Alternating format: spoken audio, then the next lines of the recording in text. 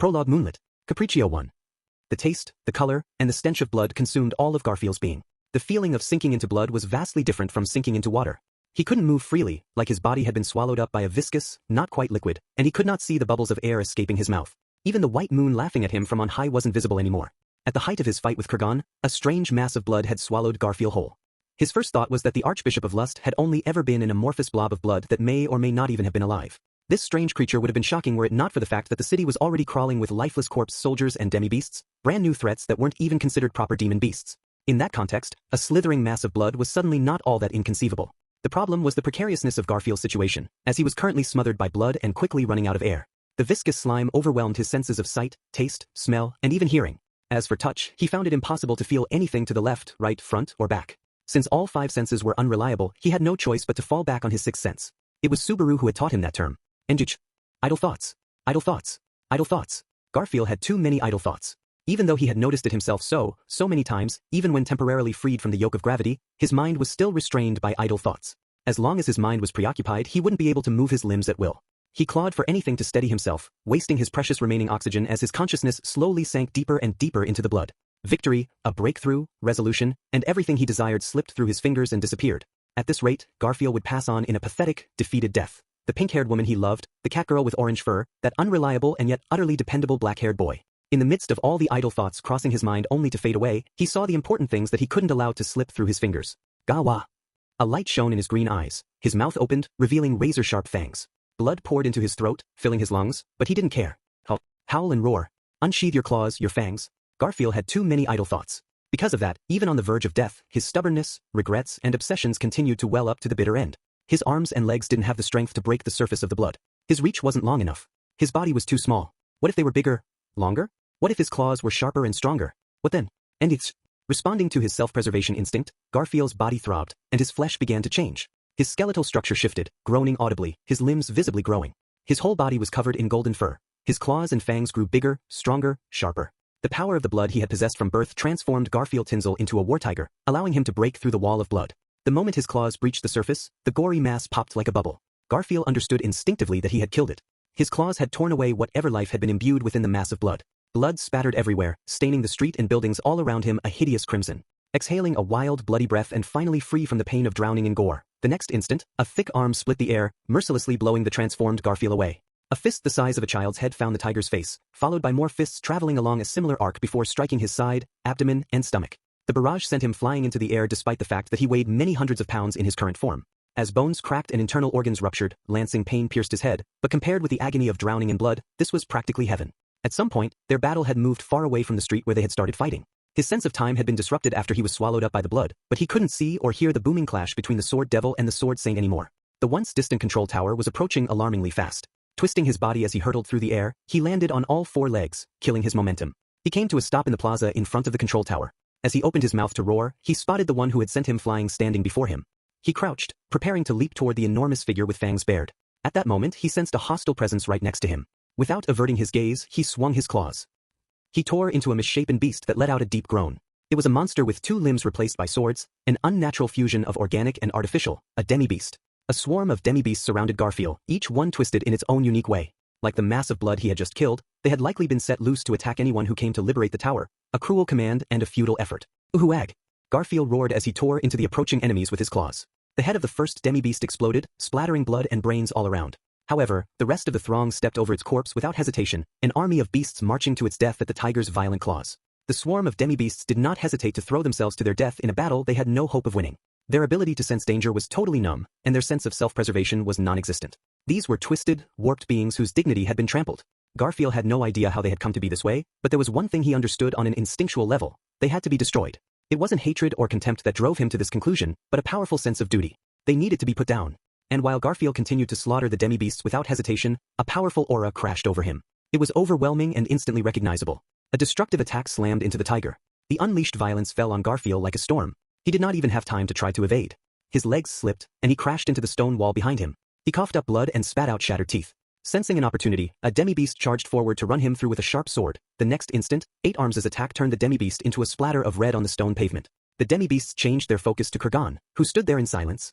He swept his arm like he was brushing aside a few branches blocking a mountain path, knocking away the swarm of demi-beasts that had lunged at him with their fangs. There was no way he had intended to save Garfield. However, the remnants of the warrior code that remained ingrained in his body would not allow the tactless interference of the demi-beasts.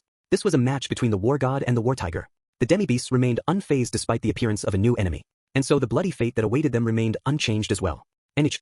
Garfield roared as he swung his claws, but it was stopped by Kurgan's 3 left arms. The stone pavement beneath them cracked as Garfield's other set of claws clenched around the defenseless torso of a demi-beast. Kurgan was silent, cloaked in a dreadful aura as he landed a single punch to the tiger's abdomen while his 7 other fists smashed the heads of the demi-beasts that leaped toward him. Blood splattered, flesh ruptured, bones shattered, and spirits flared. Garfield and Kurgan visited death upon the demi-beasts, filling the plaza in a dance of destruction. "Why am I fighting? Why am I fighting? Why is blood being shed here?" His claws, fangs, blood, eyes, throat. He crammed all those questions in every bit of his body and slammed them into the enemy wherever he found them. His instincts swelled in joy, exclaiming that this was what real battle was. "Enjich!" An enormous palm grabbed his head, slamming it against the building behind him. His vision flickered and grew hazy from the impact as he reflexively used every muscle in his body to resist. Kurgan's other arms pinned him in place. The unbelievably powerful grip was crushing the tiger's limbs. The sound of bones shattering and sinews tearing echoed hideously as a terrible scream tore itself from his throat. Death was near. If he didn't break free soon, his life would be forfeit. For a split second, he intentionally calmed the raging torrent inside himself, letting the energy disperse. The arms and legs that Kurgan was holding suddenly withered. Technically, they simply returned to their original form, though still lithe and muscular. The fur fell away, and Garfield's body shrank dramatically. That trick wouldn't work a second time, but using the brief opening he had created for himself, Garfield escaped Kurgan's grasp. Planting his feet firmly on the ground, Garfield unleashed the full power of his blessing of the earth spirit, causing the ground beneath Kurgan to swell and raise his body upward. Of course, something that Basic had no chance of catching the war god off guard. In a split-second decision, Kurgan cracked the ground. He hung in the air for an instant before landing. However, even if it only lasted for a moment, the smallest sliver of an opening had revealed itself, and Garfield didn't miss it. Boink. His head, he grappled Kurgan's waist. His foe reacted immediately by reaching down to pull him away. Before he could be stopped, Garfield latched onto Kurgan's broad torso and hurled him into the building behind them, into the control tower. Kurgan slammed into the wall, crashing through it and falling into the middle of the tower. It was the same wall Kurgan had slammed Garfield's head into. The repeated attacks rocked the tower badly, and the enormous Mattia that had overlooked Pristella for so long let out a harrowing groan. But there was no time to worry about that. Chasing Kurgan, Garfield stepped into the tower. In the unlit darkness, Garfield's pupils adjusted. And he just barely dodged the fist that emerged from the gloom, grazing him on the cheek. He met the next punch with his own fist, deflecting it as blood erupted from his arm. Gritting his teeth, he endured the pain.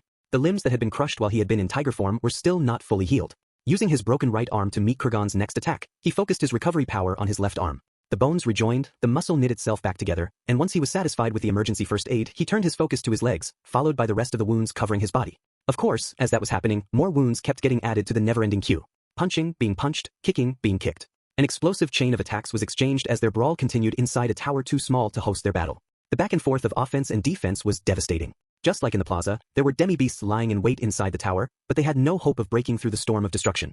Kicking the floor and the walls alike, Garfield used the whole interior of the tower to assault Kurgan from every direction. Meanwhile, Kurgan stood firm and unmoving, deflecting the claws and fangs flying at him with his hardened body while steadily returning powerful attacks. Meeting a punch with a kick of his own, Garfield was sent flying into the upper levels of the tower. Crashing through the stone ceiling, he violently burst into the next floor and finally reached the top of the tower. It was the place he had set out to reach from the very beginning.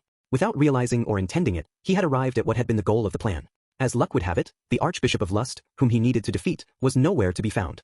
As he stared in wonder, Garfield understood what was going on at last. The Sword Saint and 8 arms, the demi-beasts filling the tower and the plaza, it was all for show. Lust had sneered at their counterattack, leaving behind bait to make it look like she was still there. Garfield's heart burned as he remembered Lust's maliciousness and her repulsive broadcast. Capella had abandoned the tower and disappeared to who knew where. And she would show up in the worst possible place right as everyone was hoping for a grand reversal. Monster! Cursing, Garfield reached for his waistcloth. It had not come undone while he was transformed or during the intense battle, and the conversation mirror was still stored there. Determined to warn the people who had stayed behind at the government building, he touched the mirror's face with a finger. An arm reached up through the floor, grabbed his leg, and started pulling him back below. He steadied himself against the stone floor, but it had already begun to crack, unable to maintain its integrity. The floor shattered and fell away, revealing Kurgan's lifeless eyes. Garfield jerked to the side as his head slammed into the tower wall. Blood and tears flowed from his head as he swung his leg up with incredible force. This time, it was Kurgan who shot into the wall with a resounding crash. By this point, the tower was half destroyed. As the pair continued plummeting, they kept hammering each other. There was an overwhelming difference in both power and the number of attacks each side could dish out. Any one of the war god's punches could be lethal, and he mercilessly punished Garfield with every blow. Between the warrior with 2 arms and the one with 8 arms, it was obvious who held the advantage. Garfield was outmatched and inexorably approaching death. Agawawa. Blocking one punch with his shield and dodging the next, Garfield launched himself into the air to evade the third. He deflected the fourth to soften the impact and matched the fifth with a full-strength punch.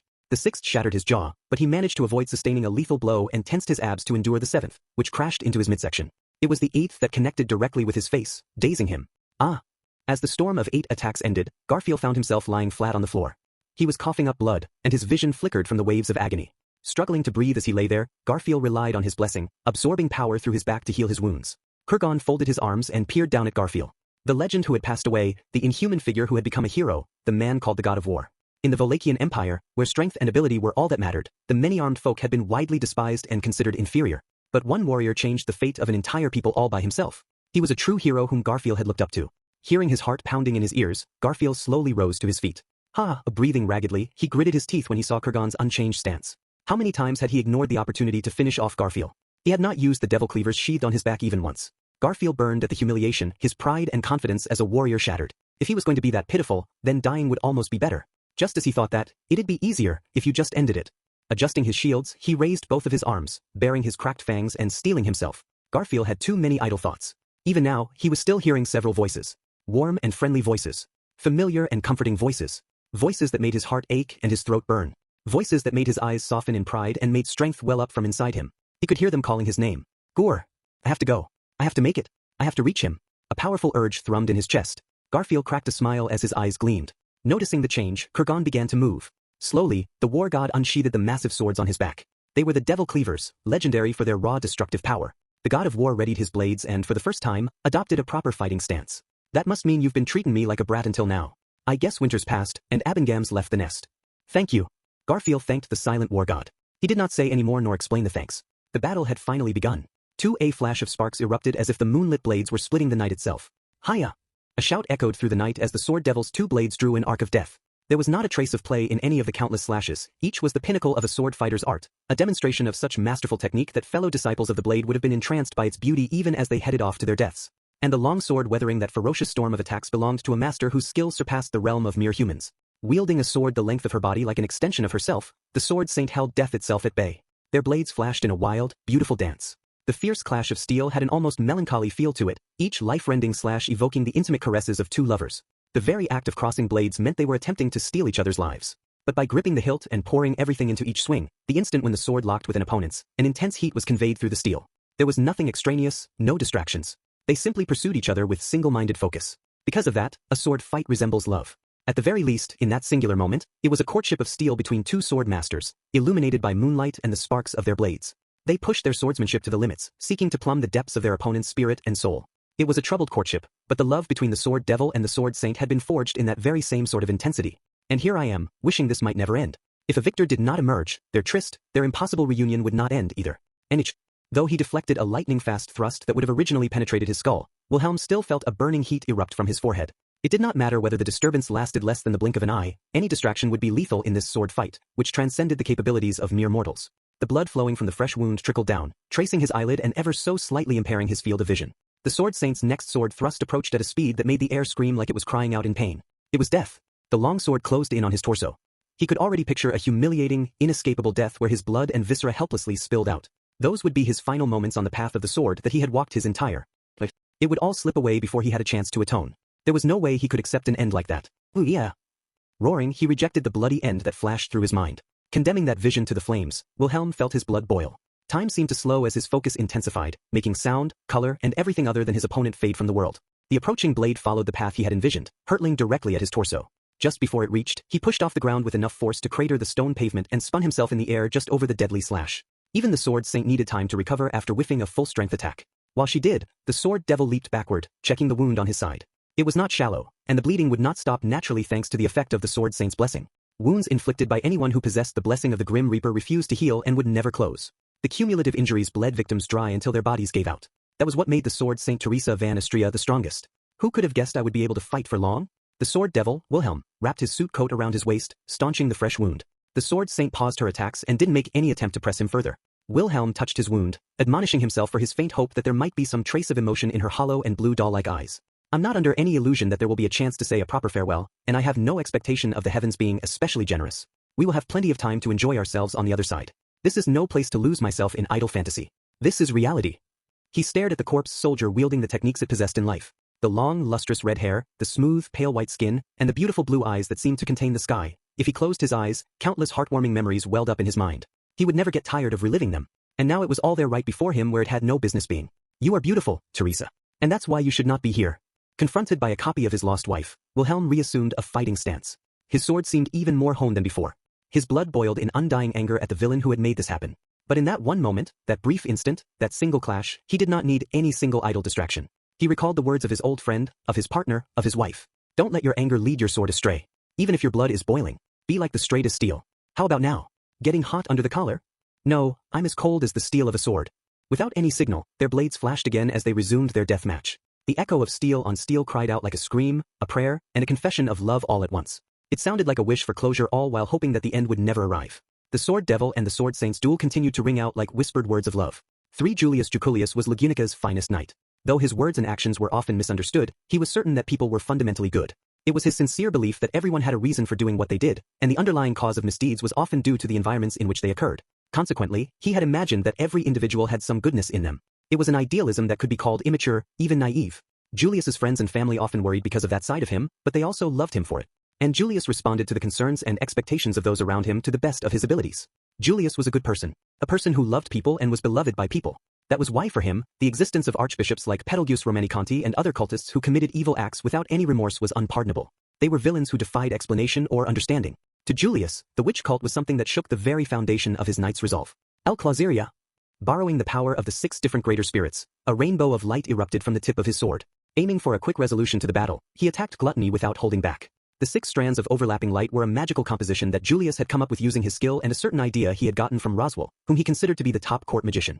This spell had been refined to the point that the light it produced could pierce any and all defenses no matter what form it took, Clarista when imbuing his sword with power and Clauseria when erupting in a ray. Those 2 trump cards were a major part of why Julius was counted among the kingdom's greatest knights. It was obvious at a glance that this iridescent beam was dangerous, and anyone foolish enough to think they could survive getting hit by it would not live long enough to regret their mistake. This was what Julius used in his attempt to eliminate Gluttony and all the doubts lingering in his breast. What?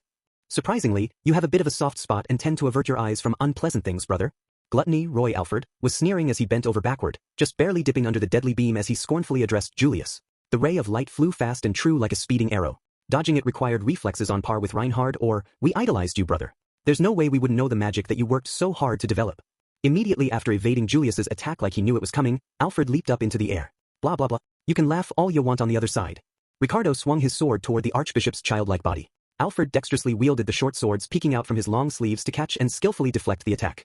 There was a flash of sparks as Ricardo's blade passed right beside him and split the stone floor. The Archbishop of Gluttony seemed to be enjoying himself as his short swords flashed while stone fragments filled the air. You have to skewer dog meat. For tough, muscled meat, you have to poke until it's nice and soft and easy to eat and easy to digest and easy to turn into a nutritious fertilizer. The cycle of life. It's so beautiful. I can't get enough of it. You get it, right, Ricardo? Whoa. Alfred ranted as his small body spun, slashing at Ricardo. Given the size difference, Ricardo was at a significant disadvantage fighting the small cultist. His wiry fur and thick muscle provided some degree of protection from blades, but there was no denying he was in a tight spot. And more than anything, Alfred's attacks were tenacious and precise, almost unreasonably perfect. High-speed thrusts kept landing where Ricardo's fur was thinnest and where his muscles were not thick enough to ward off the damage, steadily whittling his strength. Seeing the warrior being toyed with stunned Julius. That sort of skill was not something that could be learned in a single lifetime. It was the technique of a true master. Fall back, Ricardo. Ire. Aloe. Intervening, Julius gave new instructions to his spirits. The fire spirit Ire and the wind spirit Aloe coated his sword as he attacked Alfred from the side with a blazing slash. There we go, that's the teamwork we expected. Wah. Ack. However, Alfred responded with ease, hitting Julius in the stomach with a backward kick so precise that it was like he had eyes in the back of his head. Julius groaned in pain as he was sent flying. Meanwhile, Ricardo got a kick in the chin from the front. Alfred clearly wanted to put some distance between them. Nice. Things are getting fun now. Brother. And Ricardo. We're putting up such a good fight against the both of them. This is a never-before-seen view. A new peak. Unreachable and unknowable. A world we had given up on. No fair. What in the world are you babbling about, you creepy runt? The way you talk and what you say and everything else about you is a graviton as hell. Though he was bleeding an alarming amount, Ricardo erupted at Alfred's unending stream of nonsense. Julius couldn't help but agree as he caught his breath and steadied himself once more. Something about Alfred's prattle rubbed Julius the wrong way. It was the same during the battle at the government building. In fact, it's even more incomprehensible now, but that just means we should simply ignore your attempts to manipulate us. And yet Ricardo is exactly the sympathetic sort of dum-dum who's too curious for his own good, and deep down, so are you, aren't you, brother? We know the truth. Then judge for yourself. Alfred clapped provocatively as Julius dropped close to the ground before charging. Hey wait, don't go kicking things off without me, Julius. Just stay back and don't do anything reckless until your bleeding stops. Holding his sword in front of him, Julius directed his water spirit, Qua, to heal Ricardo, doing 3 different things at once. Julius was clearly advancing with greater speed and force than the previous attack. Ha, that's all. Oh. Alfred sneered as he parried with his blade, but his expression tensed when he felt something unexpected. As their swords groaned, Julius extended his leg and caught Alfred in the stomach. Payback for the previous kick. The direct hit launched Alfred into the air. The villain was stunned as he landed on all fours and stared at Julius. What was that just now, brother? I imbued my body with Ione and my sword with Ness. The result is a combination of the light's physical enhancement and the diminishing nature of darkness. You haven't seen that before, right? Hehe, that's right. The genius of hard work from the finest knight. You're overflowing with charm that we still don't know about. Alfred's cheeks turned red as he gazed at Julius in sublime rapture. Julius froze as his opponent dropped his short swords. There was a loud clatter as they hit the floor. And then Alfred's small heel cracked the stone floor. Eclipse. Alfred closed the distance in the blink of an eye, twisting his hips to thrust his palm forward with terrifying strength. Julius reflexively blocked it with his left arm, but the force of the blow penetrated his arm and hammered his chest. The step forward and twisted hip transmitted a great deal of power into the palm thrust. The penetrating power dealt internal damage as Julius's thin frame literally crumpled and went flying backward. This strike has slain 88 other pretty boys. Did you feel it in the marrow of your bones, brother? Alfred was breathing hard with an oddly excited grin as he watched Julius tumble. Ricardo moved to catch him and? What the hell? Ricardo groaned as he poured his strength into his legs, just barely managing to stop Julius's flight. He hammered Julius's back, forcing him to cough up the clotted blood filling his throat and lungs. Gaak! Spirit! Forget me and take care of Julius. Don't hold back. Ricardo's desperate call summoned a blue light that shrouded Julius, showing that the healing had begun. Standing in front of his fallen friend, Ricardo raised his sword and faced off against Alfred again. Welcome back. A snack? An appetizer? Dinner. Alfred grinned creepily as he held his hands up. Ricardo's fur stood on end. As Alfred took up a position with his back to the waterway, the water swirled behind the archbishop, rising from the surface like a water dragon's neck. Heh. Weapons, martial arts, and now magic. What the hell are you? We are but a poor, insignificant, unknown mage. A social outcast unloved even by our family. Was that how it went? Alfred laughed as the magical torrent bared its fangs at Ricardo. It was just a mass of water drawn from the canal, but the force and amount were more than enough to crush and tear apart a person's body. And at the moment, Julius was behind Ricardo, meaning dodging was not an option. With no other choice, Ricardo steeled himself for the impact. Wah! He thrust the big sword into the ground and braced himself against the blast as he shouted. The sonic attack that Mimi and her brothers used together was actually Ricardo's creation. His was the original, and unlike the siblings, he could pull it off by himself. It wasn't any weaker than theirs. If anything, his version was stronger, but he didn't have anyone to share the workload with, meaning the burden was far heavier on him. Clinging to the sword as his body creaked, Ricardo endured the deluge with a destructive shout. Whoa, that was amazing. The awestruck response faded as the enormous amount of water dissipated in a heavy curtain of mist. Without the deadly momentum driving it forward, the torrent became a simple rain that fell over the plaza as Ricardo knelt in a puddle of water.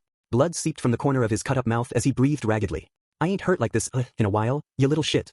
Wow. It's been a long time since anyone survived that. We can't even remember the last time it happened. Great. That's enough of your babbling.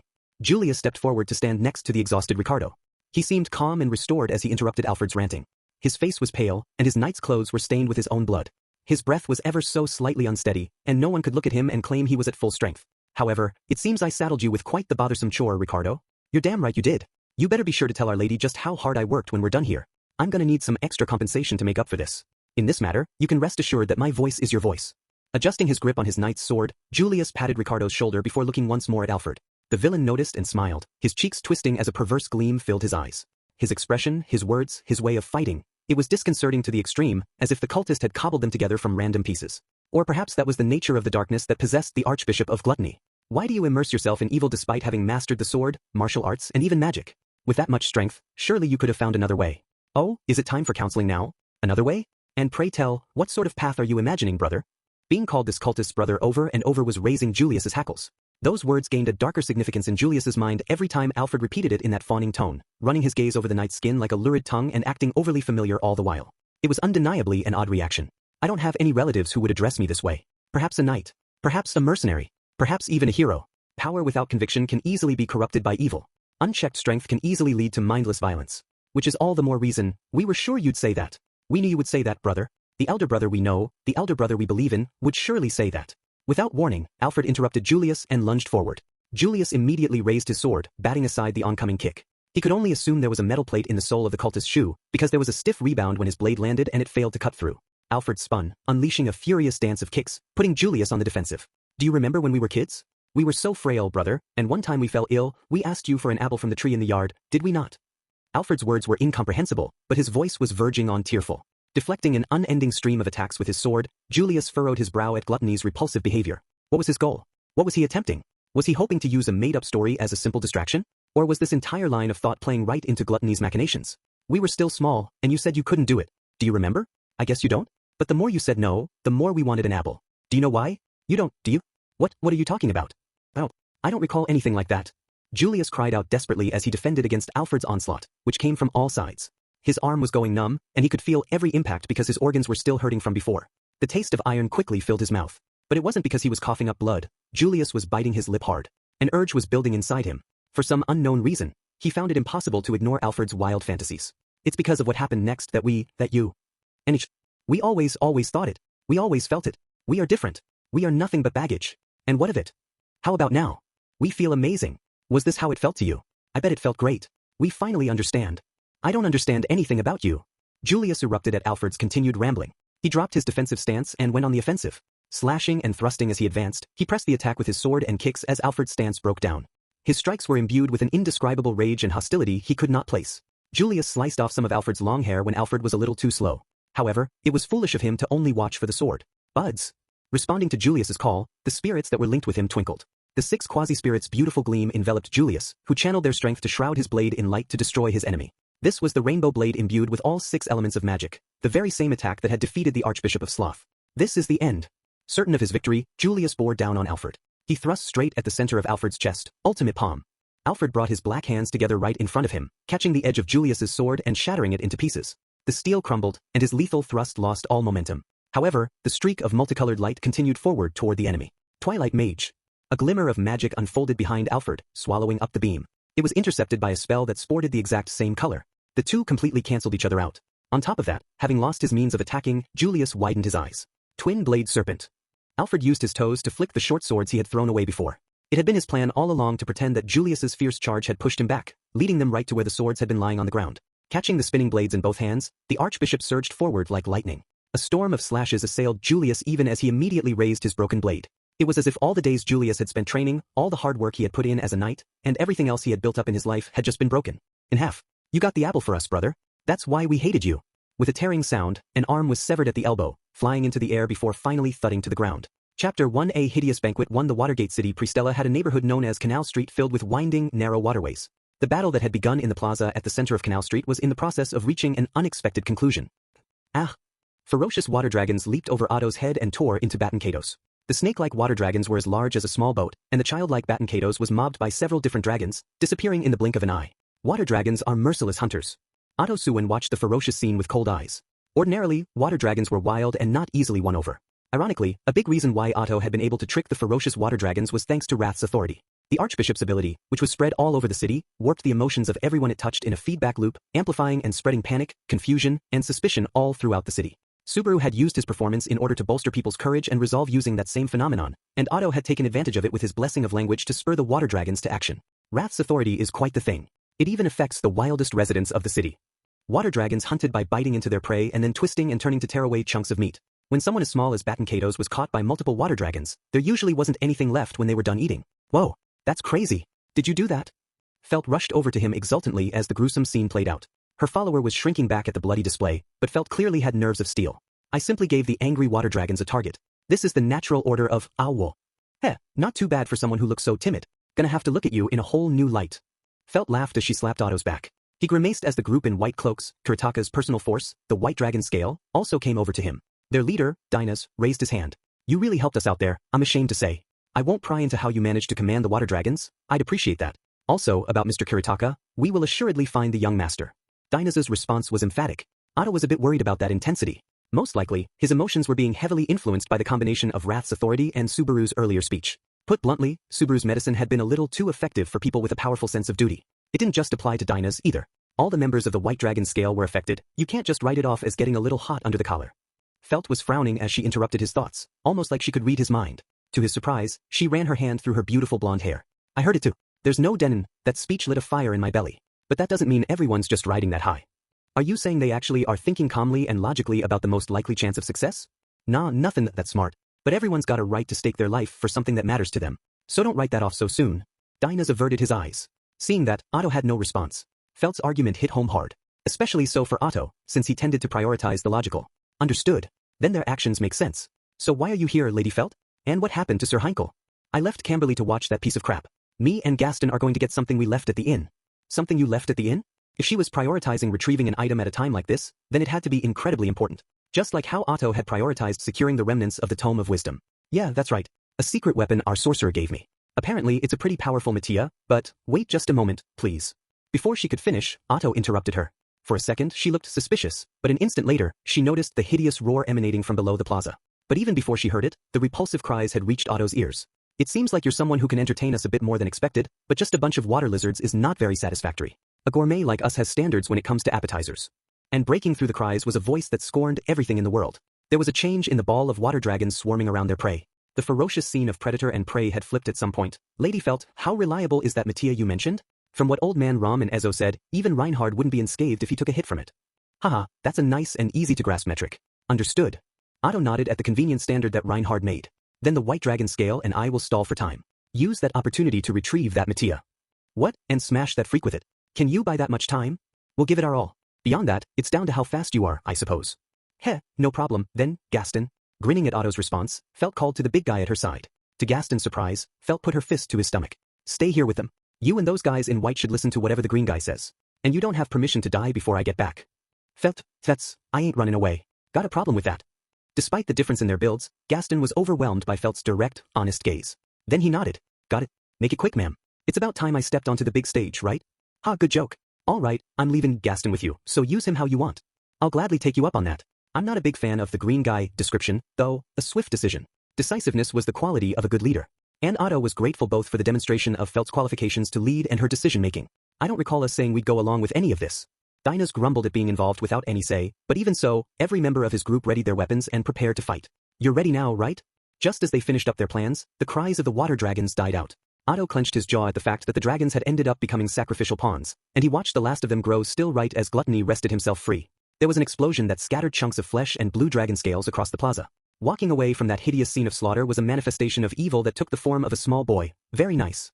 That's how it should be. Bravery and recklessness aren't the same, and desperation and persistence are totally different, too. We can see it on your face that you understand the difference now.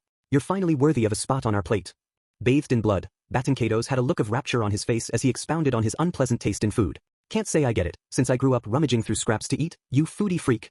Seeing that look on his face, Felt snarled as she threw her sword straight at him. Her aim was true, and while it hurtled toward Batinkatos, Gaston, if I die, cause of this, I'm gonna come back and haunt you. In sync with her throw, Gaston charged straight forward. Batinkatos looked a little surprised by their coordination but still dealt with it calmly. Picking the sword out of the air, he thrust it straight at Gaston's chest. Don't get in the way. In a reverse grip, the sword flashed sharply toward Gaston's broad chest, and then, in a total reversal of what seemed to be an inescapable death, the sword snapped. Batinkatos looked stunned, and Otto had the exact same reaction. My big guy's pretty tough. He's my armor after all. Mana flow, not bad for a big clod. Batinkatos called out. Who you callin', a big clod? After the sword broke on his chest, Gaston used his momentum to thrust an open palm at Batinkatos. Perhaps getting a bad feeling about the incoming attack, Gluttony took a big leap backward. The rest is up to you guys. Don't go dying on me. Be careful. Sensing her chance had arrived, Felt set off and ran like the wind. Otto had heard she was confident in her speed, but it was still far faster than he had imagined. And she had the foresight to run up a wall and clamber to the rooftops to avoid being followed by any demi-beasts too. Seeing that, Otto mentally shortened the amount of time he was allotting for her to recover the materia and return. Oh, I see. So it was that sort of plan. You sure seem unconcerned for someone we've got right where we want them. You do realize there's nothing great about where you are at the moment. The white dragon scale had slipped smoothly into position, completing the encirclement as Otto tried to provoke Batinkatos. But Gluttony was unbothered, looking from person to person until he was facing Otto. With that girl gone, there's, what? 3 that Lewis would like. The stench of blood clung to Batinkatos's breath as he sighed. He cast aside the broken sword and rolled up the sleeves of his tattered cloak, revealing short swords hidden at his wrists. Batinkatos was only just getting started in this fight. I've had to fight more than the average grunt this past year. What sort of merchant does that make me? Getting a healthy dose of impending, goosebump-inducing danger, Otto did his best to encourage himself as he let out a heavy sigh. Despite his dreary comments, the look on his face was not nearly so pessimistic. 2. The battle on Canal Street began to develop like a nightmare. That's not gonna work. Nope. What? Come on. What was that? Are you even trying? A piercing laugh rang out as a small figure jumped this way and that with incredible agility, dominating the battlefield with his presence. Using every bit of his short limbs, Batinkatos revealed a style of fighting that wasn't bound by the limits of common sense, overcoming the disadvantage in numbers by outpacing and outperforming his opponents. It's just one kid. Surround him and finish him off. Don't let him get away. Yeah, it's just a brat. Catch him and tear him to pieces. There was a grim determination in Dinah's shout, but it was simply met by condescending laughter. Scoffing at Dinah's directions, Bat and Kato's rushed right into the group's encirclement. They unleashed a flawlessly coordinated attack, but, nope, you're full of openings. Threading the needle through the gaps in their supposedly impervious attack, Bat and Kato's spun around on the ground, defeating every attempt they made. His short leg slammed into one soldier's stomach while his blade tore into another person's arms, allowing him to break out of the encirclement. Ugh, try this for size. Gaston mounted a frontal charge with both hands stretching out. Even Bat and Kato's wouldn't emerge unscathed if a man who shattered a blade with his chest landed a clean hit. Ah, still lively I know, old man? I don't hate that. I'm not that old ye. Wah. He jabbed his fingernails into Gaston's side to interrupt him, but that didn't stop his charge. Just like with the sword, some sort of inexplicable defense technique nullified the force of Gluttony's fingers.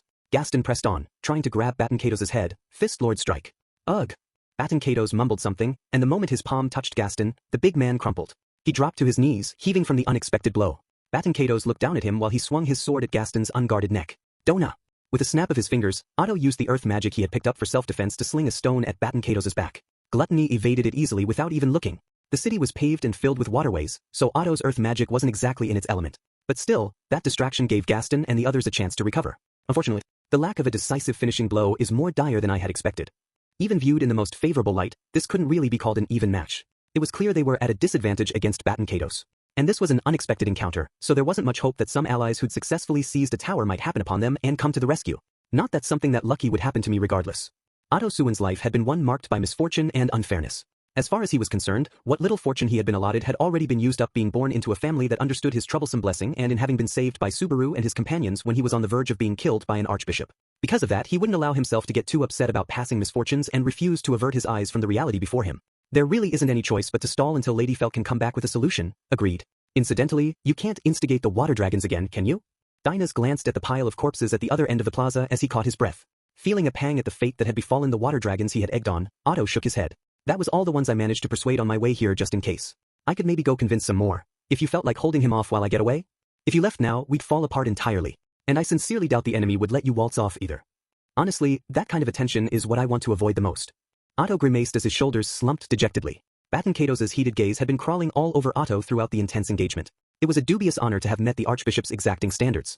Gaston and Dinas were the other two who had apparently qualified for a place on Bat and Kato's plate. It's not particularly appealing, but there is a chance that being underestimated will at least provide us an opening of some sort. When it came to paths to victory and ways to make money, the more the better. Otto was merely applying that logic to this battle. Dinas laughed wryly in amazement. What is it? No, it's just, I'm not sure what else I expected from Lady Amelia's advisor. Looks like we can count on you as a leading expert on how to best serve up archbishops.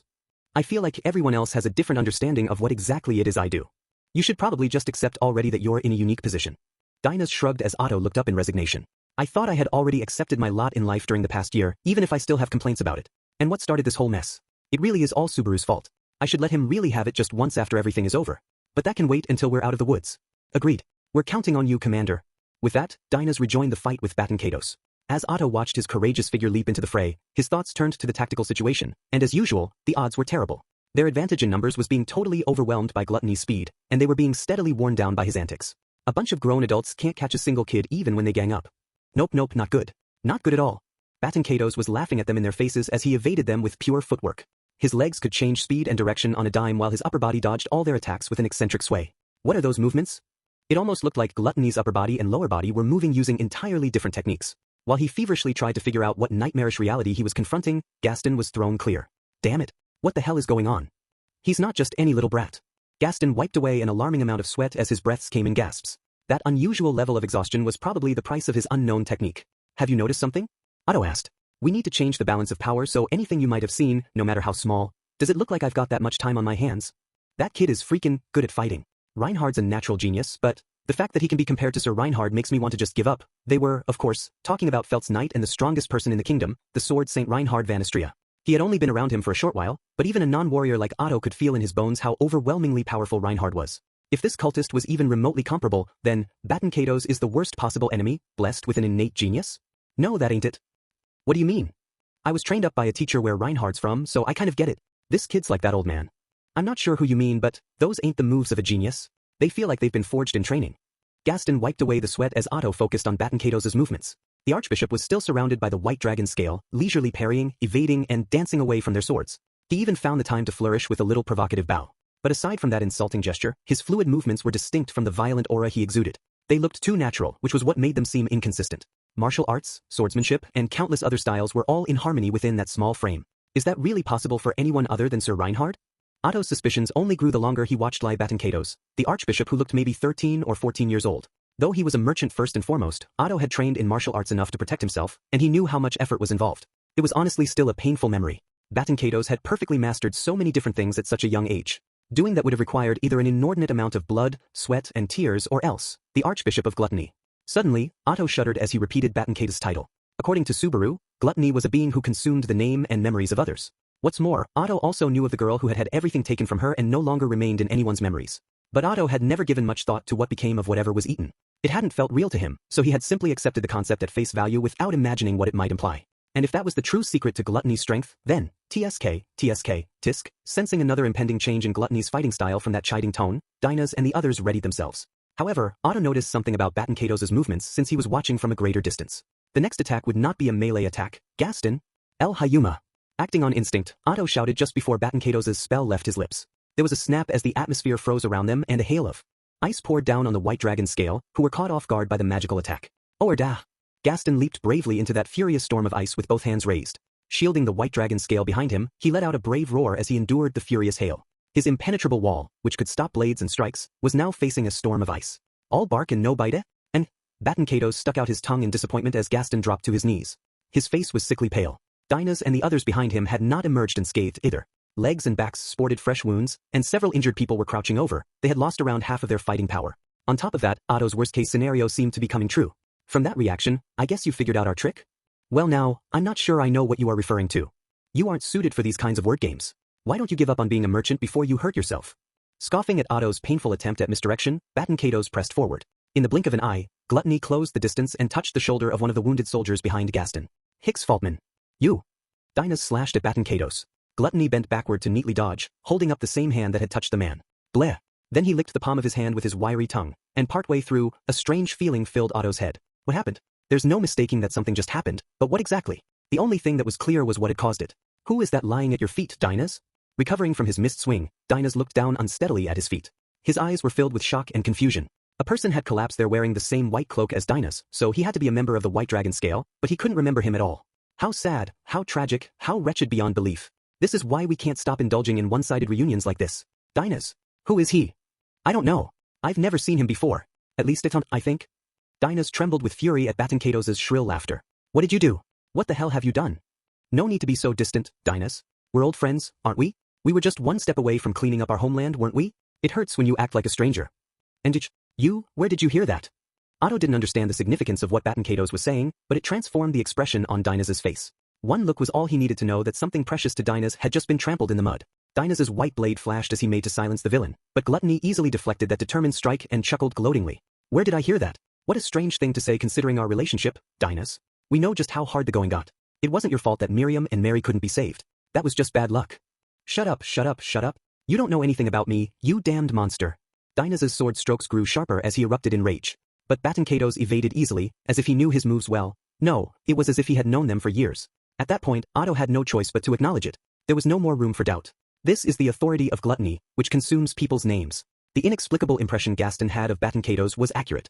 The techniques born of a lifetime of training and experience that Batankatos had acquired had come from eating the memories of others, all to increase the contents of his repertoire. And that was not the end of the damage caused by gluttony's authority. That man's name was eaten just now, right before our very eyes. And yet we can't remember it no matter how hard we try. He recalled the girl Rem, who had disappeared from everyone's memories save Subaru's. That same phenomenon was playing out here. It was almost certain that the collapsed person on the ground was a victim of Batankatos. That was why any memories of him had disappeared from Otto's brain. He couldn't remember when that man had shown up or who he was, or even if he had been a close friend. Otto felt a creeping terror as he began to grasp the sheer evil standing before him for the first time. If Otto and the others were devoured by the Archbishop of Gluttony, Lai Batankatos, there would be no traces of this battle or of the lives they had lived. There would be no proof of their struggles or that they had ever existed. Yeah, that's it, that's the stuff. Gluttony. And ta. Gluttony's ear-grating laughter rang out as his blades flashed, knocking Dinas into a backslide. The rest of the White Dragon scale supported Dinas while he struggled to regain his footing. But the loathing on his face didn't fade. Anger, welling up from some unknown place, was searing his heart. And Batankatos licked his lips as if that rage was the most delicious thing in the world. Powerful emotions are great. So rich and full-bodied. A sweet, mellow scent that numbs the senses. You get it, don't you? Unfortunately, as an ordinary person, I suppose I don't really think of other people as delicious. Ordinary person, huh? Well, if that's what you want to think, it's not our place to comment. Batenkatos stared at Otto with a dark intensity in his eyes as he spoke that seemingly significant comment. Feeling an inexplicable emotion in that gaze, Otto furrowed his brow suspiciously. What? Wait, Despite acting like he was in a good mood, Batenkatos was letting his dark obsession with Otto show. Trying to read into his state of mind, Otto reached another revelation. Everyone, I have a request. From now on, please do not call me by name. Batenkatos's expression suddenly grew unreadable, convincing Otto his guess had been right after all. This petty thief posing as a gourmet has to follow certain steps in order to eat a name. He has to know the name on a fundamental level. Perchance, were all the counterattacks you've allowed us to make part of setting the table for your meal? People with good instincts are always so much trouble to prepare. It's tempting to say it's still worth the effort if the flavor's good enough, but the delays can't be excessive or else the frustration starts to overwhelm the anticipation. Wouldn't you agree? Him toying with them earlier was nothing more than the prep work for his meal. By giving them time to talk with one another, he was creating an opportunity to learn their names. Though I understand this sounds like I'm prioritizing my own safety, please, sorry bro. Keeping his name secret was unquestionably an act that only protected himself. When Otto wanted to assure them, Gaston slapped his knees as he stood up, still breathing heavily. It's not like I knew your name anyway. Apologies, but while I remember your position as an advisor, your name seems to have slipped my mind. Yes, that's right. It's not as if I was particularly close with you, and I'm not some star on the main stage either. Hooray for being a nobody. Hearing their awkward responses, Otto could not help feeling a little hurt. But Batenkatos was the one most annoyed by their absurd exchange. Gluttony interlocked his fingers in front of his face and cracked his knuckles loudly. Dinah's and Gaston. Not bad, but not really fit to be the main courses either. Felty Felt got away, so if I miss out on him, too, that's a little too much. You could always call it a day for now and dine at the next opportunity? We could always designate a time and place for a later meeting. What if I bring Sir Reinhard with me as well? Calling it quits in anticipation of a later feast isn't really an option. We don't have the self-control to just turn back after some appetizers. Not after all this work. Lewis would never let us hear the end of it. I'm not very happy about hearing another name I don't know, given how outrageous Batenkatos was as an enemy, if there was someone he himself was afraid of. Setting aside that morsel of information in a corner of his mind, Otto glanced around. Gaston and the White Dragon Scale held their weapons at the ready and nodded back. If he touches you, he can eat you. Assume it's over if he lays a hand on you. Not much point in hardening my defenses, then. It's the same as a sword reaching the neck or heart. Either way, we just have to finish him first. That's true, but Gaston was overwhelmed by Dinah's grim determination. Wrath's authority probably played some part in it, but Batenkatos had also cut deeply and touched a sore spot. There was no guarantee that being more fired up to fight would actually be helpful. But Otto kept his mouth shut, unsure if he should point that out. It was like Felt had said earlier, everyone had the right to risk their lives for something precious to them. Then it's up to me to just find a way to navigate these straits as best as possible. Like a true merchant. Reigniting his will, which had threatened to wither, Otto took a deep breath and faced forward. Seeing the change in his expression, Batenkatos gave a polite bow. Thank you for waiting so patiently. Such good manners. It's only natural for a gourmet to wait for preparations to be properly completed. We're not like Roy, who eats whatever he can get his hands on. Being discerning about food brings a richness to life. As Otto heard the most useless exposition of his life, his eyes grew noticeably colder. Seemingly oddly intrigued by that, Batenkatos guffawed. So cold, well then, thank you for the food. With that, Batenkatos's small frame shot forward like an arrow. It was a serious movement incomparable with what he had been doing while setting the table. For Otto, who was supposed to be a non-combatant, a clash began to unfold at a level he could not hope to intervene in. Zwaa! Surging forward to meet him, the White Dragon Scale practically threw themselves at the Archbishop, hoping the press of bodies and numbers would carry the day. Dinah's two sweeping blades were blocked by Batenkatos, and while he was stopped, the rest of the soldiers charged him in a pincer attack. Batenkatos spread his legs and dodged all the incoming attacks before unleashing a sweeping kick to knock them down just as Gaston's open palm strike arrived. Heh!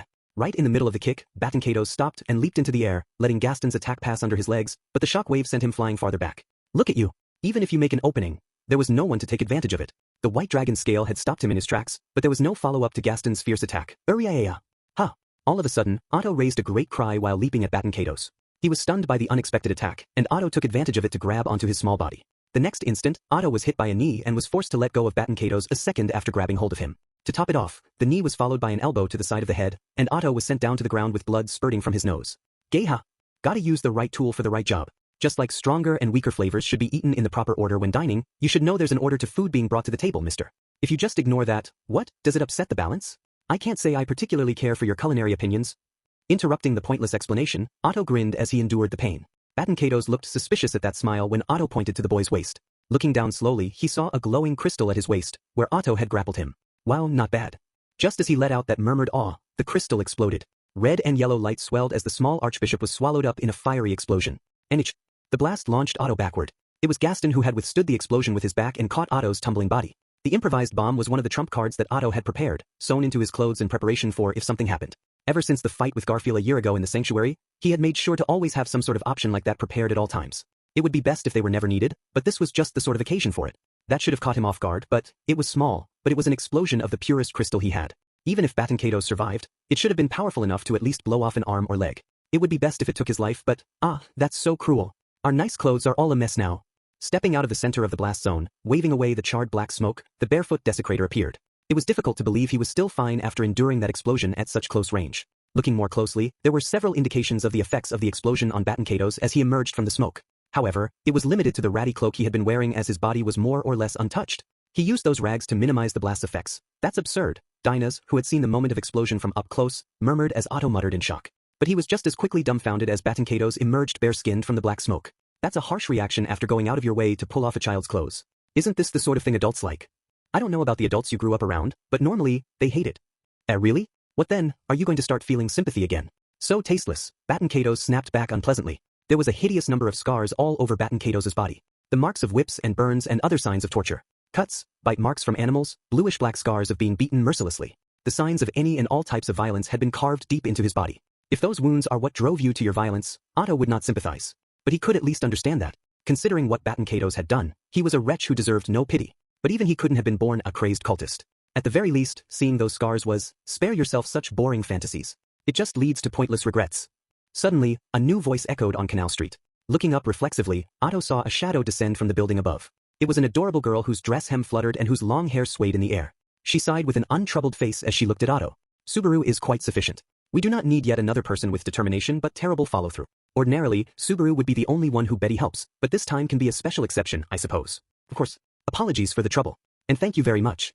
Otto felt such relief at hearing her scolding that he almost wanted to collapse on the spot. He had been so sure he would never be lucky enough to have a friend come rushing to the rescue. Now, it's time to finish off this whelp nice and quick. Then Subaru can carry me again. With a bored look on her face, the girl, or rather, the great spirit Beatrice joined the fray. 3. Still though, what a meager lineup.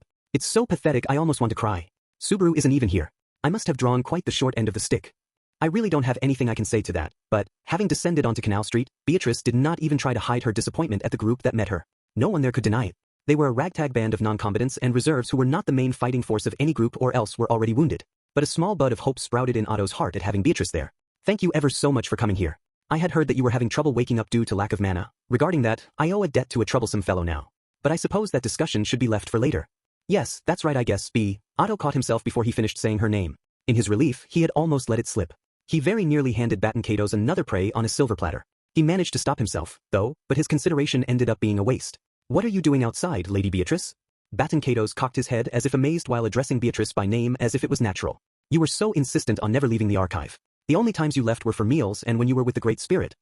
Wait, there was an exception, wasn't there? It was a manner of speech a little too distant to be called intimate, but it still sounded to Otto like there was some level of connection and closeness implicit in it. I see. So it's that sort of trick, I suppose? Hearing that one statement from Beatrice, Otto gulped. It was the first time he had ever seen such intense emotion on Beatrice's face. Otto could not imagine her ever letting such extreme anger show. Ignoring Otto's shock, Beatrice glared at Batenkados. Just how many people do you have amassed inside you? Who knows? But we're better than that garbage Roy at least. We carefully choose our meals, but Roy has whatever's on hand, so that's a whole other level. On that point, we believe that the quality of food is the most important, so we don't get along too well with him. Batenkados was referring to the other Archbishop of Gluttony whom he had hinted at throughout the fight. The one he denoted as garbage, while he referred to himself as gourmet based on his own aesthetic sensitivities that were incomprehensible to anyone else. But Otto's lack of understanding was rooted in the same thing as Beatrice's own response. The intense, deep rage in her eyes was no simple loathing. It was a more base, fundamental, and visceral emotion. Going over their conversation to try to figure out what the source of their reactions was, he realized it.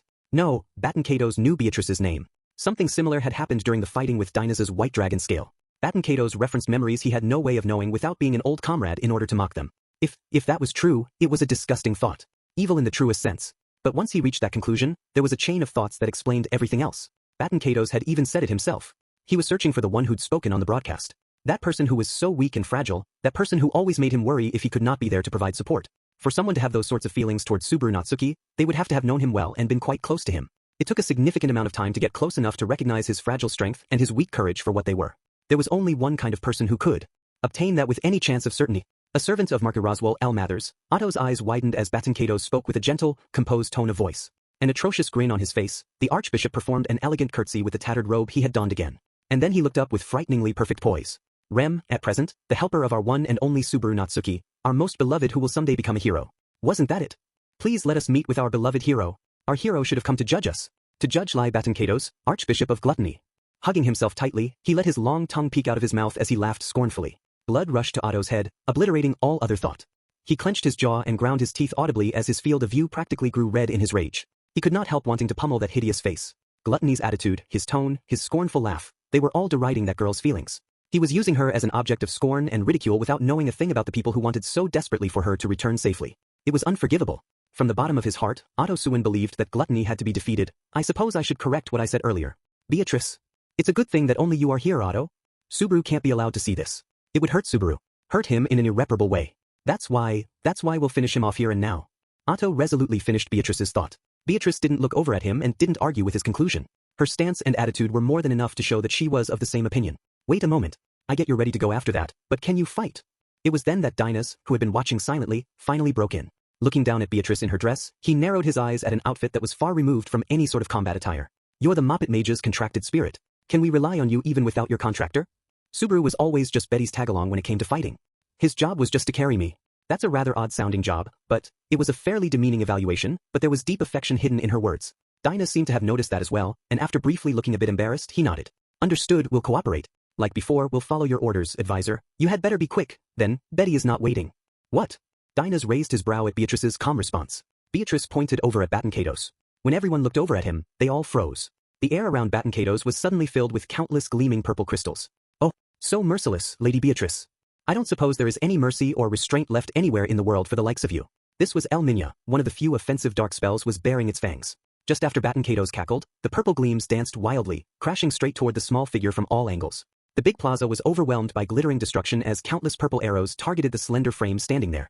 With that much power, then even, no, Otto shuddered at the power of Beatrice's preemptive attack as the purple missiles flew, but Dinas cut him off. There was a crack in his mask of determination. Hear it come, H. Interrupting Dinas's warning shout, the small figure dashed forward like an arrow. Breaking through the purple missiles, Batankatos leaped toward them with both arms raised. His arms were cloaked in a furious tempest that exploded as he swung them downward. Sensing it was strong enough to kill with a direct hit, Otto felt a chill run down his back. Murak! There was a murmured cast, and then Otto felt like his legs were floating. The next moment, his body was carried away out of range of Gluttony's attack in the wake of a purple streak. A preemptive attack merging offense and defense. Otto was speechless at the skill Beatrice displayed. As expected of Lady Beatrice. Nice, great. Such a noisome nuisance. How long will you be able to remain so excitable, I wonder? Beatrice had warped the effects of gravity to escape Batankatos' attack. Seeing her from the side as she responded to Gluttony, Otto felt a reliability emanating from her that he never got while watching the same girl who was always playing around with Subaru. With her strength, they might just be able to teach Batankatos a thing or two. You have 5 shots left. Beatrice whispered in a soft voice that only Otto could hear standing right next to her. Otto's eyes widened at that unexpected statement as he stared at her. The Great Spirit's eyes were tensed in a way that only people who knew her well would notice.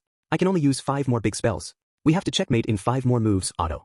For the moment Beatrice used El Minya, a magic crystal inside her cloak shattered. There were 6 left. For various reasons, she wanted to keep at least 1 for after the battle, meaning she could use 5. That was her current mana situation. Beatrice was an artificial spirit created by the witch Echidna. She was far more powerful than the average spirit, but in exchange, she had several major flaws. The biggest of which was that she did not have any way of procuring mana except taking what was provided by her contractor. In other words, unlike other spirits, she could not absorb mana from the atmosphere or from people other than her contractor. On top of that, she had used up the last of the mana that she had stored during the first skirmish with the witch cult at the plaza in front of the time tower. While it had been necessary in order to save Subaru and the large number of other wounded people, Beatrice still blamed herself for allowing such an embarrassing situation to come to pass. The reason she was able to stand there now was because of a sort of secret trick, a taboo method. That was 7 crystals. 1 has broken already, so only 5 more can be used. So they're magic crystals? Wait, you can't mean. Otto was speechless when she revealed what was going on. He's a sharp one. He probably immediately guessed the source of these magic crystals that possess so much mana. And of course, he is correct. Beatrice's crystals were what they had originally come to the Watergate City for. They were the powerful colorless magic stones that were needed in order to revive the Great Spirit Puck. She was forcibly extracting the mana from them, taking that inordinate amount of mana that could even cause a miracle and converting it to magic at a terrible conversion rate. It was equivalent to wasting 1,000 MP on a spell that only needed 10. They were in an awful situation where each spell would shatter 1 crystal. And we have to somehow checkmate in just 5 more moves? That's quite the unreasonable demand. You really are Mr. Natsuki's contracted spirit, aren't you?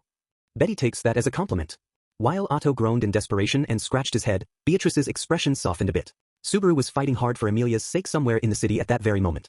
Beatrice could not help sighing a little at how much she had been influenced by her connection with him. If she was being honest, she wanted to rush to Subaru's side as soon as possible. Her heart was telling her that was her duty as his contracted spirit. But what stopped her was her pride in that role. Subaru would not overestimate himself. If anything, he terribly undervalued himself. So if he had willingly left Beatrice behind, then that meant he found a way to fight that did not require her. It was vexing, but that meant she was not needed for his current battle. So the reunion with Subaru would have to be put on hold until after everything was over and he could carry her again. In order to achieve that, she needed to get results that would make Subaru proud.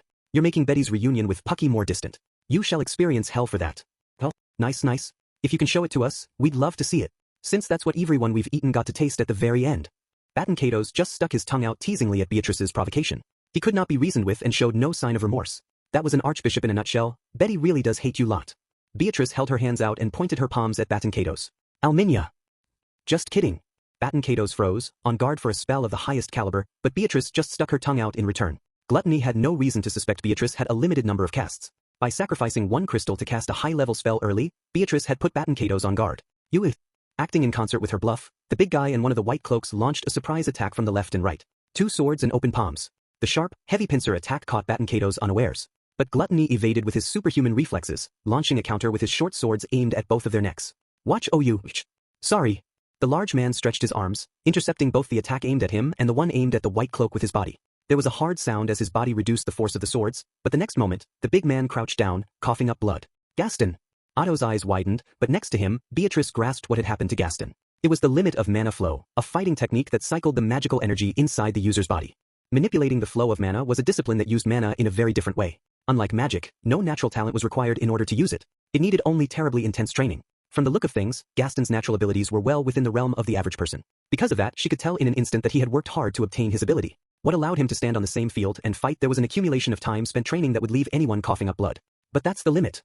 You tried really hard, Gaston. You deserve a prize for spirit alone. Beatrice's voice and Baton Kato's ridicule overlapped. The next instant, Gluttony bashed Gaston in the head with a knee, breaking his nose and toppling him over. You did your best, but your best just wasn't enough. The perfect prize for someone like you. Bastard. Gaston's temper flared at Baton Kato's scorn while the rest of the white dragon scale slipped in with flashing blades all at once. But Gluttony evaded them all with expert footwork and stretched out his hand in the opening that was created. Bennett Massa, August Vallon, Karsif Finral. Rattling off more names, Baton Kato slipped through the attacks and touched the soldier's shoulders or legs. And then opening his mouth wide, Gluttony licked his palm with delight.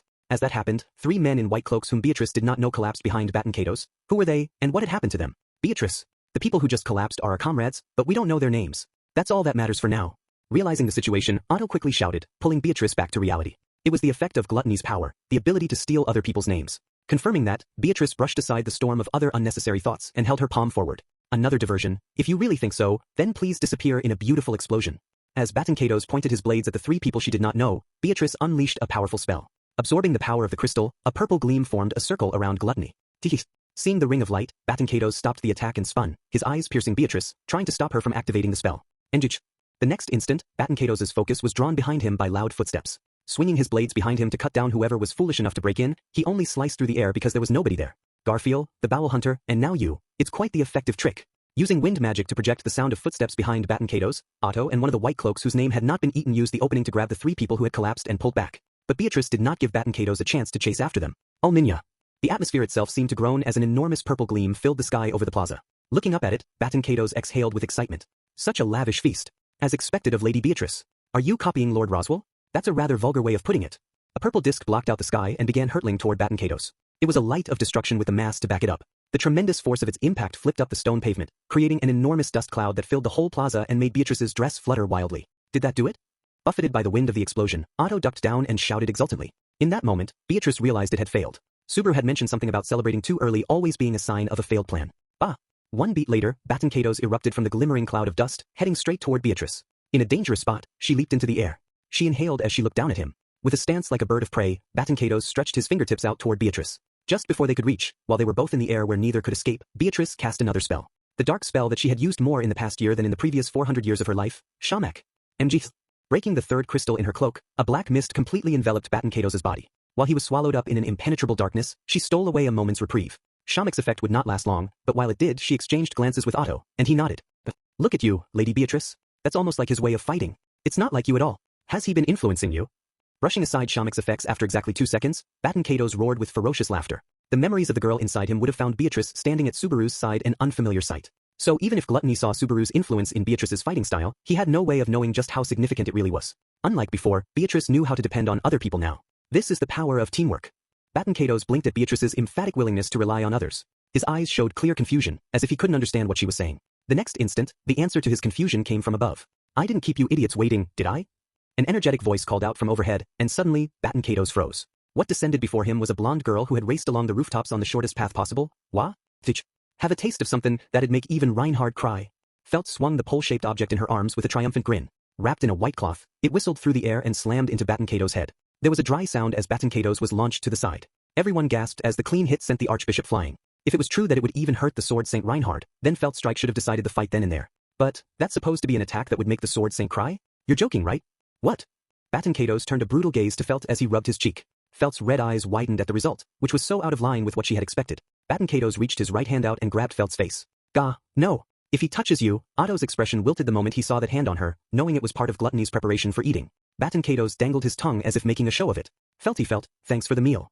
While Baton Kato's was still grabbing Felt by the face, his cheeks reddened in anticipation of the delicacy he was about to eat. And then he almost lovingly licked an invisible thing in his empty left hand. As if the meal he had been waiting for, the core of what made the girl Felt, was sitting right there in his hand. Running his tongue slowly, as if holding himself back, as if caressing it with the coarse texture of his tongue, he tasted every last bit of it without missing anything, chewing over each part before dropping it into his stomach. When that was complete, Gluttony's meal was finished, and the name would reside in the villain's stomach. That instant, all traces of the girl named Felt would disappear from everyone's memories. Oh, beef.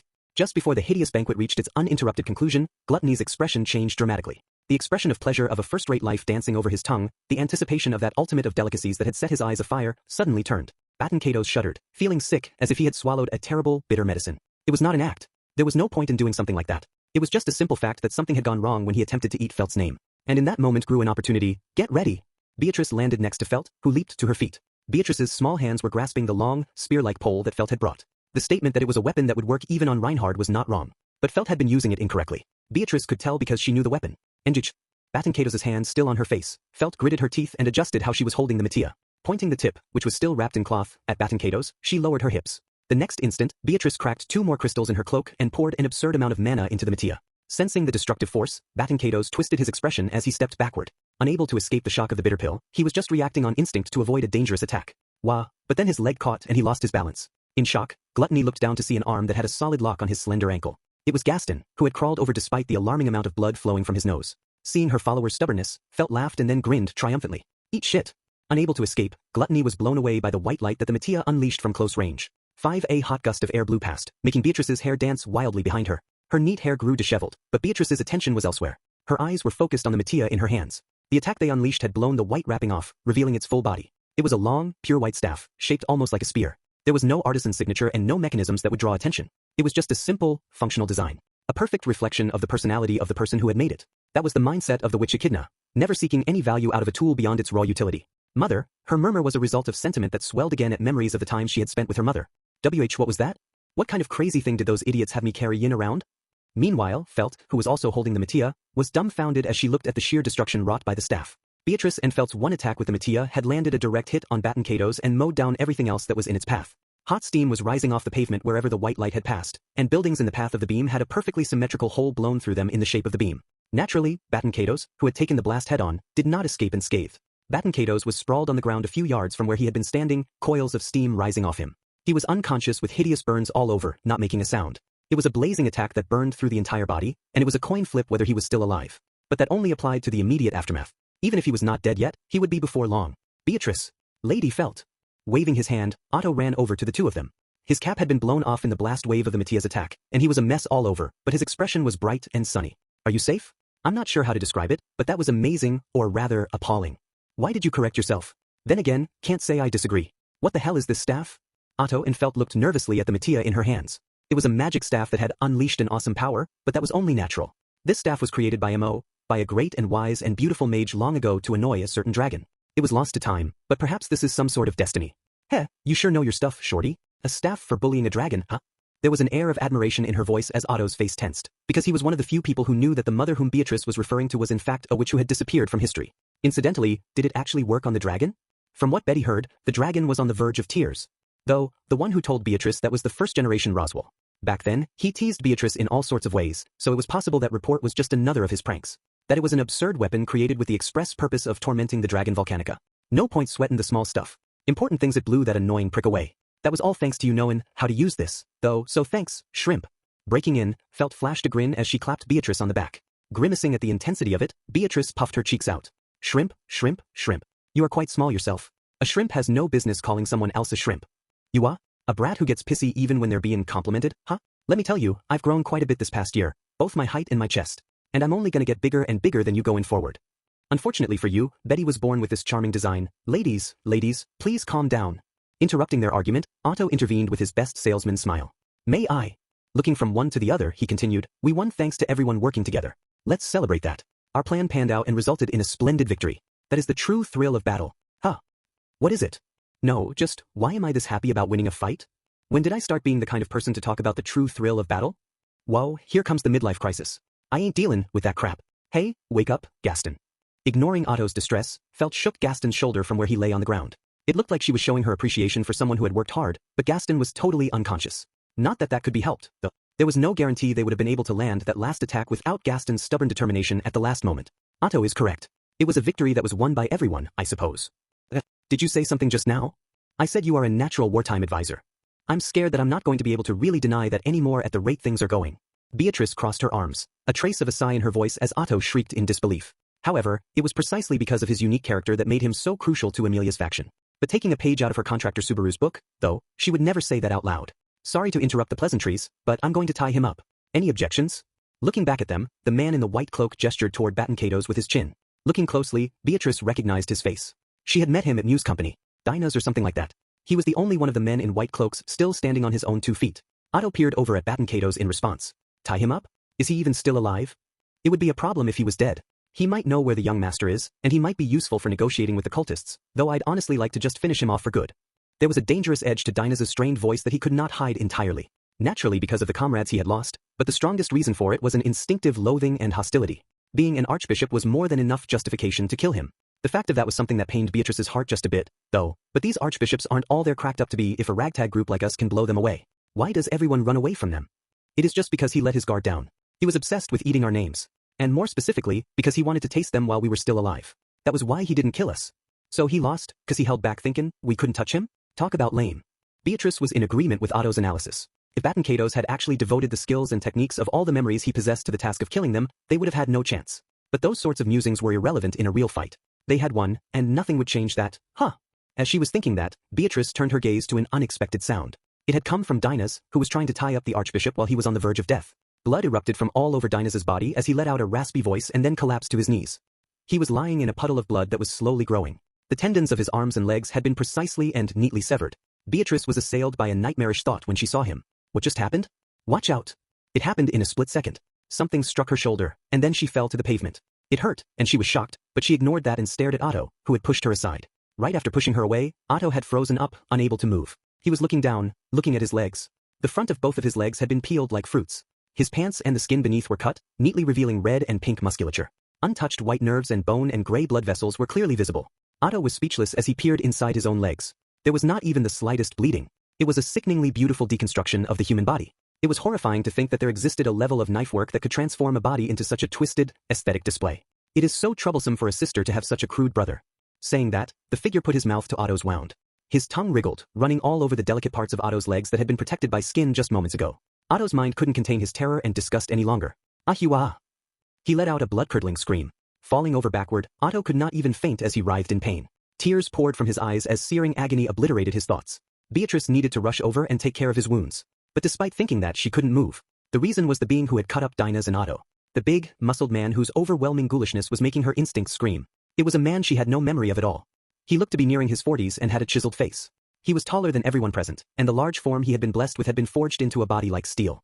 He was a person who had, without a doubt, not been there before and had appeared out of nowhere without warning. She was sure of that much. Who the hell are you? Oh, you're the one asking that? That's a question we would like to ask you. Felt had tensed, on guard as the large man responded in a light tone that did not match his appearance. Felt looked overwhelmed by that riposte as the man laughed pleasantly. Thinking to use an alias against us. So smart. And how pathetic of brother to have the tables turned because of that. Alias? What are you talking about? The plan you and that carved-up man there came up with, Felty felt. Amazing. It's moving in fact, no matter whose memories we check, there isn't anything like it. The man did not answer Felt's question. It was immersed in his own little world and rejecting hers. It did not mesh. The way he looked and sounded, his answers and presence, they were all at odds. A deep, raspy man's voice speaking in the sing-song lilt that would have suited a little girl. The way his body swayed and the way he clapped with a flair, none of it fit. And as Beatrice and Felt were speechless at the mismatch, are you gluttony? Oh, you can still talk? That's amazing. Look at you trying so hard. The man arched his eyebrows and curled his lips upward. He fixed his joyous gaze on Otto, who was glaring at him while holding his wounded legs and breathing heavily. The gluttony, who we defeated, is gone. And the cloak you are wearing is the same as the one he wore. Otto struggled to get the words out in an admirable display of sheer determination. Batson Katos, who had been on the verge of death, was indeed nowhere to be found. His small figure had disappeared at some point, and this man had appeared in his place. The meaning of that was obvious. Nice, nice, nice, nice, nice, nice, gathering around our dinner table is worth it for you. Enjich. Pressing his palm to his face, the man could not hide his excitement as he muttered, and his figure began to change. The man's shape shimmered and warped unnaturally, like a mirage, and the next moment, the big man who was standing there disappeared. And in his place, was a barefoot girl who looked not too much younger than Felt. She had slender, dainty limbs, and almost translucent blonde hair that extended into a swirl on the ground. There was a natural beauty to her well-proportioned face that made even her rags seem to shine. An adorable, angelic little girl, were it not for the malice that filled her expression. Archbishop of Gluttony, Louis Arneb. Louis? That's our name. You were the ones who wanted to know, weren't you? Beatrice gulped as Gluttony took the form of a little girl and introduced herself by a different name. It made no sense. The Archbishop of Gluttony's name was supposed to be Lai Baton Katos. So why did Gluttony have a different name and form? No, it was not just that either. It was not simply a change in appearance. Gluttony had changed on the inside, too. I sit here and listen through all that, and this bullshit is what I get? Oh, is the princess with the fake name displeased by this sort of thing? And I mean that crap too, when I say quit jerkin' us around. Felt's canines flashed as she yelled at the Gluttony who had introduced herself as Louis. She pointed the mattia in her hand at her.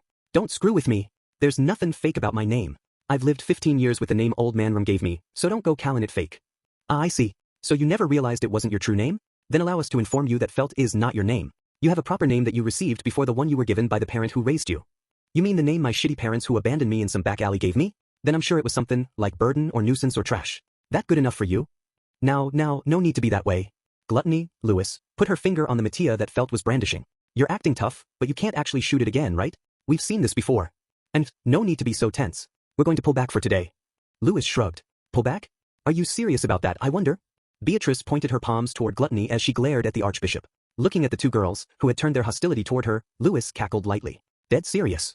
Brother got his butt kicked, and Big Brother just does whatever she says. As for us, we don't really care about gourmet or garbage or any of that. They just don't understand. A meal isn't about what you eat, it's about who you eat it with.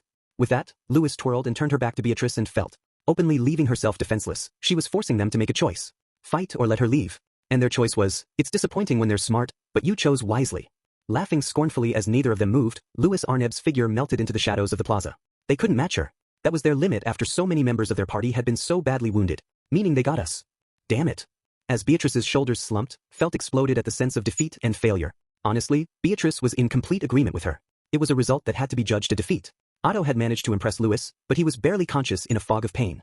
Dinah's, the other soldiers in white cloaks, and Felt's follower, Gaston, were all down for the count as well.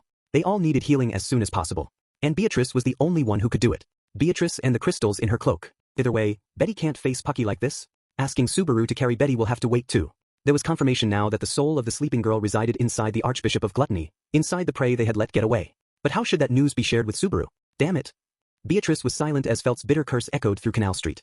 HERSHOUTCHOED in TO TCHDISTINCTNCOUNDER WIT H GLUTTONYDREWTOACLO. Chapter 2 The territory victim won. The girl cocked her head at the one-armed man who had snapped at her while holding a liadeo at the ready. She was angelically adorable and possessed a flower-like fragile beauty. Her pale white skin was smooth, and her dainty limbs were cute all the way down to her nails. Her blonde hair gleamed like gold, and her ruby-red eyes were just radiant.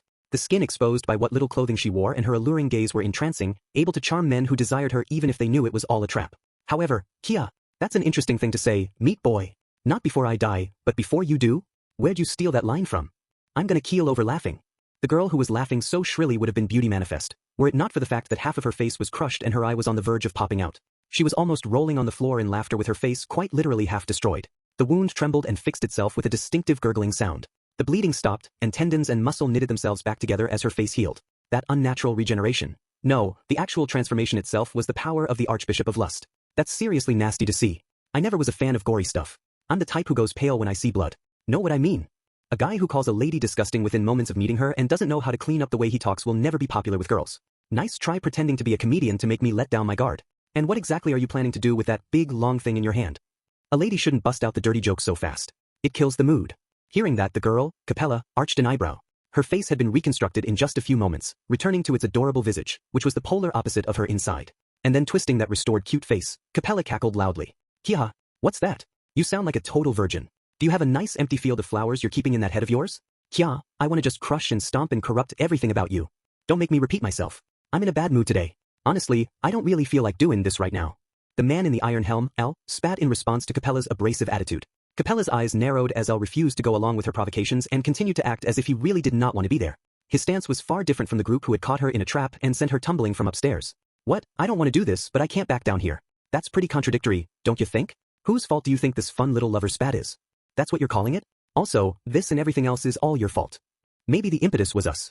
But is that really everything? Is every last bit of what's happened really our fault? You think everything that has happened in this city falls completely on our shoulders? Holding out her hands, Capella created a frame with her fingers, closing one eye as she looked at Al through the frame. Al was silent as he met her ruby-red gaze. After holding his breath for a long while, he exhaled. You trying to say something? Not at all. It's just that there's been this asshole who keeps doing the most annoying things, right? And I've been thinking, for a long time now about who that bastard really is. That's all. Right. For example, which asshole opened the floodgate and half-flooded the city a few hours ago? Doesn't that bother you? Doesn't it just keep you up at night? Spreading her arms wide, Capella had a beautiful and repulsive, almost poisonous flower-like smile plastered on her face. Seeing her scorn and ridicule-filled smirk, Al cracked his neck. Can't say. I know what you're talking about. Hey, playing dumb? No need to hold back with me. It can be our little secret. I won't tell your friends. Besides, if it weren't for that, this whole thing would have been over already, so they'd all just be grateful. Not like they'd have a leg to stand on blaming you. Capella cackled as she continued. Or is it that it would be inconvenient if they found out you've been running around in the shadows? Oh yeah, on an entirely unrelated note, the witch's remains I've been wanting. All the assholes who know where they are apparently started croaking one after the other due to some totally unrelated party. I'm sorry for their loss. In such a chaotic situation, unfortunate things can happen. Kiaha. Capella covered her mouth in a gesture of heartfelt pleasure after hearing Al's emotionless response. Her gaze slithered all over his skin as he sighed and tapped the cold floor with his sandal. You're one of those types, huh? You're pretty different from the other archbishop types I know. Oh, you know one of those useless scraps of awful? The freakish grudge sow? The tiny dick virgin? The starving baby faces who don't have a shred of personality? Or the absurd, misguided, mental masturbatory spirit? None of them are the sort who are worth spending time with. Didn't your parents ever tell you to be careful choosing your friends? Unfortunately, I was the one parents warned their kids about. Kiaha, I can see that. But you know, my sublime love will gladly lie even with the likes of you. If you're willing to show me your face and take me to bed. No matter how much she was pushed away, Capella's mind was fixated on an extreme sort of love that persevered through everything in her attempts at courtship. Not that anyone would call such an extreme and one-sided desire to steal away affection true love. Naturally, Ael's response to her wooing, which was bereft of any humanity, was to raise his sword. Sorry, I appreciate the thought, but we don't really know each other that well yet, and it would be embarrassing if rumors started spreading among my friends, so I'm going to have to say no. How cute, caring about what other people think. I don't really mind a prick who likes being abused by a woman. Nothing wrong with a little masochism. But what are you? Outrageous lack of concern for anyone or anything around her, a harsh gaze, a voluptuous body, and that on edge feeling like she might turn violent at any moment. Decently tall with a bold amount of skin on display, moody and loves to talk, but intelligent. That she relies on you but won't let you get too close is a particularly key point. Something like that. As she spoke, Capella's body transformed and warped before his eyes. Her arms and legs grew. Her clothes changed into a dress that revealed her shoulders, back, and significant amounts of cleavage. Her face took on a look of bold and dauntless self-confidence, and her eyes filled with an unwavering sense of wisdom. Long blonde hair fell down her back as a beautiful woman appeared. It was not anyone connected with the city, but she resembled someone. Oops, not blonde? That's the most common in Lagunica, but oh well. In that case, red, no orange. Watching the subtle changes in Ael's reaction, Capella changed her hair color rapidly. Black, brown, green, and blue before reaching the red end of the spectrum, where, after close inspection, she suddenly shifted to an orange color. With just that, the impression she gave off grew extremely close to a woman who was familiar to Al. Teeth, that's a disgusting impression. Where'd you get a chance to see the princess? I've never seen or been aware of her before. I just guessed the sort of face and body that suits your tastes based on your reactions. It's only natural that a devoted woman would try to meet her partner's preferences, isn't it? My reactions? Piss off, you can't even see my face, voice, gestures, the pauses in your speech, your eye line based on the angle of your neck, your attitude, your personality, nature, and preferences that bled into our conversation. Capella quietly interrupted Al as he played dumb. Despite himself, Al fell silent as Capella stared at him with her transformed crimson eyes. I devote myself with all my being, never missing a single thing or skimping on the slightest effort. I'm going to this much effort for you, so look at me. Me and only me. Don't look at anyone else. My face, my body, my voice, my gestures, every last bit should be exactly what you like. Capella raised her voice, and as she was talking, she grew closer and closer to Priscilla. Her demand was refreshingly straightforward, but it was a little too frank and on the nose. Sorry, but people aren't ready for that kind of love yet. Don't be like that. Tell me, what is it about me that you don't like? Don't get the wrong idea. I don't love or hate you. I just don't care. Sorry, that was a lie. You're disgusting, so yeah, I hate you. It hurts to even look at you. And you unfaithful, rotten garbage. Capella stamped her foot as her right arm transformed from the shoulder down into a giant wolf's head. The beast howled ferociously as it closed in at high speed while Al simply stood still. The line of blade-like teeth was moments away from biting down on his upper torso, but just before they closed, he leaped to the side, neatly avoiding it. Don't think that's enough to get away. I don't. After the side. I gotta go backward. This time, a giant snake's body slammed down toward him as he rolled. It was an attack from a blind spot that Al avoided by leaping backward, and right after landing, he caught the wolf's fangs with his saber's blade. Oh Udona! Losing to the strength of the beast's charge, Al cast a spell just before the impact knocked him back. A wall of earth rose from the broken floor of the basement, crushing Capella's arm that had transformed into a wolf against the ceiling. As cracks spidered across the wolf's skull, buckets of blood erupted from it. Unsurprisingly, Capella, who had been connected to the wolf, stumbled as well. Al exploited this with a ferocious lunge. Gore, ya. His slash sliced completely through her neck. Her face, which so closely resembled Priscilla's, flew through the air, and a split second later, blood spurted from the stump. Based on what happened to Crush after being covered in Capella's blood, there was no need to question how dangerous it might be to let any of that gore touch him. He would have to get away from the body to avoid the spray, but don't play me for a fool, you fraud. Al did not hesitate to step straight into the shower of blood, skewering Capella through the back with his blade. Carving the heart out of her body while it was on the verge of collapsing after losing its head, he brutally added a second lethal wound to the first. But that was not enough for him. Time for a nasty little fireworks show. Eldona. Kicking her body forward, Al aggressively unleashed another spell, using the tip of his Liudeo to direct magic inside Capella and detonate the defenseless woman's body. There was a comical whump that almost sounded like a fart as Capella was blown to pieces. Her limbs were blown away as pink organs and bright red blood splattered the walls of the basement. In the cool air, the remaining chunks of flesh gave off steam as the most gruesome show in the Watergate City finally came to a close. Haha, how's that? That ought to be enough. Shoulders heaving, Al triumphantly declared victory over the lurid remains. It went without saying, but no earthly creature could survive being that badly broken. Al's declaration echoed hollowly without anyone to answer it. Isn't that a bit harsh? You didn't have to go that far. Fuck. Hearing that voice, Al readied his sword again. His sword was pointed not at the bloody remnants of a corpse, but at the head that he had sent flying earlier, the face that resembled Priscilla's lying on the floor. The face that seemed to be savoring Al's reaction as it lay on its cheek. Beheading, gouging out your heart, and painting the room with your insides wasn't enough? You've got to be cheating. That's just me, still alive after being beheaded and having my heart stabbed and having my body smeared across the entire room, though it's rare for someone to be that merciless. I should have looked pretty much exactly like your dream girl, right? What? Is hurting people an expression of love for you? One of your kinks? As Al sighed at the failed plan, Capella's head began to rise. The severed neck began to wriggle, almost like a signal for the black flesh that poured out of it. That became a platform for her head, creating a torso and then limbs, and then the twisting flesh transformed into pale skin and her original figure. Capella's body was fully restored. What about the rest of that mess? Don't need it, so I'll just melt it down. Capella cocked her head as the remnants of her other body melted away with a hiss. The organs and flesh and everything else turned to black sludge, leaving behind only a rotten stench as they disappeared. Al was aggravated by how it seemed like she made it all disappear mainly to annoy him. Still though, you didn't even hesitate to cut my head off. You've got a friend who's in a pretty bad place, 'cause of my blood. Weren't you scared of the same thing happening to you? Don't try to bluff me. I don't know what the requirements are, but I already know it's not just some crazy poison that activates from simple contact. I missed out once before trying to dodge all that. I don't recall seeing you try to dodge anything though. Talking about a time you wouldn't know about. Anyway, looks like the neck and heart aren't enough, and blowing up your body didn't work either. Guess I gotta try crushing the head after I cut it off? Seriously, I wasn't kidding about not loving these sorts of gore fests. I'll let out a heavy, exhausted sigh. That was both from having experienced just how dangerous Capella was, but it also seemed to be an exhaustion caused by something else, too. Meanwhile, now that her regeneration was complete, there was no indication that Capella was affected in any way by how scrupulously he had killed her. In addition to changing appearance and more extreme transformations, she had a regenerative power that neared immortality. The Archbishop of Lust was still standing and still going strong. Damn it, whoa, not backing off even though it's so hard on you. How noble. I can't get enough of that manliness. Your rating's going through the roof in my books. Kiha. You really are one of those types, aren't ya? One of those super tryhards.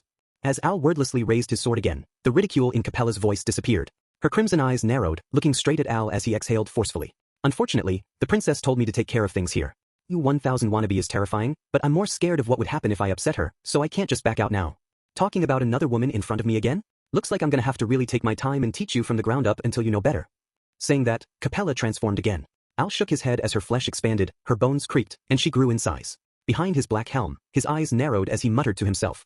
Aya, my horoscope for today was just the worst. 2 black corruption and a creeping stench filled the air underground. He breathed in deeply, and then exhaled. The air that filled his lungs was suffocating, and his wheezing, ragged breathing was getting on his nerves. He wanted to wipe away the sweat on his neck, but unfortunately, Al did not have enough hands for that. It was times like this that really drove home just how inconvenient it was having only one arm. It's like the sun rising, seeing the despair that sets in once they realize they can't kill me. But you don't let that stop you, huh? There really is something so unbearably hot about a guy working himself into a sweat over little ol' me. And while Al was breathing raggedly and unable to wipe away any sweat, Capella laughed at him. Her face had been split down the middle by his sword, but she just pushed the 2 halves back together, which was apparently enough to heal the wound. Red steam rose from the cut as the fast-acting regeneration ran its course, and she completely recovered. That should have been the 20th lethal wound, but she had recovered from every last one. Chunks of Capella's corpse that had scattered around him melted away and dispersed in a black smog as a rotten stench wafted in the air. And at the center of that miasma stood the queen of grotesqueries and corpses, wearing a twisted expression as she grinned at Al. Well then, how many more times before you can actually kill me, do you think? Yeah, it's debatable whether I'll be able to kill you even after 100 deaths. To be honest, I'm already pushing 50 at this point, but aren't you being a little too relaxed? There was a bit of scorn in Al's voice as he responded to Capella's provocation. He could practically see the question marks floating over her head, so Al pointed to the ceiling with his sword. We saw through the fact that you would try to catch us with our pants down. Meaning we were all ready to roll out the red carpet for you. So do you really think that I was supposed to be the trump card? I should warn you, the longer you take, the more dangerous it'll be for you, infinite regeneration or not. So now's the time if you want to run. Al's voice took on a deeper tone as his eyes, hidden in the depths of his black helm, pierced Capella. Basking in that gaze, Capella just winked as she tested his proclamation. Come on now, should you really be taking it easy here? I just said you don't have any time to waste. If you don't get a move on, you might end up on an episode of Tales of the Unusual with people talking about some crazy attack that shatters souls or something. Then take your best shot. Capella just shrugged as Al warned her again about being killed. When his voice cracked at her response, she continued, I'm saying, just do it. You went out of your way to set up such a nice reception and everything. I mean, all that is something you did with little old me in mind, right? I could never turn down such a thoughtful gift just on principle. Wait. Are you serious? You're really gonna die, you know? Dying hurts and it's scary as hell. All the more so if it's your first time. You should seriously reconsider. Save your first time for a more special moment. You really are so thoughtful, going out of your way to include dirty jokes too. Capella's eyes sparkled as she got the wrong idea from Al's inarticulate argument. She wrapped her arms around her slender body, her eyes brimming with excitement as she looked at Al.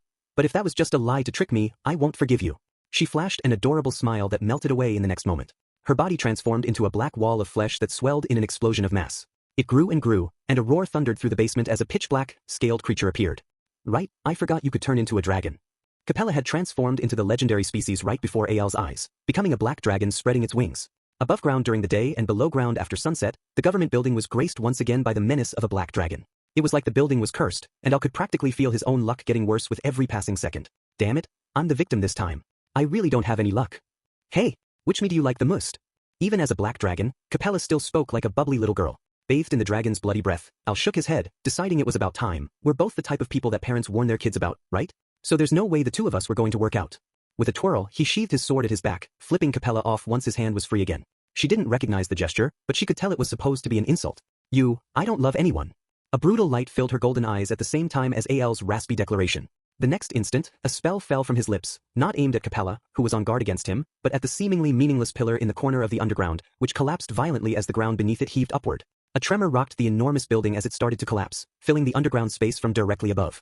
And there really was a trap. Prepared with everything we've got just for you. Not out of love, though, just plain old animosity. As Capella looked up at the avalanche crashing down on them, Al leaped through a crack in the wall toward the sound of water that could be heard coming from the other side, into the waterway flowing underground. Naturally, the hole in the wall was not big enough for Capella to pass through after transforming into a large black dragon. What do you mean? You did it just for me. This is absolutely love, isn't it? The dragon's cheeks reddened ever so slightly, and her eyes possessed a tenderness, just like a maiden in love. But there was no one to behold that mysterious, never-before-seen sight as it was swallowed up and disappeared beneath the tons of earth and debris that came crashing down from above. 3. Pwa. Pushing off from the bottom of the waterway, he broke the surface and filled his burning lungs with air. Fortunately, Al was a good swimmer. People were usually surprised, figuring he would have trouble, but he had lived a long time with only one arm and had found ways of dealing with the bulk of standard situations. Slowly, using his buoyancy, he made his way to the water's edge, grabbing it and pulling himself up. I'm completely soaked. It would be nice to remove this helmet and get the water out, but guess I'm not making the kind of face that I should be showing other people at the moment. You don't have to hold back on my account. I won't pay it no mind. I'm just too self-conscious. And the idea of everyone talking about my face makes me sick to the stomach. Responding jokingly, Al tilted his head and let the water out through the bottom of the helm. Anastasia smiled wryly at his stubborn response. If you say so. The girl with light purple hair and deep green eyes watched Al from the side as he shook his head to get the last of the water out of his helmet, but his light yellow eyes were turned to the government building that had collapsed. To think it would really end up getting totally demolished. Thank goodness you were safe though. It sort of feels like I was secretly crushed under it all 3 times, but at least you also got out okay. Oh yeah, where's that cat-eared boy girl? He didn't get caught up in it, did he? Thank you for your concern. I'm fine. Whoa. Al was standing on one leg tilting his head to get the water out of his ear when the unexpected voice set him off balance. Looking back, he saw Ferris peeking out from an alley. Ferris's flaxen cat ears were folded down, his hair and clothes were a mess, and his face still showed signs of a recent battle. His stubborn insistence on being the first to face Capella when she inevitably came to attack was still fresh in Al's memory. And it had worked out as intended, so he should have gotten a chance to talk to Capella, but from that face, I guess you didn't get to find out what you wanted. You okay? I said I'm fine. What about you? You were the one going at it with her this whole time. How are you? The idea of getting free healing from a beauty is tempting, but I was lucky and cleared the fight without any injuries. Wait, does that mean I was unlucky? Yes, yes, that's enough joking for now. What happened to the Archbishop, Al? Interrupting the tasteless joke, Anastasia probed Al as he wrung out his waistcloth. He hadn't exactly stuck around to watch what Capella did in the last moments. But she had transformed into a giant black dragon in that cramped underground space. There shouldn't have been enough time to transform back and then escape. There's no mistaking she's part of the Foundation now. But there's no point getting our hopes up that she'll die from something that's simple. She was fine and dandy even after taking a shot of Lady Anastasia's magic to the face, after all. Magic? Al was of the same opinion when it came to Capella's unnatural regenerative abilities. She could recover from having her head cut off and heart cut out and even having her entire body turned into a chunky paste, so thinking of how to kill her was absurd. But Al reacted more to that one word than Capella's crazy abilities. But it looked like your attack had some sort of effect, Ferris. You were the one who withered that flower arm of hers, right? Keeping a trick like that secret isn't very nice. You're one to talk about that, Lady Anastasia, since you kept claiming you can't fight. Ferris averted his eyes as he muttered, bringing up what they had talked about before Lust had come to attack. While preparing to ambush Capella, they had obviously confirmed each person's fighting abilities. As part of that, they had all volunteered what they would be able to do, and then after ironing out the plan, they ultimately decided on collapsing the whole building on top of Capella as their decisive move. Of course, it was only natural that everyone would have held back a little bit on the cards they held, but what are you thinking?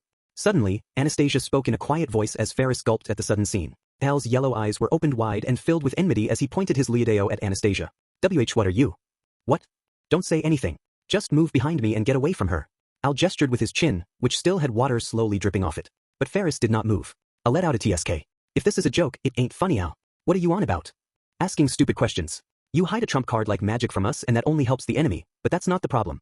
If I pulled that argument on you, it would just boomerang back on me too. Then why are you pointing that sword at me? Because you did something that Anastasia Hashin shouldn't have been able to do. What the hell are you scheming? Al's voice dropped into a low growl as the emotion vanished from Anastasia's face. A dangerous mood descended on the two of them that was on the verge of going off. Get a grip on yourselves. We just finished the battle, and you're already doing this. Ferris, who couldn't keep up with the sudden developments, exploded first. He broke right between the two of them, pressing his flat chest up to the edge of Al's sword. Oi, what are you doing? This isn't the time for jokes. What, does it look like I'm joking? Do you not understand this isn't the time for allies to be bickering with each other? Everyone else is still fighting. And Lust probably isn't going to just accept getting buried under that building either. We don't have the time to be getting into it right now. I got it. I got it. So don't do anything reckless. Ferris had taken a step forward while shouting, and Al was forced to pull his weapon back immediately when he felt the blade start to cut into Ferris's chest. That's a nasty way to threaten someone, doing something like that while looking so cute, really now. You gave me a fright there. That was manlier than I was expecting from you, Ferris. Anastasia nodded with an out-of-place sense of admiration as Al lowered his weapon. Hearing that, Ferris arched his shapely eyebrows. You were part of the problem here too, Lady Anastasia, so take things a little more seriously, Peel. What's this? Did I miss a little deathmatch developing without me? Hearing that voice, all three of them turned their heads to the waterway fast enough to cause whiplash. The voice had come from the road on the other side of the canal that Al had crawled out from. Squinting their eyes and looking closely, they noticed it. In the dark alleyway, there were dozens of little red points of light floating in the darkness. They were rats small enough to fit in the palm of a hand. A perfectly normal wild rat, and any given one was no threat at all. But there were hundreds of them writhing in the dark alley. Ferris's throat spasmed, and he let out a hoarse croak. As he watched with quivering eyes, countless rats swarmed together, merging. The outline of the swarm warped and grew misshapen, then finally melted together entirely. Bum-badabum. Capella enters again, stage right. The swarm of rats reconstructed itself into a mass of flesh, out of which emerged the blonde, red-eyed, adorable yet monstrous girl. And that girl, the Archbishop of Lust, Capella Emerata Lagunica, cocked her head. That's a pretty shitty reaction. Adorable and cute little old me just reappeared, so shouldn't you be crying and wetting yourselves in joy? Kiha. Her shrill, hatred-inducing cackle filled the moonlit night. Seeing her standing on the other side of the waterway with nary a scratch on her, Al sighed. I didn't expect that to actually kill you, but doing no damage at all hits pretty hard. Nah, I'd say you tried pretty hard there. Even I had to consider that I might die. Well, not really. But still, though my breast was all aflutter. Capella exclaimed as she put her hands to her chest. I mean, it's only natural, since you were thinking so intensely about me after all. I seriously can't deal with that sort of stalker mindset. Al raised his blade again while she espoused her blindly twisted sense of love. She had appeared before them again, so naturally she was going to settle things and attack again. Honestly, if she was there to kill them, then that would at least be better. If she changed them like she did the other victims in the tower before, that would be the absolute worst. The territory is undone already, and her power is the worst possible match for me too. If the coin had just landed on the other side, he would have at least had something he could try to do, but anyway, we've got no choice but to knuckle down. I'm begging you, no holding shit back this time, okay? If you do, all three of us are gonna die or else get turned into a bunch of giant flies. Hey, come on now, don't go jumping to conclusions please. Adorable as you are in your stupidity and inability to see the whole picture and see what's happening, I'm done for today. Holding her hand toward them as Al got ready to fight, Capella stuck her red tongue out as she gave a reply that left Al at a loss for words. I'm done for now. Basically, I've done everything I feel like doing. I've made a note of all you cute little bastards and your faces too. And more importantly, your gospel is telling you that? When you put it that way, it makes it sound like I'm just doing whatever a book says, which I can't say I appreciate. Capella glared in annoyance at Anastasia's interruption. And then she raised her left arm, and its upper half started to visibly bulge. Slowly, a book, her gospel, appeared out of the swelling flesh. That's a pretty convenient storage space. You like it? If we had a cute little baby, it might just have the same sort of ability. But no, that would never work out. Your love belongs to me and me alone. I might die of jealousy if you loved anyone other than me. As she continued spouting more meaningless nothings, she played with the gospel in her hand before rubbing the black tome against her cheek. This book is just a tool for making decisions. I still have the freedom to choose my course. So my feelings for you darling assholes are the real thing. Don't misunderstand me. This is pure love. What pure love? Who would believe a single word out of your mouth? Ferris gritted his teeth, and his face reddened at Capella's provocative attitude. Anastasia grabbed his shoulder before the menacing look on his face could go any further, and he leaped over the water. I understand the feeling, but stay calm. If you let her provoke you, the sooner I kill that thing, the sooner Lady crushes. Body can be, are you stupid? Don't mistake fantasy for hope when you know better. My dragon blood is a different problem entirely. Even if you did kill me, that blood wouldn't just up and disappear. Gore. But if you still want to chase my cute little behind, then there's no helping it. Glancing at Ferris, who was gritting his teeth painfully, Capella grinned as she slapped her chest with her hand. There was a clap, and then a moment later, a transformation happened around them. Seriously? Guessing what had happened, Al looked around in annoyance. Noticing the same thing, Ferris and Anastasia's expressions became tense. Moist sounds mixed with the sound of metal banging against walls as ferocious creatures surrounded them. Demi-beasts. Oh, what's that? That's a pretty decent name. Incomplete and hideous, half dead and half living. It's a nice fit. I bet whoever came up with that has a great sense of humor. They appeared between Capella and the three of them. Some demi-beasts had swords in place of their heads, while others had axes instead of front legs, or shields for torsos, or some other body part swapped with a horrific replacement. Why? How could you do something like this? Ferris's intense rage suddenly disappeared from his voice. His wide, yellow eyes were filled with an unbearable emotion as he stared at the demi-beasts. It was pity, sympathy, and grief, a sadness for the existence of the demi-beasts. How can you do something so cruel? How? Well, Capella touched her chin with a long, slender finger, making a show of pondering Ferris's question before nodding slowly as if grasping the answer. Probably because no one ever taught me not to play with corpses, I guess? Don't let her get inside your head, dumbass. Capella smiled venomously as Al held Ferris back from dashing forward. He stopped Ferris by wrapping his arm around Ferris's slender waist while still holding his sword as he turned to Anastasia. Run now. Take the lead and I'll cover our asses. Got it. This way. Anastasia grabbed Ferris's arm and started running. Ferris didn't put up any resistance as he was pulled along. He just bit his lip in frustration as his legs started moving. And Al swung his Liudeo down on the demi-beasts that tried to follow after them. God damn it. Flee, flee, get thee gone. If you don't move quickly, more people will die. And more corpses means more demi-beasts. Go all out and murder every last one. Kiha. Cackling as she watched them run away, Capella's repellent figure melted into the darkness. Seeing that out of the corner of his eye, Al gnashed his teeth knowing there was no way he could chase after her. All that was left was a sense of defeat, and that was quickly replaced by an overwhelming sense of unease as he kept running. Kiha. And running. Chapter 3A Warriors acclaim 1-8 Arms. Kurgan was a legendary figure in the Valachian Empire. The empire was already famed for its meritocracy, and compared with other countries, demi-human tribes had secured a relatively stable place for themselves within its borders. It had a different stance from the Kingdom of Lagunica, with its deep-seated racism against demi-humans, or the Holy Kingdom of Gastico, which rejected all foreigners, or the Kararaji city-state, which had not been around for very long as a nation. Compared with most humans, demi-humans tended to have a greater aptitude for mana. Because of that, there were many demi-human tribes that used magic in an everyday manner, but the many-armed tribe was an exception. They were not blessed with an aptitude for controlling mana. Their unique trait was, as their name suggested, the fact that their kind had 3 or more arms. They were easily distinguishable at a glance from their abnormal outlines, and they were extremely lacking in magic abilities compared with other demi-humans. Because of that fact, they had long been treated as an inferior race. What changed all that for them at a fundamental level was none other than 8 Arms Kurgan himself. From the time he was born, Kurgan was different from the rest of his tribe. The number of arms that members of the many-armed tribe had varied from individual to individual, with most clustered around the average of 4 or 5. However, Kurgan was born with 8 arms, making him a singular presence who was acknowledged as special from the start. But what made him special was not just the number of arms he had. Treated as an inferior race for so long, most of the many-armed people tended to be peaceful and avoided fighting. However, Kurgan bore an unquenchable fighting spirit in his heart and was always longing for battle. When he was 20 years old, his fighting spirit found an outlet. The many-armed tribe did not have a homeland and were a wandering people who constantly moved from place to place. It was said that the reason for that was because they'd lost their homeland in a battle long, long ago, but the past meant nothing to Kurgan. What mattered was the present. When a dispute cropped up between the tribe and the lord of the land where they had just moved, a certain young Kurgan was there to do something about it. Seeking to evict what he viewed as a hideous and inferior race from his lands, the lord sent the soldiers he was so proud of after the tribe. And Kurgan killed every last one of them with his 8 arms, bringing the battle all the way up to the lord's manor. The lord paled at the barbarian tribe's retaliation, but Kurgan lowered his 8 arms. Boasting that he had proven the strength of his people, he earned himself a place as the lord's captain. After that, he went on to win honors and valor on countless battlefields, transforming the name 8 Arms into legend. and as a manifestation of the supremacy of martial prowess that the Empire espoused, he would become its peerless champion. There was a roaring boom as a devil cleaver hit Garfield's shield and sent him flying. The shock wave that followed echoed in his body as he placed all 4 limbs on the ground, feeling his life force burning inside him. Forcibly controlling his slide, he looked forward. He saw the cutting edge of one of the cleavers closing in right before him. His decision was instantaneous, his action was immediate, and the result was revealed a moment later. Urea! Swinging his arms, which had thrust through the pavement, he peeled the ground upward. The cleaver smashed through the hastily made wall, not even delayed a full second before reaching Garfield's face. There was a violent creak as Garfield took the attack directly, getting pushed back. The soles of his feet tore into the ground, and 2 broken fangs clattered across the pavement. Don't underestimate me. Garfield howled as he bit down hard, his fangs now the only thing holding back the devil cleaver's thrust. His canines had been broken, and there was blood pouring from his torn-up mouth, but Garfield did not hesitate. The muscles in his neck and jaw exploded as he resisted Kurgan's strength with all his body. Kurgan grabbed the hilt of the cleaver with another arm, pulling to free it from Garfield's jaws. But he could not get it out. Garfield's upper body swelled as he half-transformed, breaking the legendary blade in his jaws. Kurgan's enormous body shuddered at the destruction of the blade. It was the perfect chance. Garfield's decision was instantaneous, his action was immediate, and the result appeared the next moment as always. His claws caught Kurgan while he used his blessing to repel his enormous frame from below his feet. Transformed into a war tiger, Garfield slammed into the war god, and they fell together into the waterway behind Kurgan. There was a massive splash, and the water turned red from their blood as they continued pummeling each other beneath the surface. Despite the water resistance and suddenly finding themselves submerged in darkness, they approached on pure instinct and pummeled each other.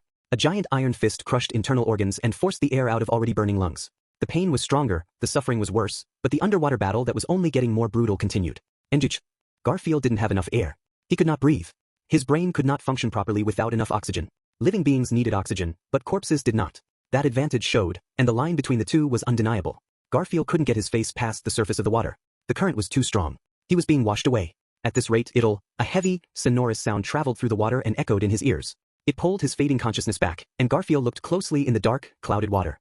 The devil cleavers had carved the walls, the floor of the waterway. The war god's one attack had ripped a lethal hole in the city's lifeline. Garfield didn't have the time or the oxygen to spare to figure out what the meaning of that attack was. The next instant, a tremendous force slammed into his body, and he was pulled under without any means of resisting. As he left his body to the current, the water flowed and flowed, until suddenly he was freed from beneath the water's surface. Gah! Escaping the limitations of his water prison, Garfield coughed up everything that had flowed into his lungs. Water poured out of his eyes, nose, ears, and every pore of his face. Shaking his head, he dried himself as best he could. Looking up to see what had happened, he started to look around when, gorgeous tiger? Amid the burbling of the water flowing underground, he heard a trembling voice call out to him. To the moment he heard that voice, Garfield's focus wavered badly. Coughing up the immense amount of water he had inhaled, he forced his oxygen-deprived brain to start spinning again. It was a dark and cold underground space. There was a hard stone floor and it was being flooded by a massive amount of water flowing in. The wall behind him had a big hole where the muddy torrent was pouring into the room, creating a stagnant air. He could feel eyes on him, gazes filled with unease, wariness, fear, and rebelliousness. From that, he understood that it was one of the city's shelters. The waterway he had fallen out of had been adjacent to this shelter and was pouring into it through the broken wall. Having gotten that far, Garfield shook himself to recover from his daze. He looked all around for the giant he had been clashing with moments ago, the immovable figure that he had been burning at both ends to contend with. He suddenly met the eyes of a young blonde-haired boy with watery green eyes. It was a face he recognized. A face that evoked a memory that tore at his heart. The boy who was with Garfield's mother, who didn't recognize him when he had finally found her again. The younger brother who had been in the place he had wanted to be, receiving his mother's unconditional love, and just when his heart was absorbed in unneeded sentiment again, he heard a tremendous splash. The 8-armed man was standing there, the shallow water exploding upward around him. And with Garfield idling like a helpless scarecrow, Kurgan unleashed a merciless barrage with all his might. The slightest delay in reaction was fatal. A moment's carelessness yielded a massive opportunity to the enemy. And 8-arms Kurgan used that opportunity to hit Garfield with 8 different blows. Even if Garfield managed to block the first and second, he could not block the remaining 6. His face was knocked to the side, and 2 punches sent him up into the air, another overlapping punch slammed his body down, and when he hit the floor, yet another punch landed on his head to crush it once and for all. His face crashed into the bottom of the channel under the water, and his nose and fangs were badly broken, turning the water crimson from the torrent of blood. Bugga, Urera! He stood up and roared. Leaving a trail of blood behind him, Garfield let out a cry that shattered the air in the shelter as he leaped in, swinging his fist up at the war god. Their fists crossed paths. Cocking his head, he slipped past the downward punch, his fangs tearing into Kurgan from his wrist to his elbow as he dug into 8-arms' chest with his right claw. Blood erupted from the sharp cuts, carving a deep wound in the war god's flesh. But 8-arms had another 7 attacks incoming. Garfield would have to use the entirety of his body to avoid all of them. Every time they clashed, for every attack he could unleash, his opponent could answer with 8. That overwhelming disadvantage, that overwhelming disparity, and that overwhelming difference in fighting strength lit a fire in his heart. Block, evade, dodge, parry, duck, deflect, match. Their fists crashed into each other, creating a shock wave that blew the water around their feet away. A A thunderous boom that sounded nothing like flesh meeting flesh reverberated as they both were knocked backward. Water droplets scattered everywhere as the ferocious tiger and the war god somersaulted away. But neither lost sight of the other. Kurgan leaned back against a wall while Garfield kept his mouth at water level, but both refused to let their guard down, concentrating every bit of their focus on the battle at hand. Under the water, Garfield activated his blessing with his hind legs, lifting a square segment of floor behind him. The water flowing into the underground space began to drain through the hole. The water level sank rapidly, but it was still pouring in from the hole in the wall. That big hole was closed by a single blow from Kurgan's drawn cleavers. The rubble of the broken ceiling filled the hole, forcibly damming the torrent of water. With the hole blocked and the remaining liquid draining, the ankle-deep water that had been impeding them was gone. Silently getting their footing, the two warriors returned to their starting position facing each other, wielding their respective weapons. 2 silver shields attached to wrists and 3 devil cleavers drawn. Neither made a special signal, but it was a duel. A duel between the hero of Wallachia, 8 Arms Kurgan, and the lone warrior Garfield. It was an out-of-place sentimentality, but the situation was oddly satisfying for Garfield. Withdrawing in the face of Reinhard, finding out his mother's memories of their time together had been locked away, yielding his chance for vengeance for the kind-hearted girl who had protected him, getting caught up in the enemy's plans, and endangering an ally. He had just been stuck watching events go by while a sense of powerlessness and loss had stolen so many things out of his hands. In the past 2 days, Garfield's heart had been stripped bare, and he had been forced to endure the bitter taste of his own weakness time after time. It was Kurgan who had reignited his spirit, which had been so worn down and shriveled. The hero of Wallachia, the war god, 8 Arms. He was known by many names. And that strongest of enemies was currently facing off against Garfield with his weapons out. It was impossible to explain just how much that meant to Garfield. To explain just how much of an honor it was for a warrior to have 8 Arms Kurgan draw his cleavers. In the middle of the battle, Garfield's consciousness had grown fuzzy after they had fallen into the waterway. A corpse revived by taboo arts, Kurgan did not have to breathe. If he had wanted just to finish the fight, he could have simply watched as Garfield drowned. But he didn't do that. The war god broke the wall of the waterway, opening a path into the shelter, allowing Garfield to live. Why had he done that? I thought it was pity at first. At the outset, when Garfield's resolve was wavering, Kurgan had not acknowledged him as a warrior. Batting away a child charging with fists raised, kicking aside a whimpering opponent, those were not the actions of a warrior. Garfield had let himself lose control in a fit of irritation, and so Kurgan had merely kept him at a distance. But it was different now. Standing up and readying his shields, Garfield was a true warrior. And there was 8 Arms, wielding his legendary devil cleavers, his whole body bristling with fighting spirit. Did that look like mercy or pity? Absolutely not. Kurgan desired a duel. He wished to fight Garfield as fellow warriors. And the only way to settle a battle between warriors was with a single, decisive clash. Hey, assholes, how long are you going to keep staring? Garfield questioned the people who were watching his battle from a distance. The people whose shelter had been disturbed by Garfield and Kurgan's violent intrusion. There was no way any of them would be able to fight Kurgan if Garfield was defeated. It was hard to imagine the war god finishing off people who couldn't even fight, but they would not know that. So they should prioritize protecting themselves and, gorgeous tiger. Ah? He had intended for them to take the hint and run away, but a high-pitched voice responded in an unexpected way. Garfield furrowed his brow. The voice was from one little boy in the middle of the shelter, a boy with tears in his eyes, his face red as he tightly gripped the hem of his clothes. The boy's green eyes met Garfield's matching gaze. Gorgeous tiger. Oi kid, what are you? Gee gorgeous tiger. The boy shouted with a trembling voice despite Garfield's bewilderment.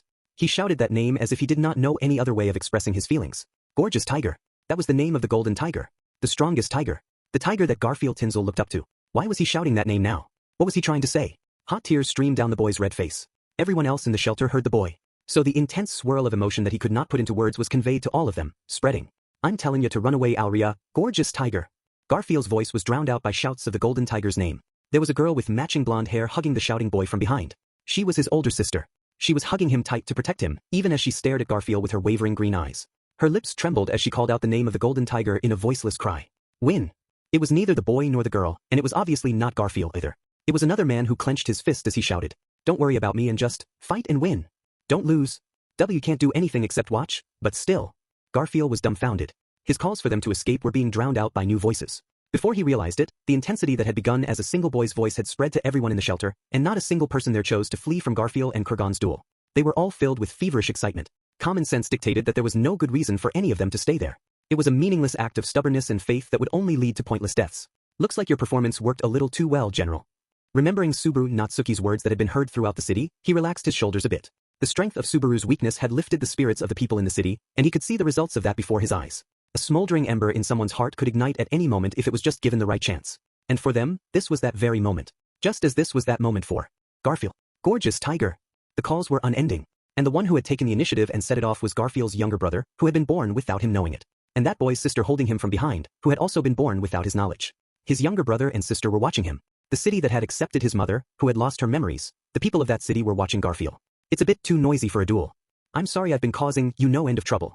In particular, the two most annoying ones are my little brother and sister. I'll be sure to give them a good talking to after this. Faced with the silent war god's stance and battle spirit, he was struck by an answer more eloquent than any spoken word could be. Bringing his clenched fists together, he knocked his shields against each other as he flashed a toothy grin. I'm the ultimate shield, no, I'm Garfield Tinsel, the gorgeous tiger. A duel between warriors began with an introduction. There was no voice from Kurgan in response to Garfield. The war god just silently pressed his cleavers together, displaying the pinnacle of fighting spirit to his challenger. That was enough. Ga-ah-wah. As they stepped forward, the floor exploded beneath their feet, and the gap between them disappeared in the blink of an eye. The moment they were in range, Garfield could sense the lethality of the blade cutting through the air as it streaked toward him. 8 moves contained within a single strike. 1 attack versus 8. The difference in the number of arms meant aiming for a summit far, far above him. But Garfield would never achieve it if he did not stretch his own arm and reach out now. He faced the challenge with all his spirit. A horizontal slash came at his torso, but Garfield raised his leg and stomped down on the blade to stop it. His heel stepping down onto the flat of the cleaver, the thick blade hit the stone floor, sending a thunderous boom echoing through the city. That was one, but he did not have time to breathe easy. At the same moment the first cleaver hit the floor, the second was tracing an arc from Kurgan's left side. When he heard the blade whistling through the air with his right ear, Garfield guarded his head with both arms shields. At that exact moment, the attack crashed into his arms, and his consciousness exploded in fireworks. His right arm crumpled under the weight of the blow to his elbow, breaking his shoulder and wrist. He gritted his teeth so hard they cracked, but he endured it. That was 2. The third and fourth were bare-handed attacks that came at the same time. Unleashed with the force of artillery shells, they took aim at Garfield while his focus was hazy from the shock to his head. His torso and neck either would be lethal if they landed. The punch aimed at his torso made Garfield's abs burn. Twisting his body while it felt like his stomach was on fire, he limited the damage to just tearing away the outer layer of his stomach. That was 3. Pushing his reflexes to the limit to evade, he raised his right arm to the attack approaching his face. His broken, shattered right arm took the heavy blow head-on, splattering and losing all trace of its original shape. Everything from his elbow to his fingertips was crushed, and the shield fixed to his wrist was sent flying. But he managed to stop the devastating blow's momentum. He lowered his head, meeting the fist with his forehead, stopping the 4th blow with a headbutt. The remaining 5th, 6th, 7th, and 8th. Too fast. He could not help grinning. His cracked fangs trembled. Oh. The 5th and 6th were also barehanded. The last cleaver was kept in reserve for the decisive blow. Kurgan attacked with the left arms extending from the back of his shoulder and his side.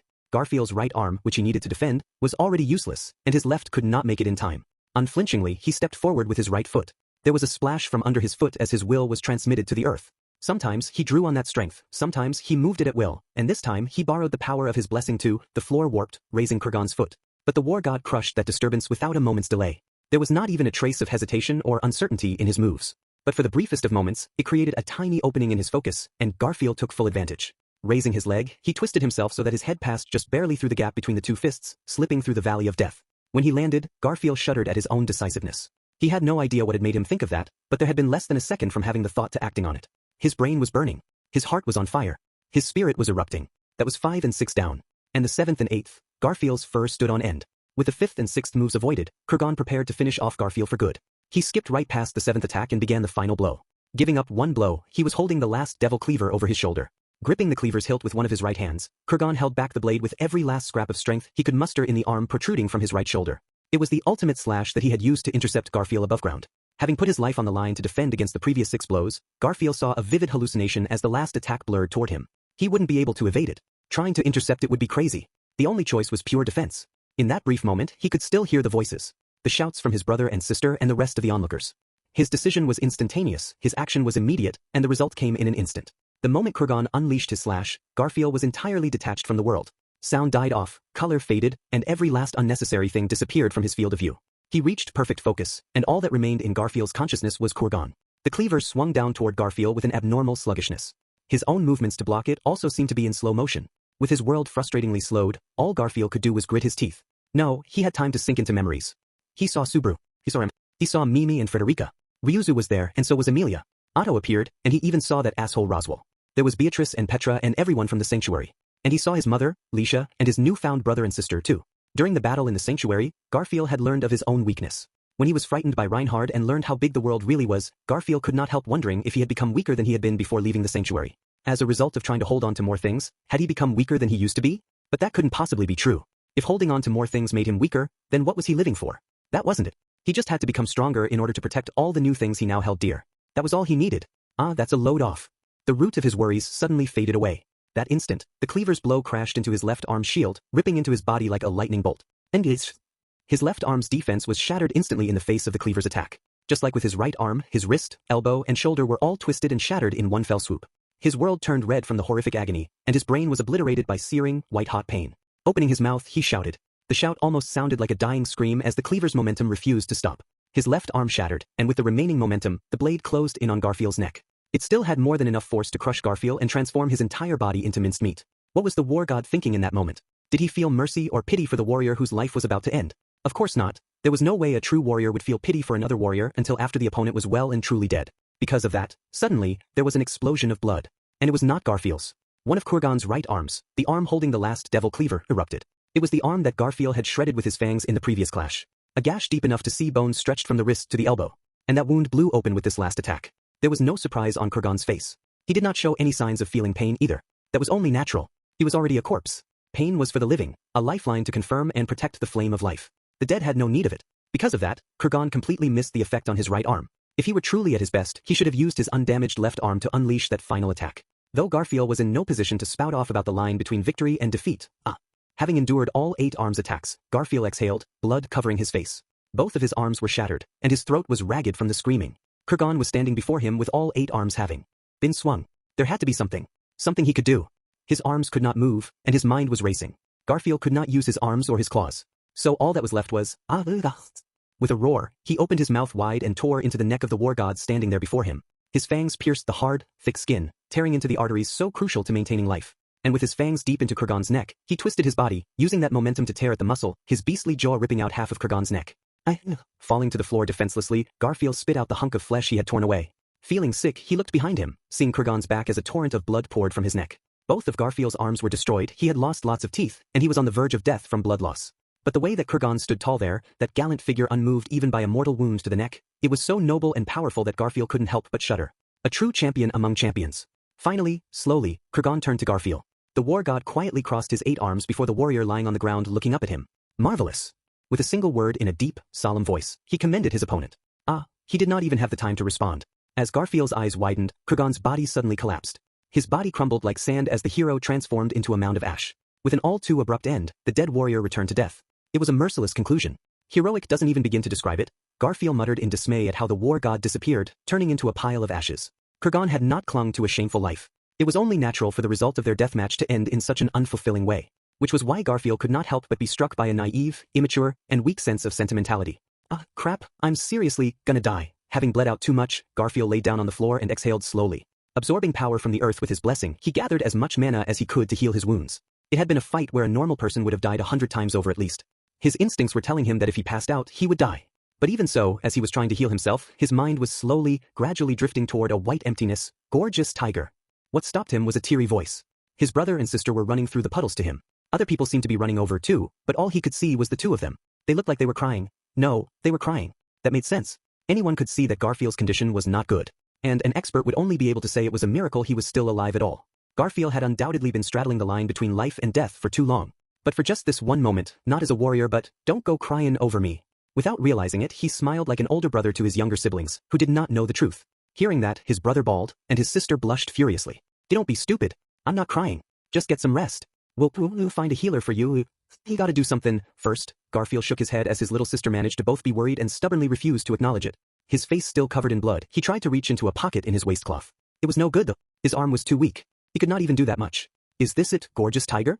Seeing that Garfield could barely move, his brother pulled what he was looking for out of the soaked and bloody pocket, the conversation mirror. The Mattia that had been handed out before leaving in expectation of a difficult fight. Lust had not been waiting at the control tower, so where had she gone? I gotta tell, I'll do it for you. Hearing Garfield's wheezing words, his sister took the mirror from their little brother's hand and activated it. There was a faint light in the mirror as it connected to another mirror. What should I say? Hold it here. Garfield's sister nervously held the gleaming mirror to Garfield's face. Looking into it, he waited for a response from the other end, praying that his comrades were okay. The mirror flashed in order to deliver the message he had to send. 3. Barely hanging on, Garfield's prayer reached out into darkening night of Pristella. Run, run, run, run, run, run. 3 people were racing through the night in a desperate flight. Exposed to the depredations of the Archbishop of Lust, who had abandoned her tower, they were now careening through the darkness with their collapsed headquarters at their backs.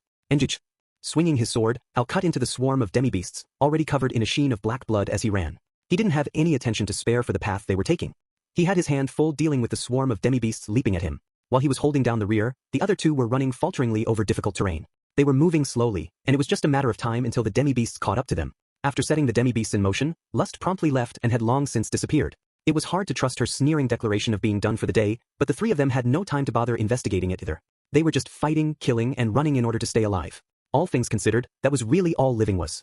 The heat of the blood, the crying wounds, the prayers falling on deaf ears, and the dreams unfulfilled came together in the night sky. And the demi-beasts continued to chase as the three of them ran with all their might to escape impending death. Very well, merciful as I am, I shall grant thy request. That instant, a flame scorched the night sky as the dying throes of the demi-beasts echoed. The three of them stopped to see what had happened. And when they did, what they saw was a crimson woman descending slowly from the sky. Horde of the lost drowning in unending dreams, gods without praise. A certain poetic verse crossed pink lips. It was a beautiful voice, like a goddess descended from the heavens above. Her hair, like the sunset, spread across her white back as she stood there. She smiled while holding a red, gleaming blade in one hand and a mirror glimmering with a white light in the other. I ask not any poor praise, simply call my name. As she said that, she swung her blade, unleashing a blazing flame across the cityscape. The demi-beasts touched by the spreading flash were swallowed up in the ensuing inferno and turned to ash. It was genuine mercy and simultaneously a lamentation. For those demi-beasts, who were victims whose bodies were used unnaturally, their lives twisted incomprehensibly, their souls warped irrationally. Kill every last one of them. Grant them a proper death. Of course. She nodded in response to the knight with flaxen cat ears, who cried out in pain. The man in the black helmet slumped to the ground, watching the woman in a kimono wheezing as she tried to catch her breath. The crimson woman raised her sword high in the air and brought it down on the demi-beasts as if splitting the moon. The blade fell on the beings whose lives had been toyed with, who had been pulled from death, whose flesh had been torn away from their rest into pitiful and twisted fates. Such a living death is unsightly, so I shall slay every last one of you. Rah! The demi-beasts howled, having lost even the instinct to fear death and avoid pain. The swarm did not hesitate to throw their lives to waste as a flame to scorch the whole city swelled, cremating all of them at once. Pitiful people who desire despair and mistook prayers for wishes. The voice of a goddess rang out again, reciting another poetic passage while she swung her crimson blade as if in a dance. They were not her words, though, but the words of a bard who had recorded a poem for posterity. However, the feelings imbued in it were unfaded, overcoming the walls of time to console the pitiful beings. Thus ends the farce with thunderous applause. The flame purified all. A parting ovation. They were returned to ash without leaving anything behind. It was a true act of mercy. Chapter 4 The Love Song of the Sword Devil. Fragment 1a Sharp Attack. Flying sparks, a white-haired man and red-haired woman dancing in the moonlight. Their performance was fate as they continued to compose a miraculous display of swordsmanship. Stopping the attack of the beautiful and sweet young Teresa's blade Hedon, Wilhelm clenched his jaw, feeling the steel rebound in his hand from the force of her blow. How long had passed since the start of the battle? Seconds, minutes, hours? Garfield, who had embarked with him on the fight to rescue the city, was nowhere to be found. Wilhelm could feel in the air that Garfield was still locked in a battle to the death with the corpse soldier, 8 Arms Kurgan.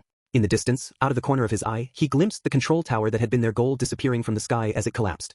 That youngling had undoubtedly completed the mission, no thanks to this failure of a sword devil. If so, then it was a stroke of good fortune, and he could not begin to express his gratitude. Because thanks to him, Wilhelm van Istria would be able to challenge his limits once again. Reia. A date with a sword, an impossible reunion, a desecration of the loving time he had spent with his wife. Wilhelm roared, resolved to destroy this false paradise in order to bring that moment to an end. And Teresa swung her peerless blade to meet the sword devil head-on. Her expression remained unmoved. She was always quick to smile, quick to get annoyed, quick to pout. When silent, she was beautiful like a sword, but she was hardly ever silent. She was a woman like a field of flowers blooming in the warm sun. Except now, there was sadness. Sadness and nothing more. Even when worry and doubt fill your mind before taking up the sword, it ends once you draw your sword. You always understood that far better than I ever did. In order to defeat Teresa, he had to achieve a level of swordsmanship that surpassed hers. That had been Wilhelm's conclusion at the time, and the sword devil had in fact achieved that feat through ascetic training, shedding every bit of himself until all that remained was a single sword. And having experienced that, he could state with confidence, your swordsmanship is marvelous, but there's a cloudiness in the strength of your blade. Do you remember when we parted? Before the expedition, you shook free from me when I tried to stop you. When you gave me this unhealing scar on my shoulder. I have never forgotten what passed between us then. There was no answer. He never expected one. It was just a right Wilhelm used to reflect on that day. He remembered the day a sweetly throbbing wound that refused to heal was carved into his shoulder, forever engraving that moment into his mind. The words Teresa said after pushing Wilhelm away to go on that fateful expedition. When I come back, let me finally hear your answer. I've come to fulfill my promise. His swords cried out as they repelled Teresa's long sword completely. He could read it. He knew the arcs it would take.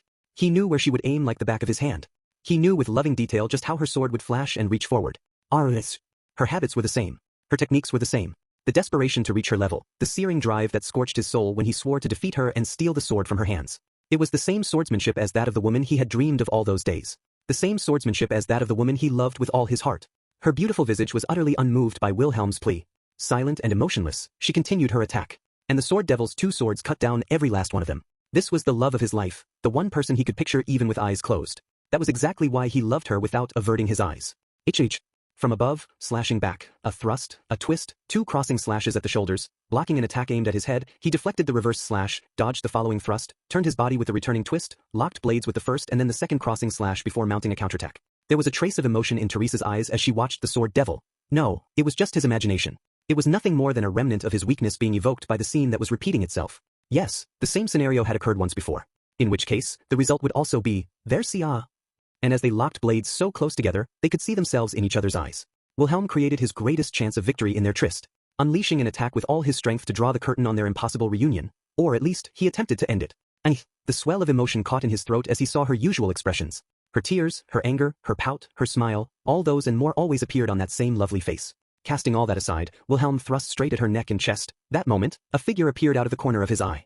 With his extreme focus, it would normally have been impossible for an extraneous thought to interrupt him. He was a swordsman in the middle of a life and death struggle. That was how the sword devil should be. That was how he should have been. He should have been able to manage that much. If only that figure had been a stranger. Pops. There was some distance between them. That questioning murmur should not have been audible to Wilhelm, and yet it sounded almost as if it was being whispered in his ear. The red-haired, blue-eyed man was looking at him. Heinkel Istria was watching in the moment where everything hung in the balance. He was watching, stunned at the sight of his father, Wilhelm, trying to kill his mother, Teresa. And in that moment, Wilhelm's attack wavered. He had unleashed what should have been a decisive blow that contained every bit of his strength. A blow that would bring a close to this battle and end this nightmare. But there was a screech of steel on steel, as what should have been a mortal blow was transformed into an ungainly slash. The failure to seamlessly join his mind, body, and technique resulted in a failure to end things. Why had he noticed? No, why had he not been able to ignore it? If he had not noticed Heinkel, or if he had been able to ignore him, if he had been able to stay resolute in loving Teresa and Teresa alone, he would not have allowed such an unsightly mistake to occur. I vowed to steal Teresa away from the god of the sword if it took all my life. And yet I blunder like this? His focus was broken, and now something was lacking in their resumed duel. An impurity had seeped into his blade. The sword devil who had forged himself into a pure steel blade was already no longer there. All that remained was a lone, aged swordsman crossing blades with his beloved wife while his only son watched. Because of that, what happened next was only natural. Stopping the force of her longsword, Wilhelm took a half step back from the impact. The moment he tried to push her back, her slender frame twisted before his eyes, creating a momentary opening. His upper body wavered, which created a gap. An instant later, he watched as the longsword pierced his right leg. It pushed clean through the old swordsman's thigh, but the blade was stained by only the barest amount of blood. There was no unnecessary destruction, passing through the muscle and network of nerves, a feat of supreme skill that stole away the function of his leg while doing nothing more. Wilhelm shuddered as he experienced that demonstration of skill on his own leg. He could not say whether it was a shudder of frustration, aspiration, yearning, love, or all of them at once. He did not know. But what he did know was the fact that he had been defeated. The blade slipped noiselessly from his leg just the way it had entered. Feeling the pain and loss of blood, the old swordsman groaned as he dropped to his knee. As long as the blessing of the Grim Reaper was active, the wounds on his body would never heal. The cut on his stomach, and this hole in his leg. He would keep bleeding until he died. Mortifying, a dull throb seared his brain as a single grieving word passed his lips before a cry of agony had time to emerge. A white-hot blaze seemed to consume his body, but he could ignore the pain. He could endure that. But the despair he felt at his powerlessness, at his foolishness, that was not something he could overcome. Who could escape from the hell of one's own name? Dropping one of his swords, Wilhelm pressed his hand to the wound. His lifeblood was flowing out. The wound would never heal and in due time, would transform the man named Wilhelm into a dried-out and tragic corpse. It was an inescapable fate. But, I shan't go alone. With one hand on his wound, not knowing when to give up, he readjusted his grip on his other sword. He lost, and that could not be helped anymore. But he could not die while leaving Teresa like that. Teresa, gripping her long sword, Teresa looked down on Wilhelm as he knelt in a pool of blood. As expected, there was no emotion in her eyes. To the very end, she did not remember anything, did not think anything. A beautiful goddess of death who had come only to claim Wilhelm's life. He had to stop his wife. If he could not even do that, if she turned her blade on Crush and Subaru, the people to whom he owed so much, if it is not enough to merely burn the last of my life, then let my soul be destroyed in death too. Even if his head was removed the moment he attacked, he would stop Teresa. The final flame ignited in Wilhelm's eyes as that resolve grew in his heart. Teresa. But that moment's resolve did not come. In the silence, Wilhelm felt fear at Teresa's empty eyes. And the sword devil, who had accepted that final duty as a swordsman and as her husband, experienced a terrible, instinctive shock. There was no need to finish off prey that had taken a mortal wound. It was the cold and rational decision of a goddess of death and not the pride of a woman who lived by the sword. Wait, Teresa. Without realizing it, Wilhelm had shouted in fear. Forgetting the pain of his wounds, Wilhelm tried to grab onto Teresa. But she took half a step backward, evading his hand. She was beyond his reach, and she turned her back, her red ponytail swaying as she grew distant. Slowly, as if Wilhelm shouting behind her was beneath her. Her feet were carrying her toward Heinkel, who was standing stock still. After defeating the enemy who stood before her, her fiendish blade welcomed the arrival of a new quarry. Cutting down the man she did not recognize was her husband, she would next cut down the man she did not recognize was her son. And so, stop, Teresa. Do you think I'll allow that? Fight me. Look at me. Look at me. Look at me, there see ah. He roared Teresa's name. Like a desperate animal, he forced strength into his leg, beckoning more blood loss as he called after her. He shouted, anger welling in place of the love that always filled his voice when he spoke her name. But she did not turn back. She wielded a technique that took full advantage of the Reaper's strength, her feet carrying her toward Heinkel. And gulping as she approached him, Heinkel drew the sword at his waist with a quivering hand. No way. He shook his head like a child in denial. You're lying, right, Teresa? That's impossible. It can't be, Mom. No. Even if it isn't, Mom, there's no way Dad would lose. Shit. What is this? What the hell is going on? The young Teresa was drawing closer. Heinkel refused to acknowledge that as his mother. Trying to reject the scene before his eyes as just a nightmare, Heinkel was left sputtering a meaningless stream of words. His knees shuddered, and he could not focus as he weakly gripped his knight sword. There was no way he could face the former sword saint for even one clash like that. If nothing changed, Heinkel would unmistakably be cut down by Teresa. Wilhelm could not allow that to happen. Teresa, I'm still alive. If you're going to kill, then kill me first. Heinkel, you can't face her. Run now. Driving his sword into the ground, Wilhelm used it as support to lever himself to his feet. The bleeding worsened, and his head felt like it was about to split from the pain. But he pressed forward, leaving a trail of red in his wake. She was too far away. Slow. He was too slow. Wilhelm would not make it in time again. Just like before. The moment the tip of Teresa's blade quivered, she drove Heinkel's sword from his hand. The blade that clattered across the pavement was named Astrea. Ironically, it was the blade that Wilhelm himself had passed on to Heinkel. Stop him. Losing his sword, Heinkel fell backward to the ground, cowering in fear. Desperately trying to scoot backward to escape the nightmare before his eyes. But the eyes of the mother from his youth bound him, halting his trembling fingers, paralyzing his heart, not allowing him to get away. The Reaper's blade extended up into the sky as if to split the moon. In that critical moment, Wilhelm could do nothing, forced to watch as his wife was about to cut down their son. He called out, but his voice did not reach. He stretched out his hand, but it was hopeless. He could not reach her. Versia. The sword devil, who had devoted everything to the sword, had no power left save to shout. The blade swung down emotionlessly in order to claim Heinkel's life. That's enough. That voice suddenly but unmistakably tore through the impenetrable curtain of despair. There was no trace of hesitation in that dignified tone nor the slightest hint of mercy. It conveyed an absolute supremacy that bent all before it and imposed an overwhelming sense of presence on everyone who heard it. Wilhelm, Heinkel, and even Teresa were swallowed up by that voice. The next moment, one man descended from the sky, landing gallantly before the Reaper. Red hair like a crimson flame, eyes blue as the vast skies. His white clothes stained in blood. Heroic was the only word to describe him. Slowly he stood straight after landing. It was the sword saint. The ultimate blade, dragon sword reed, gleaming in his hand. The sword devil heard the god of the sword's scornful laughter ringing in his ears. 2. The dragon sword reed was a sword shrouded in mystery. It was a famed heirloom passed down through the generations of the Astrea family, which produced each sword saint, but it was unknown how the first sword saint obtained the weapon. In addition to its unknown origin, it was a sacred blade that could only be drawn by the sword saint. And on top of that, even the sword saint could not draw it except in moments it deemed necessary. There were past sword saints who never once saw its naked blade.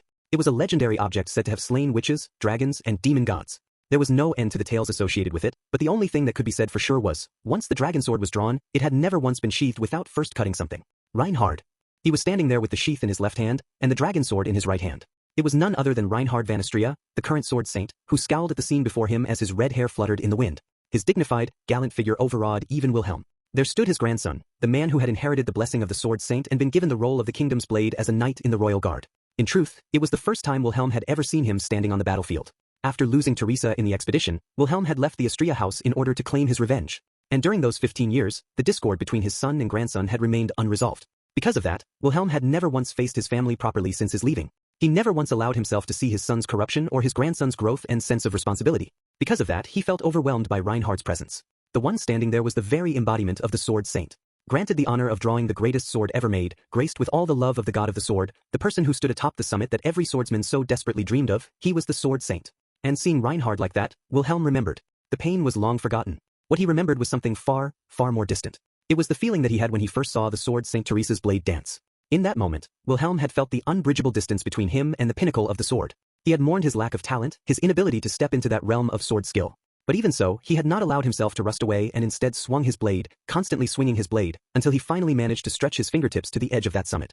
He had proven that there was no distance that could not be overcome. How narrow and small his world had been. The quality was different. The height was different.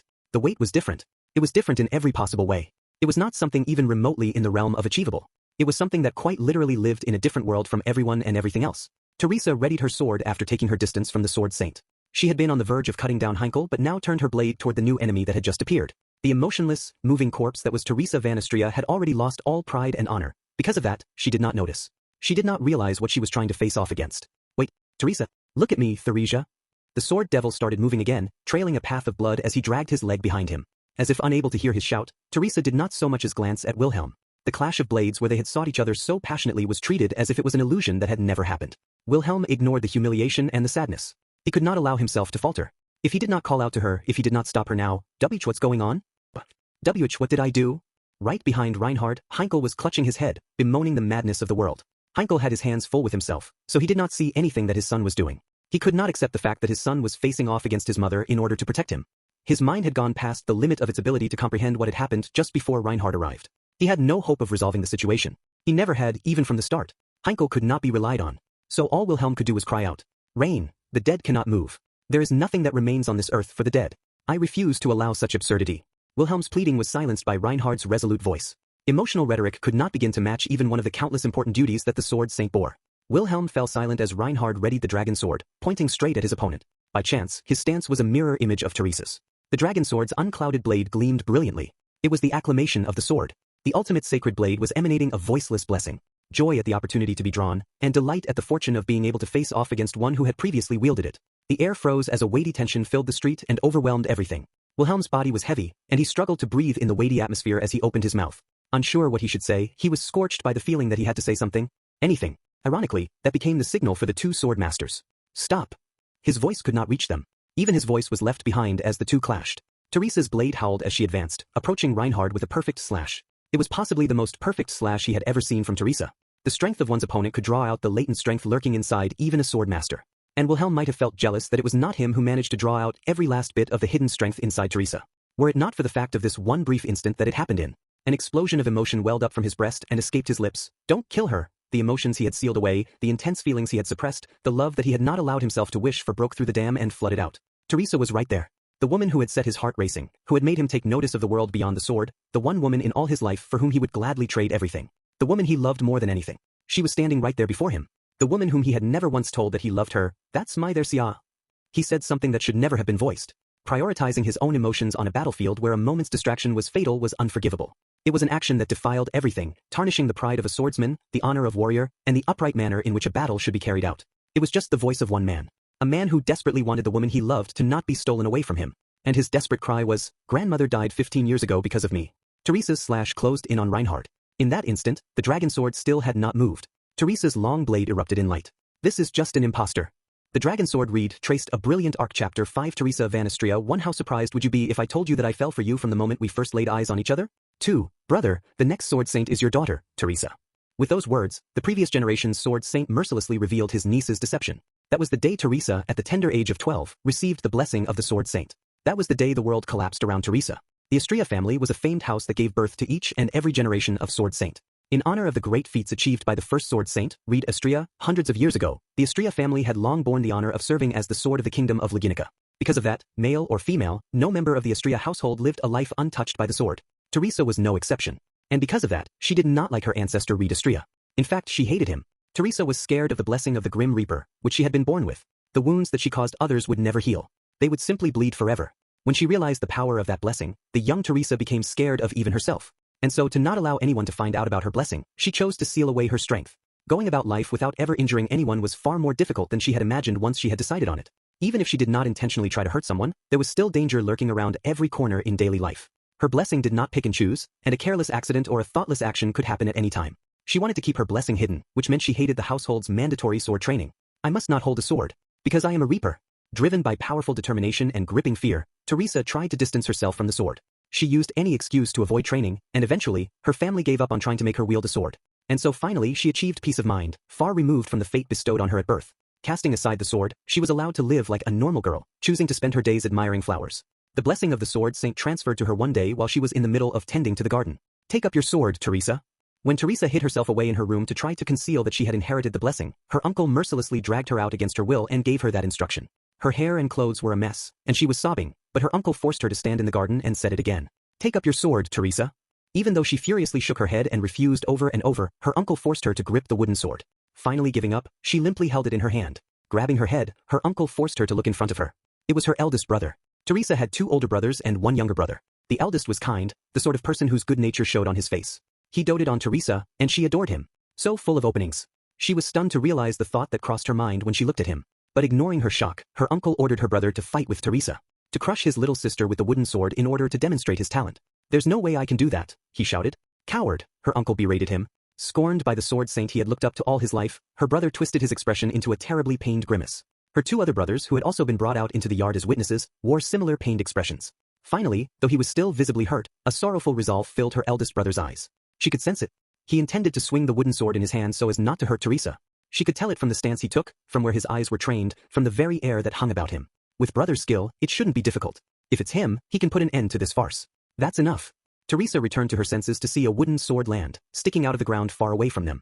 There was a sense of marvel in her uncle's voice that made it clear the match had been decided. After all, Teresa's wooden sword was pointing straight in front of her, right at the throat of her dumbfounded eldest brother. The next sword saint is Teresa. There is no mistaking it. Her uncle's voice as he said that and the way her brother's eyes looked into hers broke Teresa's heart. She shook her head, crying out as she threw the wooden sword aside and cradled her head. Howling like a wild animal, she tore at her red hair in despair. Screaming, half mad, desperately mourning and regretting everything, Teresa became the sword saint. The time and effort that her brothers had devoted to the sword was mercilessly crushed before Teresa's genius. Time and effort were meaningless before an overwhelming, natural-born talent. And she found her brothers pitiful. Despite being shown the vast gap between them, they still could not abandon the sword. Why were they still swinging their swords, even though they would never reach her no matter how long they spent on it? Why, when they could just do anything they wanted? When they could be forgiven for abandoning the sword? Even if it was no longer an option for Teresa, they at least could live in the world they wished to live in. Take up your sword, Teresa. Ever since that day, when Teresa defeated her brother and became the sword saint, that voice in her ears never disappeared. Ever since then, she had not once picked up a sword. Disobeying that voice, she kept trying to distance herself from the sword. But the sword would not let her escape. It was hell. The inescapable hell of her own mind. But even those hellish days were nothing compared with the true hell that awaited. The kingdom's largest and bloodiest internal conflict started, the demi-human war. It began with a trivial incident, but it grew more serious with each passing day. The kingdom had a deep-seated scorn of demi-humans to begin with. The sparks of discontent among the demi-humans ignited the kindling that had been there all along, leading to an explosive civil war whose raging flames consumed the entire kingdom in a matter of days. Having spent a year trying to put out the flames with nothing to show for it, the kingdom finally acknowledged the unprecedented nature of the problem and decided to send in their strongest weapon, the sword saint. With her first deployment at hand, Teresa was curled up, clutching her knees, and trembling all alone in her tent. Because it was her first deployment, she was sent out at the head of a massive host of kingdom forces. Most soldiers volunteered to take part in hopes of fighting alongside the current generation sword saint in her first battle.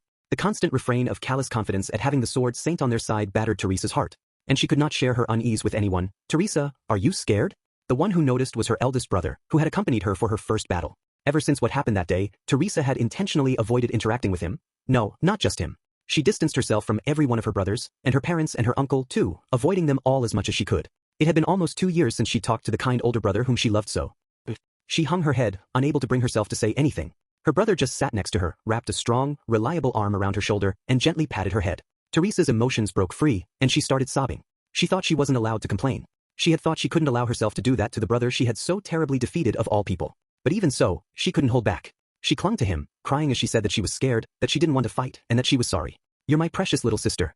If you don't want to do something, if something scares you, then I will protect you. Because I'm your older brother. It was disappointing when I lost to you. But it turns out I really do like the sword. I'm grateful for being born into this family, for my little brothers, and for you, my little sister. I'm grateful to the sword for all of it. When she heard her brother say that so confidently with a smile, Teresa cursed her own foolishness. She had thought her brothers were fools for still swinging their swords after losing to her. She had looked down on them, assuming they were just clinging to the sword because they didn't have anything else. She had looked down on the elder brother whom she loved and whom she should have respected, just because of her talent with the sword. Who was the real fool? It was her. It had always been her.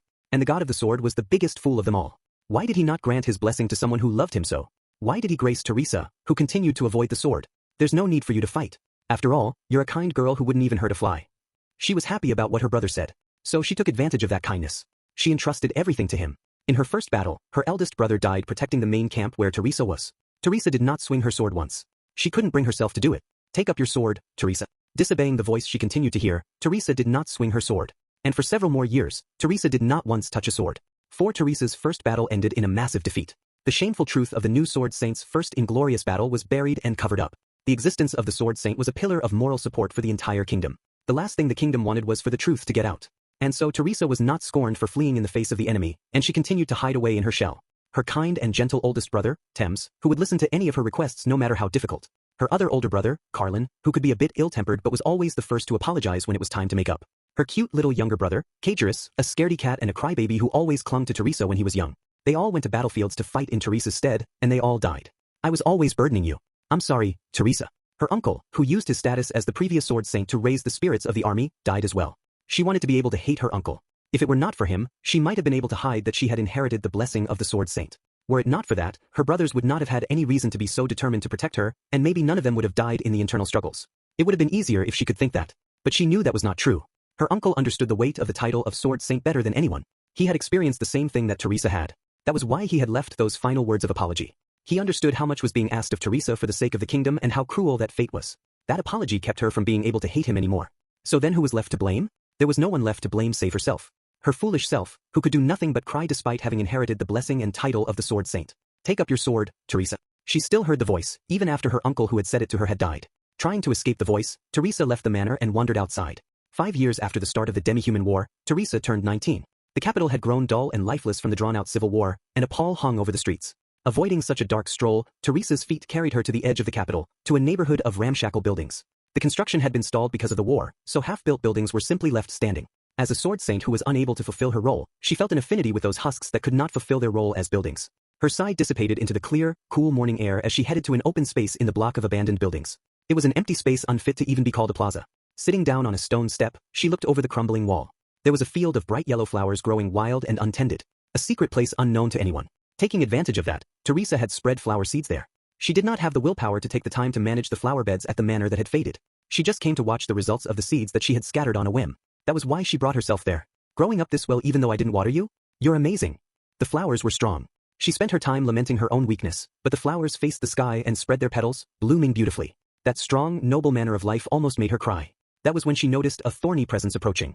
Oh, pardon me. Teresa's morning sanctuary was rudely disturbed by the arrival of a person with a dangerous air about him. Someone almost saw her tears, but she forced herself to act calm, feigning ease as she spoke and began to face the person who had intruded on her hideaway. When she turned around, she was stunned. He had long brown hair tied back behind his head, a well-appointed face but a prickly expression, a lithe and tempered body, and a ferocious aura that seemed to well from every pore. It was true she was surprised by his unfriendly demeanor, but there was a shock much greater than that. In her eyes, he looked like a drawn sword. It was as if there were a hot-tempered blade of steel glaring straight at her. That vision set Teresa's heart racing. There was a moment's confusion while she was unsure what had happened. But embarrassed at the thought of him realizing, she opened her mouth in order to feign calm. To think there would be someone coming here so early in the morning. What brings you? It was quite the greeting. Teresa spoke up in a friendly tone, but the man merely responded with his silent presence. It was pure hostility toward Teresa. She quickly grew disinterested. If he was going to be like that, then Teresa was not going to hold back. See how he feels when that aura he's so proud of doesn't work. What is it? Why the scary face? Hearing her say that, he looked almost disappointed.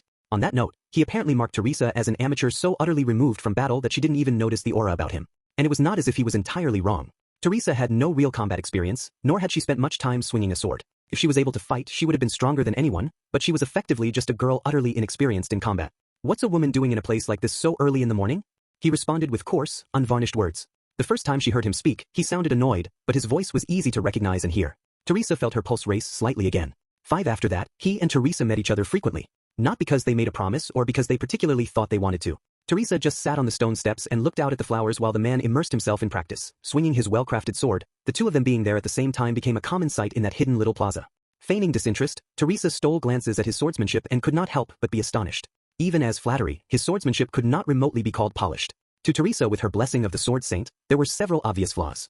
Feeling frustrated by the number of shortcomings in someone else's swordplay had become a bad habit of hers, but even considering how lacking his skill with the sword was, there was an intensity of emotion that more than made up for it. A fool. There was no impurity in his swordsmanship. He devoted everything to the sword. It sounded so simple when put like that, and Teresa had thought that her brothers had done the same before. But it was something far more than that. There really was nothing except the sword. That was where all his passion went. He had nothing other than the sword. He didn't love anything save the sword. He was like a steel blade that could love nothing else. Fool. Watching his sword move out of the corner of her eye, Teresa could feel her cheeks getting hotter. Teresa was the Sword Saint. The being placed at the pinnacle of swordsmanship, possessed of the sword god's love, even if she had never wished for it. The summit that he was chasing with such single-minded intensity, his goal, was her. It was just her imagination, but it felt like he was courting her. A true fool. The Sword Saint Teresa could understand everything about a sword by looking at it. She could see the true quality of any famed sword, sacred sword, demonic sword, and even the dragon sword itself. And she could freely use any of them with equal ease. There was no steel that would not lie bare in her hands. Except him. He was the one blade that she could not freely wield. That was surely why she took such an interest in him. I am Wilhelm Trios. It was 3 months after their first meeting that they finally introduced themselves. No matter how many times they had seen each other, Wilhelm resolutely refused to ask her name. The only reason it happened when it did was because Teresa grew so exasperated that she made up her mind to ask. I thought of you as flower girl in my head until now. How rude. There was not a trace of consideration. He was always only focused on himself, getting satisfied with the littlest bit of conversation and then leaving, while Teresa's heart was just tossed about. Do you like flowers? No, I hate them. Even when she showed him her special garden, that was all the response she got. There was no mistaking he was physically incapable of being nice to anyone or deliberately saying something to make them happy. She would erupt indignantly at that, but she was helpless because the next thing she would think was, but it's because he's like that he's so much like a sword. The sword saint was being thrown off her stride by the existence of a blade that she could not control as she wished. At the time, she did not realize that it was also saving her. Have you started to like flowers? No, I hate them. Why do you swing your sword? Because it is all I have. At some point, that exchange became a standard feature of their mornings. What answer was she hoping for when she kept asking the same questions? Was she hoping for the same answer, or did she secretly wish for the answer to change? Or did it not matter, and did she just want to talk with him? Unable to change herself, what answer was she searching for in Wilhelm? And suddenly, without any signs, the answer came. Teresa happened to be the first to arrive that day. Looking out at the flowers as the wind blew, Teresa waited impatiently for him to arrive. By that point, she was aware of what her real goal was in coming to that little plaza. Wilhelm. Caught up in her faint emotion, Teresa turned when she sensed his presence. Seeing him at the entrance of the plaza, she smiled as warmth filled her heart. That was the moment when Wilhelm's emotions ruptured the dam. His eyes widened and his lips trembled as he covered his face with his hand. Surprised by his dramatic reaction, Teresa was about to run over to him when she stopped herself. For most of her life, Teresa had severed her relations with other people in order to avoid hurting them. Because of that, she did not know how to respond when she hurt someone's heart. Teresa, the sword saint, was optimized for injuring and killing people. She didn't have the power to save anyone. Wilhelm. Pushing aside her fear, Teresa suddenly found herself standing right in front of Wilhelm. She was scared of hurting him, but the thought of losing him scared her far, far more. She touched his trembling hand. Suddenly, feeling an unbelievable heat, Teresa realized it. A sword was steel that had been tempered in ferocious heat in order to become even stronger. Wilhelm was a sword, but he was incomplete. And now, with that heat, he was in the process of changing, of reforging himself. If it's a sword I am dealing with, then as sword saint, I should understand. If it's him, if it's this sword, then I should be able to want to understand. Have you started to like flowers? And as she thought that, her usual question came to her lips. If someone else were to see them, it would surely sound like an out-of-place question. But it was enough for the two of them. I don't hate them. And there was a new response to her usual question. Teresa had feared the day when Wilhelm's answer might change. As if fearing being left behind while everyone else was moving on.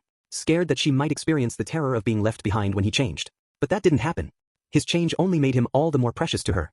That steel, that simple blade, changing in order to become stronger only became all the dearer. Why do you swing your sword? So that question would surely have a different answer too. And that answer might just be the answer that granted Teresa salvation, because it is all I have. Because I can't think of any other way to protect things. Yes, because he has nothing but the sword. He'll be fine because that's the sort of person he is. After that, their usual exchange stopped. Instead, they spoke more, the topics changed, and the number of smiles steadily went up. Wilhelm pushed himself with his clumsy conversational abilities, while she felt her feelings for him grow. I was granted an award and made a knight. She would never forget the way he broke the news that day or the odd intensity in his demeanor. Teresa had trouble dealing with other people and had spent a long time avoiding others, but she was not so stupid as to misunderstand the true meaning of what he had worked up the courage to say. For a simple commoner to be recognized as a knight through sheer battlefield prowess was unheard of. So what had he hoped for in confessing that he had been awarded the honor of becoming a knight? I see. Congratulations. That's one step closer to your dream, isn't it? She understood exactly why he'd brought it up, so she intentionally responded in a disinterested way. If she was not careful, she was going to start blushing, so in order to keep that from happening, she relied on the full strength of the sword saint's abilities to keep her calm and smile casually. My dream. You are wielding your sword in order to protect people, right? A knight is someone who protects others, after all. Wilhelm immediately nodded respectfully. He was always such a sourpuss, but every once in a while he would respond with such childlike honesty. It would be nice if I was one of the things he wanted to protect. She hated herself for being indirect about it as insurance, even though she was almost completely sure of the answer. Even though she was sure that they both cared about each other, she was a fool who could not bring herself to act. She hated that about herself, and because of it she made another mistake. Thinking back on it, Teresa could not find a single time she had done the right thing. Worried about his home, Wilhelm threw himself onto the battlefield alone. The moment she heard that report, Teresa turned deathly pale. Without thinking, she sank to her knees. The servant at her side was flustered, but she could not respond. Teresa immediately understood just how hopeless the situation was. Take up your sword, Teresa. As Teresa silently stared at the floor, she heard the familiar old voice. The voice that she had not heard for so long. Ever since meeting Wilhelm, since she started to have feelings for him, the voice had distanced itself from Teresa. She had never once thought the voice was good. But just this once, it was right. The voice pleading with Teresa to wield her sword was correct. Take up your sword, Teresa. Repeating the words herself, she stood up. She had left everything to her brothers and pushed the responsibility onto her uncle, too, letting all of them die. Because she had not fought, many people had died. But she could not hand him over. Wilhelm alone was different. That sword, that steel, that person is mine and mine alone. Take up your sword, Teresa. This time I will. The front established around Wilhelm's hometown was on the brink of collapse. It was a hellish battlefield where screams and shouts filled the air alongside the stench of blood and smoke. Experiencing that utterly appalling scene, Teresa saw memories of her bitter first battle flash in her mind. Those memories had tormented Teresa countless times. She had even imagined herself standing on the battlefield, bearing the weight of so many people's expectations and brilliantly fulfilling her role as sword saint. But the harsh reality easily crushed those beautifully imagined scenes. Suppressing the urge to throw up, Teresa searched for Wilhelm on the battlefield. Seeking his keen aura, she ran with bloodshot eyes through the battle, until finally she caught a glimpse of it. The moment she noticed it, she kicked off the ground. She sprinted through the chaotic field of clashing warriors without a trace of hesitation. Passing over a mountain of corpses and a river of blood, she ran through the field of screams and shouts. And she found him there on a battlefield dominated by a smell of iron so thick that it was hard to breathe. Just then she spotted a demi-human swinging a great sword down at Wilhelm, who was collapsed on the ground. Looking up with a bloody face, Wilhelm was watching the demi-human. His lips moved and a quiet, hoarse voice escaped. "I don't want to die, it's okay. It'll be okay." She could not hear anything. She swung the long sword in her. It was light. There was no sound. There wasn't even an impact as she easily severed the demi-human's head. The sword was still up as the corpse collapsed slowly, missing its head. The next moment, Teresa's slender form attracted the attention and hostility of enemies from all angles. She could see the paths of the hostility raining down on her. She could read it, feel it on her skin, slip through it. Evading, Teresa traced the strange white line that she saw before her with her sword. It was a mysterious thing. At some point, a white line had appeared, floating in the air. And even more mysteriously, she instinctively understood that she needed only trace the path of that line. There was a gust of wind as the blade passed through the air, and the demi-humans in the path of the white line were split in two, erupting with massive spatters of blood. Limbs were severed, heads were removed, stomachs pierced, lives reaped. Having finally been given the opportunity, the blessing of the Sword Saint, the blessing of the Grim Reaper exploded. "Lady Teresa," there was a voice calling to her in the battle. It was the servant who had remained at Teresa's side throughout everything. She had never abandoned Teresa, not when she turned her back on her role as Sword Saint, not after she ran in the face of the enemy during her first battle, not even when Teresa herself ceased to be able to expect anything of herself. The servant always said it. "Lady Teresa, someday, given the opportunity, you will be stronger than anyone and be able to act as the Sword Saint. And I will continue to support you until that time comes." She had been right. Teresa was stronger than anyone, better at killing than anyone. If only she had realized it sooner. The badly wounded Wilhelm was rescued by his comrades who had come to save him. He tried to resist, insisting on staying behind, but it was not to be. Feeling relief as his presence grew distant, Teresa continued swinging her sword, reaping more lives. She could hear laughter. It was the same voice that she had always heard in her head. Teresa finally realized that it was the voice of the sword god. Teresa drowned out the laughter in the sound of shouts and death throes, trying to erase it from her head, only allowing herself to hear his voice pleading to live. Pushing every voice save Wilhelm's away, they had not made a promise to meet again. But even so, she was sure that if she went to that plaza, she would be able to see him again. Mortifying. Teresa stood silently as he spoke. Teresa was also standing there, having just stopped the sword he'd swung with all his might by catching it between two fingers. "Were you laughing at me? Answer me, Teresa. Answer me, Sword Saint, Teresa van Istria." She had not intended that at all, but there was no point in trying to explain it. She dodged as Wilhelm lunged at her, and when he refused to give up, she knocked him down countless times, and finally, when he fell to his knees after being hit by the hilt of his sword, which she had stolen away from him, she finally spoke. "I won't come here anymore." She could not endure the hatred, the compassion, the negative emotions that filled his eyes. Don't wield a sword with a look like that on your face. It was Wilhelm who had devoted himself entirely to the sword, believing in the beauty of the blade and the preciousness of steel more than anyone else. She finally reached an understanding with her strength as she kicked aside his everything, trampling all over his strength. It was none other than Wilhelm Trios who had given her the answer.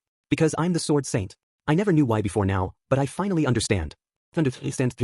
Wielding a sword in order to protect someone. I think that is a good answer for me too. To protect people with her murderous power, her loathsome curse. To protect Wilhelm. Protect him, protect her family, protect the masses, and protect the country. Become a worthy Sword Saint. A Sword Saint stronger than anyone. Because I am the strongest. Because the Sword Saint is the strongest. Wait, Teresa, she almost stopped at the voice that called out to her, but after mustering every muscle in her body, she managed to endure. But even so, Wilhelm's voice still reached her ears. And her heart. "I will steal the sword away from you. Forget blessings or roles. What it means to swing a sword. Don't look down on the beauty of a blade, Sword Saint." He swore to steal it away. Even then, that never-ending hallucination echoed in Teresa's head. It was like the god of the sword was ridiculing the talentless swordsman who dared to dream of defeating the Sword Saint. As if it was ridiculing his beloved daughter whose heart was swayed by the faintest of hopes. Sensing an overpowering presence approaching from behind, Teresa spun around instinctively. There was a stir as the excitement and enthusiasm gripping the people attending the ceremony was shattered. Not heeding any calls to halt, a swordsman had appeared at the ceremony. It was both a memorial service and celebration of the end of the demi-human war. This was also a formal introduction of the Sword Saint, Teresa van Istria, into greater society, highlighting the one who had contributed the most to bringing the civil strife to an end. Wearing a formal outfit and holding a ceremonial sword, Teresa questioned her sanity. Teresa couldn't believe what she was seeing. It was impossible. It had to be a nightmare or an illusion created by the sword god's twisted love. The sword devil who stood before Teresa was wielding a blunt, rusted blade. As the sword devil stood silently at the ready, Teresa took a stance with her ceremonial sword. Several guards began to surround the man who dared interrupt the ceremony, but the king stopped them with a gesture from the podium. She was grateful for his decision. With that, there would be no interference. It was fine if this was all a dream, so long as no one would get in the way of her date with the sword devil. There was no starting signal. As if arranged in advance, they unleashed their swords at the same moment. The duel began with a shrill clash. The path to victory that was visible to the god of the sword's beloved daughter appeared like it always did. The path that would inevitably bring about a slaughter was broken by none other than the sword devil's diligent study. There was a maddening passion in his sword as the rusted blade severed the white line in the air. Teresa's heart raced. Every time their blades crossed, the white line was severed. Every time their eyes met, she felt more love welling up. She loved the sword devil standing before her eyes. The sword saint loved the sword devil each and every time their blades clashed. I can't get enough of him. With each exchange, her feelings only grew. She wanted to cast aside her sword and leap into his arms. But she couldn't do that. That wasn't allowed. She was stopped, not by the god of the sword, but by the sword devil himself. He had sworn to steal her away with his own strength, and he refused to accept anyone's help, even if it came from her. He would steal the sword saint away from her with his own strength, with his own persistence, with what he had gained by devoting everything to the sword. How many tens of thousands, hundreds of thousands, millions upon millions of times had he swung his sword while thinking of her? Their swords met again, locking and pushing, flashing as they performed countless parries, until finally, it's my victory. The ceremonial sword fell from Teresa's hand. Her hand had gone numb from the repeated impacts, and the holy blade clattered to the ground behind her back. The half-broken and blunt, rusted blade was pointing directly at her pale neck. The beautifully adorned sword saint had lost to the unrefined sword devil, who had been tempered in obsession. That was the moment the illusion of the sword saint was shattered. That was when the holy blade fell to a rusted, battered old sword. You're weaker than me, so there is no need for you to ever hold a sword again. It had been a long time since she had heard that curt, brusque voice. And for that to be the first thing he said to her was just like him. If I don't wield a sword, then who will? I will take up your reason for carrying a sword. You can simply be the reason why I swing my sword. His reason for wielding the sword was to protect something. He lowered the hood of his cloak. Teresa stared at the face she had wanted to see. At that dirty, surly expression. For someone who came to act cool after all that talk about stealing and protecting, he really doesn't understand a woman's heart. But that's only to be expected since he's a sword. What a terrible person. Taking someone's determination, resolve, and everything else and putting it all to waste. I'll inherit every last bit of that. Just forget about wielding a sword and take it easy. I have an idea. You can just grow some flowers and live in peace behind me. Protected by your sword? Yes. Will you protect me? Yes. If she would be counted among the things precious to him, if he would answer the love she felt for him. Teresa smiled at the sword devil's words, at Wilhelm's words. And touching the sword held at her neck, she took a step forward. She could feel Wilhelm's countless days of refinement through the blade. Tears beaded in her eyes as an unstoppable emotion filled her entire being. The tears slowly trickled down her cheeks as she smiled, her blue eyes glittering.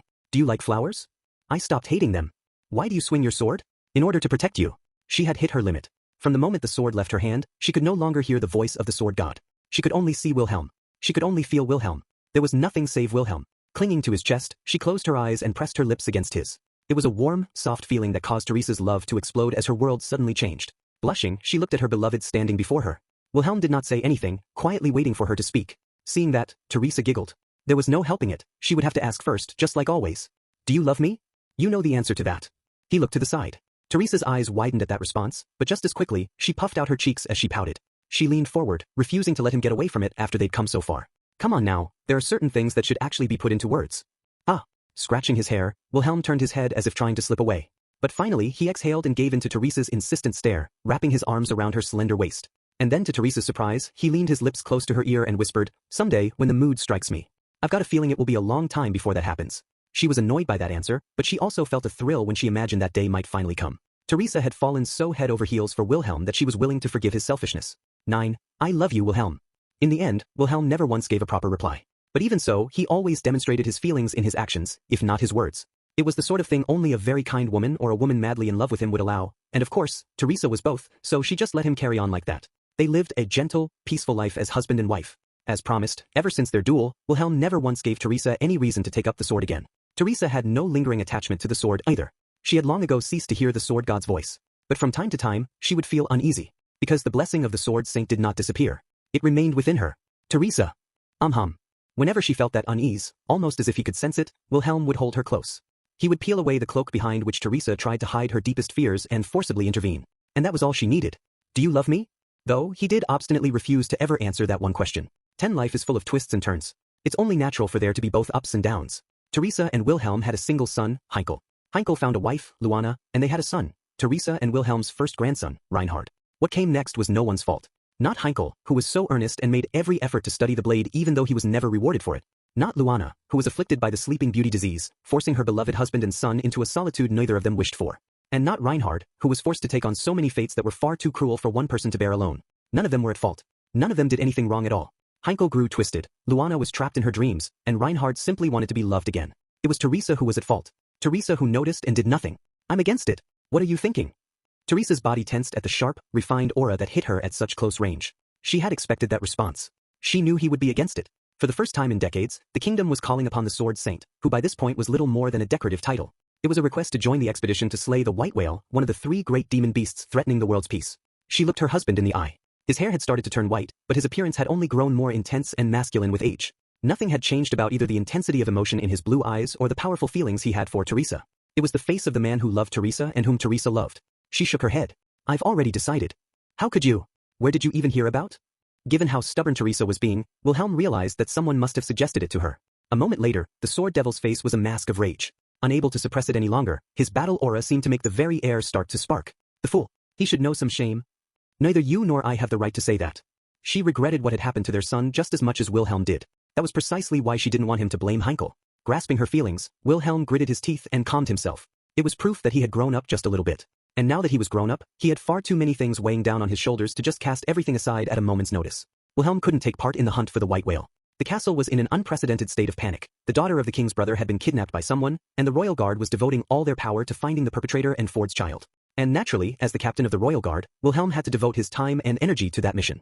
And so since the Sword Devil could not join the expedition, it was requested that Teresa participate instead as the one who still possessed the blessing and title of the Sword Saint, even if it had been a great many years since she last taken up the sword.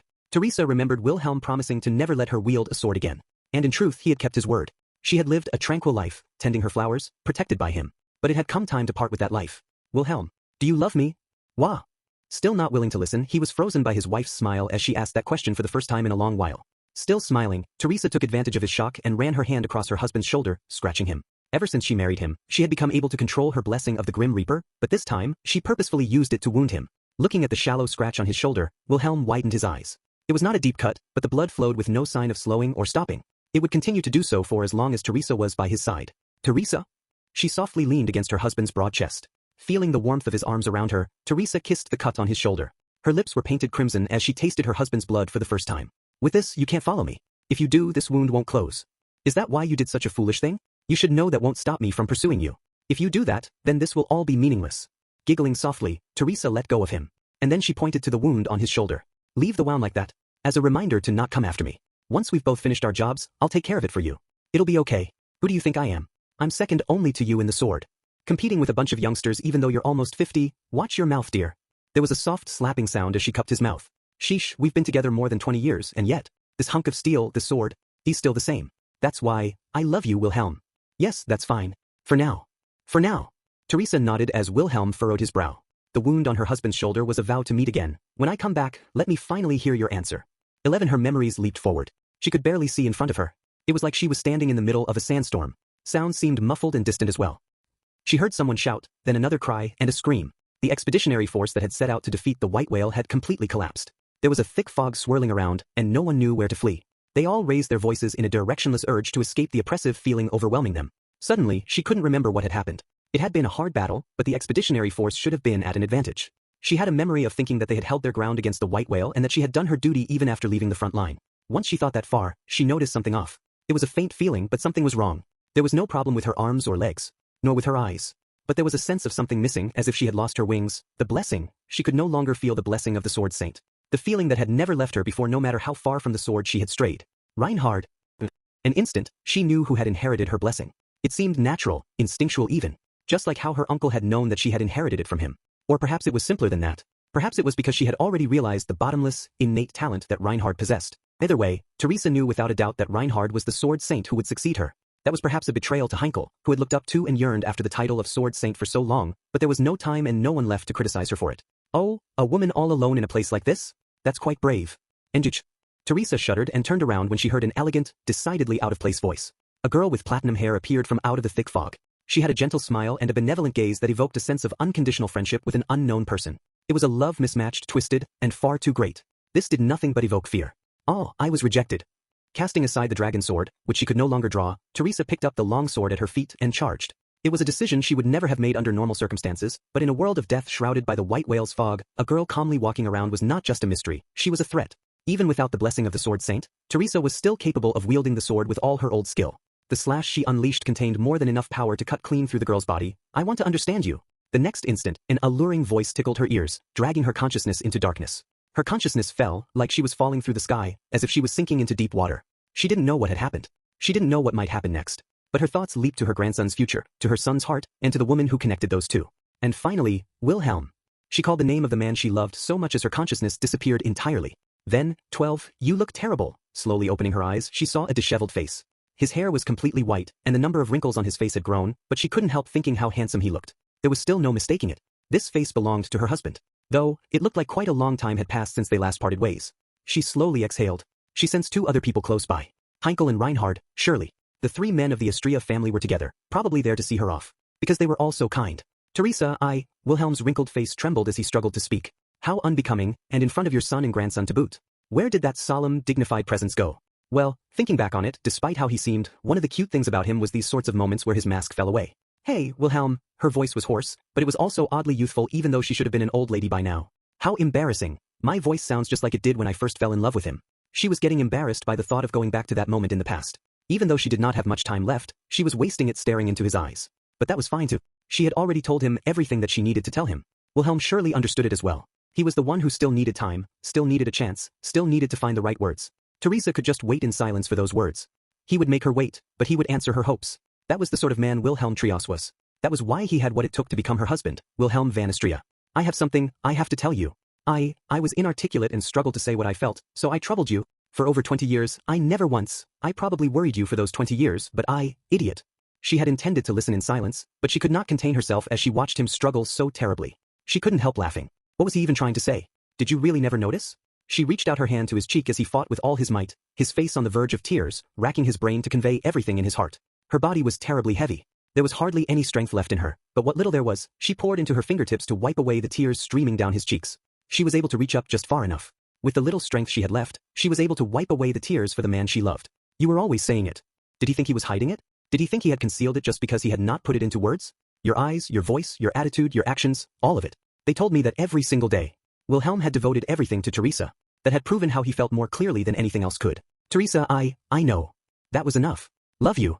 From the start to the end, it was, without a doubt, a blessed life. I had brothers I got along well with, parents who loved me, friends who cared for me. I was helped by so many people and I met you, Wilhelm. There will surely still be plenty of problems. But I believe that all of you will be okay. Because I love all of you. From the very start to the very end, I always loved you. I only have one last regret, a question I didn't get to ask. How surprised would you be if I told you that I fell for you from the moment we first laid eyes on each other? 13 After sharing one last moment together, it was time. She smiled as if satisfied, her cheeks flushed adorably as tears welled in her eyes. Then Teresa van Astria's form crumbled in the blink of an eye. Teresa turned into ash in Wilhelm's arms, and this time, she was truly gone. Teresa had burned out the last of the life residing in her and returned to the earth. Wilhelm looked down at the remnants of her, his head bowed in silence. Are you satisfied now? And in his place, Heinkel's voice rang out. His eyes were filled with loathing as he glared at Reinhard, who had watched with him from the side. Turning to look at him, Reinhard inhaled slightly. What do you mean by satisfied? Don't play dumb. Exactly what it sounds like. I'm sure you must be satisfied. Now you've earned the title of Sword Saint in every sense. Congratulations. And now there's no denying those rumors about you stealing the blessing and causing the previous Sword Saint to die. You're happy now, aren't you? I cannot comprehend what you are saying. Don't look so smug, you piece of shit. Heinkel shouted as he tried to grab Reinhard, but Reinhard slipped away and caught his father, who stumbled forward. It was practically a demonstration that he did not even amount to an opponent for his son. And that fact only made Heinkel gnash his teeth all the more. Don't get cocky, Reinhard. Heinkel let out a spit-flecked roar as he denounced his son. Nothing you say can change what I saw. The fact that you cut Mom, you cut Teresa van Astria down. I'll testify. I'll make sure everyone knows. No one will acknowledge you as the Sword Saint. I'm sure you'll make up whatever excuses you can to not let go of the title, and you've gotten away with all the hand-waving you wanted till now, but that's not gonna work anymore. A Sword Saint who killed his own grandmother? The Blade of the Kingdom? Don't make me laugh. You're just a murderer. Vice Captain, I truly do not understand what you are implying. You seem to be under the mistaken impression that I cut down the previous Sword Saint. Huh? Reinhard answered coolly as Heinkel pressed him passionately. Heinkel's eyes shot open at that response, but it did not seem like Reinhard was just trying to make up an excuse. And that was because Reinhard was simply stating the cold, hard truth. The enemy just now was merely a corpse that was being animated by a wicked power. There is no way it could be the previous Sword Saint, that it could be grandmother. Perhaps you have misunderstood something? Reinhard's response was stunning. Heinkel put his hand into his red hair and ruffled it madly. A hoarse laugh escaped his throat as a mad grin appeared on his lips. Then what was that just now? What was that conversation with Dad? What was that thing glaring at us so reproachfully? What was that if it wasn't Mom? Stop it, Heinkel. Heinkel's teeth were bared, and an emotion far stronger than mere hatred dripped venomously from his every word. But it was Wilhelm who finally spoke up to call his outburst to a halt. Still kneeling on the ground, the old swordsman undid the coat around his waist, tearing off a sleeve to wrap around his right leg, treating the wound that was bleeding badly, the one left where the long sword had pierced his thigh. The blessing of the Grim Reaper, which would have kept it from closing, had lost its effect the moment Teresa's presence disappeared. The old scratch on his left shoulder was the same. The left shoulder had been marked by Teresa while she was alive, and the right leg had been marked while she was dead. Both wounds engraved with his wife's blessing lost their effect. What? Do you mean you stop, Dad? Are you really fine with this? Stop it, Heinkel. Just stop it. Wilhelm once again asked Heinkel to put an end to it. Spreading out the rest of his coat, Wilhelm wrapped up the ashes that were Teresa's corpse. It was unbearable for him to leave her there to be carried away by the wind. At the very least, he wanted to bring her ashes back to be buried with the family she loved so much. Enjuch. Seeing his father like that, Heinkel bitterly bit his tongue. And once Wilhelm had finished gathering the ashes, he stood up on wobbly legs. The bleeding had stopped, but the wound in his leg was deep. He had lost a lot of blood. Reinhard immediately reached out his arm to support him. But, do not touch me. Wilhelm roared just before Reinhard's fingers reached him. Reinhard stopped, but Wilhelm made no effort to look at him. Their eyes did not meet as the sword devil quietly exhaled. Reinhard, yes sir. Unlike Wilhelm's trembling voice, Reinhard's was dignified and unmoved. Closing his eyes for a moment at that realization, Wilhelm continued, do you regret cutting Teresa, your grandmother? There was a brief pause before his response. Perhaps he was just ignoring it, believing it meaningless, just like Heinkel's question before. But after a moment's pause, Reinhard answered, no, sir. I did what was correct. I have no regrets. Yes, of course. You are correct. I was wrong, I have nothing else to say to you. With that quiet statement, Wilhelm turned away from Reinhard. And the decisive question between grandfather and grandson was answered without either of them looking at each other. I am sure there are other places in need of your strength around the city. I am particularly concerned about Sir Garfield, who became separated from me during the fighting. If you please, Sword Saint Reinhard. Reinhard caught his breath at that painfully detached statement. But then he straightened his back and, finally, glanced over at Heinkel.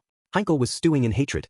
When he felt Reinhard's gaze, his body tensed slightly. Not addressing that small sign of fear, Reinhard averted his eyes. It is dangerous outside, Vice Captain.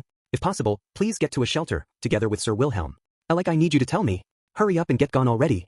To the last, there was no hint of warmth in his words as Reinhard turned away. He crouched and, a moment later, leaped into the night sky. The Sword Saint disappeared from view in the blink of an eye.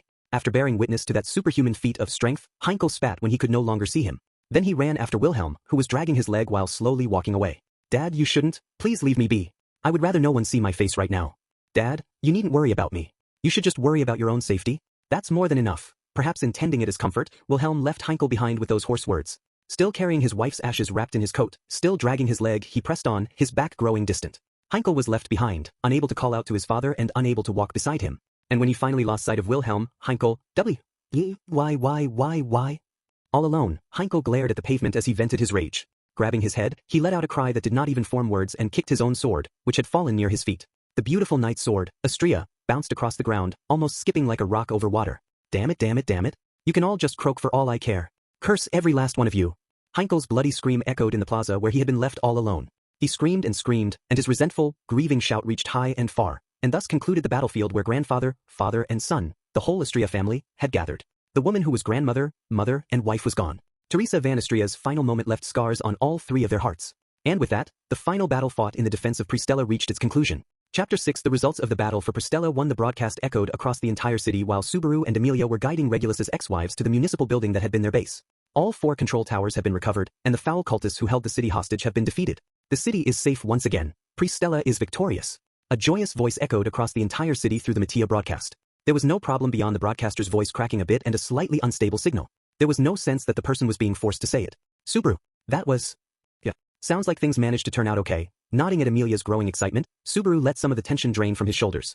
At the very least, they had dodged the bad end where the floodgates opened and the whole city was drowned. The only small worry that was currently occupying his mind was that he recognized who was speaking on the broadcast, and if he was not mistaken, it was the voice of Kuritaka Muse, who had been missing. It was his voice that gave the daily broadcast telling the people of the city to seek shelter in the event of emergencies, so it was a familiar voice to them and would reach their hearts without any problem. But it wasn't out of the question for someone as vicious as Lust to take advantage of that in some nefarious plan. There'll be no end to it if I open that can of worms, though. Either way, we should hurry back.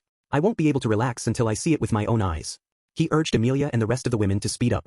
It pained him to push them any further after all they had been through, but they couldn't afford to stop yet. He wanted to clear the unease lurking in the back of his mind as fast as possible and earn a real moment of relief. Of course, the concern plaguing his heart would not be so easily resolved. Subaru's unease was utterly annihilated the moment they reached the building. Of course, it first reared its terrible head as they were approaching the structure. It should have been visible from a distance, but nothing remained standing and it was easy enough to guess what had happened. The whole thing had collapsed, leaving a mountain of rubble. Subaru was immediately gripped by fear at the thought of all the wounded and non-combatants now trapped beneath all the debris. But that concern did not last long. Many other residents of the city had come after hearing the broadcast. They also wanted confirmation that the danger had truly passed. And just like Subaru, they had surely been shaken by the sight of the collapsed symbol of the city. The panic that had gripped Pristella before might have even spread in the renewed confusion and fear. But those concerns were all blown away by the lilting notes of a lyre and an enchanting voice. The diva was singing from atop a stage of rubble. A gentle voice and a beautifully strummed song. Her serious expression was filled with an unusually earnest emotion. There stood a true diva whose voice shook everyone within earshot to the very core of their being. As he listened, the tension that had plagued Subaru's heart soon faded, and he let out a long, deep sigh. Standing next to him, Emilia gently rested her hand on his. Regulus's ex-wives, whose emotions had been locked in stasis for so long, were gradually beginning to cry. The voice of the diva brought a return to the tears that had flowed when they were released from the ice. They were not the only ones whose emotions erupted, though. It touched everyone in the crowd. Tears and sobs quickly spread as the people were swallowed up in the emotions evoked by the music. It was a kind, gentle trespass in their hearts. As the song neared its end, the chords of the lyre grew sweeter. Subaru and the rest of the crowd felt the urge to let it continue longer, to resist the ending, but there was an end to all things. That was why people loved fragile, fleeting things. Because the song finally ended, and the diva atop the rubble bowed politely. Time began to flow again as the crowd started to applaud. The cheering was thunderous, praising the diva blessed by the goddess of song. And as the rain of applause fell around her, raising her head, the diva, "Thank you for your giant attention." Liliana Masquerade tripped over her tongue. Subaru, you finally returned. Beatrice? The concert on the rubble was still ongoing when Subaru swung around at the familiar girl's voice. Beatrice was holding up the hem of her dress as she picked her way around the edges of the crowd that had gathered by the remains of the government building. Reaching Subaru and Emilia, she looked up at them with her round eyes. It looks like neither of you sustained particularly bad wounds. Betty was worried when you took so long to return. If you had been badly hurt while Betty wasn't around, you wouldn't be able to go to the restroom without a guardian for quite some time. What am I, in kindergarten? And speaking of, what about you, Biko? Weren't you supposed to be out of commission from using up all your mana? That sounds problematically close to criticism. It's thanks to Betty's efforts that you still have your leg. Betty senses a distinct lack of requisite gratitude and carrying. I got it. Subaru picked Beatrice up as she puffed out her cheeks in anger, and then he rubbed his cheek against hers. And just like that, Beatrice's mood gradually recovered. It looks like you were hard at work while I was gone. Sorry for making so much trouble for you all the time. It's only natural for you to cause Betty problems, so there's no problem, is what I would say, but that is a lie. Betty does mind it a bit. So be grateful. Accepting Subaru's apology, Beatrice demonstrated her benevolence while also giving him an endearing warning. Then she turned to Emilia. It is a relief to see you are safe as well, Emilia. Pucky would be sad if anything were to happen to you. Thank you for worrying about me too, Beatrice. I'm fine thanks to Subaru and Reinhard coming to help me. Beatrice turned away with a huff when Emilia flexed her biceps to show she was all right. The spirit's cheeks were just a little bit red though. It's adorable how she tries and fails to pretend she isn't embarrassed. Anyway, a question for my adorable Biko. If Liliana's performing here, that means we must have scored a big win. So where's everyone? The building was evacuated before you tore it down, right? You broke it, Beatrice? I wonder if we can cover the costs with our allowances. What do you think you're saying? Betty didn't do this. It ended up like this on its own after Betty left. Kidding, I'm kidding. Subaru laughed at Beatrice's reaction as Emilia looked back and forth between them in confusion. But if Beatrice was going along with such a silly conversation, then everyone must be doing well if you're this relaxed. Yeah. Everyone was moved out first, so don't go getting worked up. Whoa now, that voice is? Huh. The three of them turned to see who had confirmed Subaru's suspicions. There was a small figure who was avoiding the large crowd and mountain of rubble. For a second, there was a little confusion, though, because her hair was a different color from what they remembered. Anastasia, right? Why the surprise? Oh yeah, my hair's a little different, right? Anastasia, who was wearing a kimono, ran a comb through her hair. Her light purple hair had been dyed a dramatic green, and Emilia's eyes shot open at the impact of such a major change. What happened to your hair? Does it not suit me? I kinda like it. No, it suits you. But it was so sudden, I was just surprised is all. Emilia frantically shook her head while earnestly answering Anastasia's question. Well, aren't you sweet? Anastasia smiled at that response. It's a bite of a long story, but this was part of our plan. We can save the catching up for later, though. For now, I'm glad you're safe, Emilia. And you're a right, proper man, aren't you, Natsuki? I'm a bit worried about that evaluation, but that aside, can you tell me if everyone else is okay, Anastasia? Given Liliana's concert, I can guess we got all the gates back under control and saved the city. So next is the people who fought. Did everyone make it back? Subaru turned to Anastasia with a serious look on his face, his real intent still deep in his heart. As a general rule, Subaru was not okay with forming a strategy that was dependent on using his ability to die and come back to a save point. Part of it was just a natural aversion to dying, but a big reason was the worlds after his death that he'd seen in the sanctuary. He had no way to know if they were real or not. They could have been just the cruel manipulations of a nasty witch. Either way, though, he could not bring himself to just rely on his ability after that. But if there was a time when he might choose to die and go back of his own volition, it would be because of a result that he considered unacceptable. And this time, Subaru had steeled himself for that possibility. The royal candidates, knights, and everyone else who had joined forces in order to challenge the archbishops and retake the city, he had made up his mind to endure that pain and suffering as many times as he had to in order to avoid losing them. Subaru, Emilia and Beatrice grew anxious when they noticed his dangerous determination. Glimpsing the frightening resolution in Subaru's eyes, Anastasia softened her expression. You can take it easy. You and Emilia were the last ones to make it back. We were last, meaning everyone else is? Don't worry. Subaru was dying for confirmation as Anastasia's smile deepened and she gave him a wink. Everyone made it back. We won without losing anyone. 3. General, you're safe.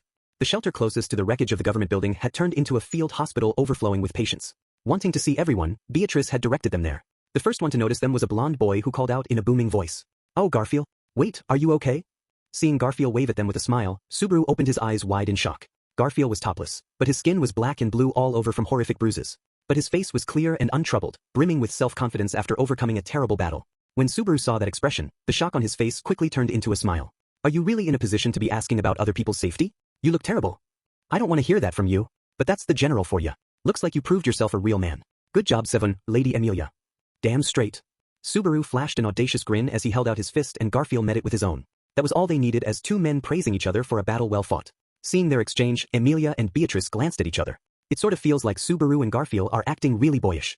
Dear me, that's a world Betty cannot begin to understand. It is far too heated for Betty's tastes. Amelia smiled, while Beatrice was entirely uninterested. Garfield's eyes took on a keen edge as his fangs clinked together at her reaction. Heh, it might be something you girls wouldn't get. After all Garf, dun-da-da-dun. Gah. Before he could finish talking, Garfield was sent flying by a sudden, unexpected blow.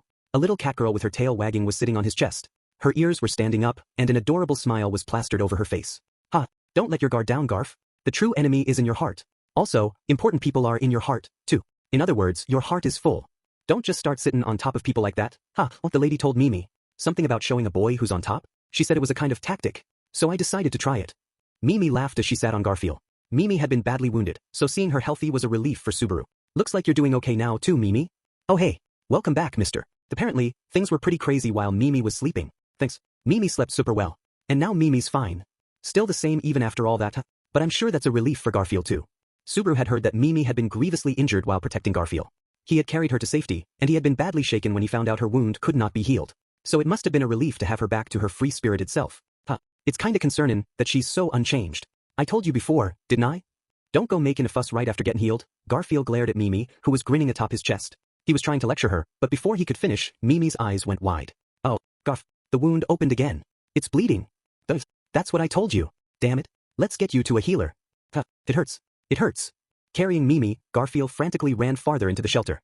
Subaru could not help being taken aback by the uproarious whirlwind of events. From the looks of it, Garfield doesn't have time to worry. Amelia commented with a smile as she watched the two of them disappear. Yeah. Subaru grinned. They make a pretty good pair. Mimi's cute, and it looks like she really likes Garfield. Garfield seems to like Ram, though, so it probably won't be that simple either. Yeah, I know what you mean. Wait, since when did you start noticing relationships like that? It was a pretty obvious example, but still, the unexpected comment caught Subaru by surprise. Amelia had put her response to Subaru's confession on hold because she didn't really understand those kinds of relationships, but here she was, talking about other people's love lives. Well now, how cute it is to see the children growing up. It must be embarrassing to be told that by the one who looks the most like a little kid here. Beatrice shrugged, at ease watching the two of them from a distance. It was a response that did not quite match her appearance, and the one who reacted to it was, "Oh, you were here too, Otto?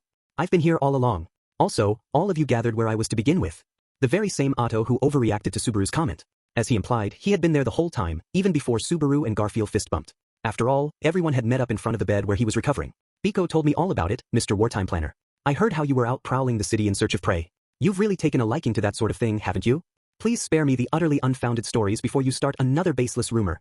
Otto shouted in his usual tone, but his face was pallid, and he did not look like he was in good shape. Both of his legs were tightly bandaged. There was no mistaking he had been badly wounded. How are you holding up, Otto? Walking will probably be difficult for a short time, but it seems they should properly heal. It's a bit pathetic that I was so terribly hurt when you were surely in the more dangerous situation.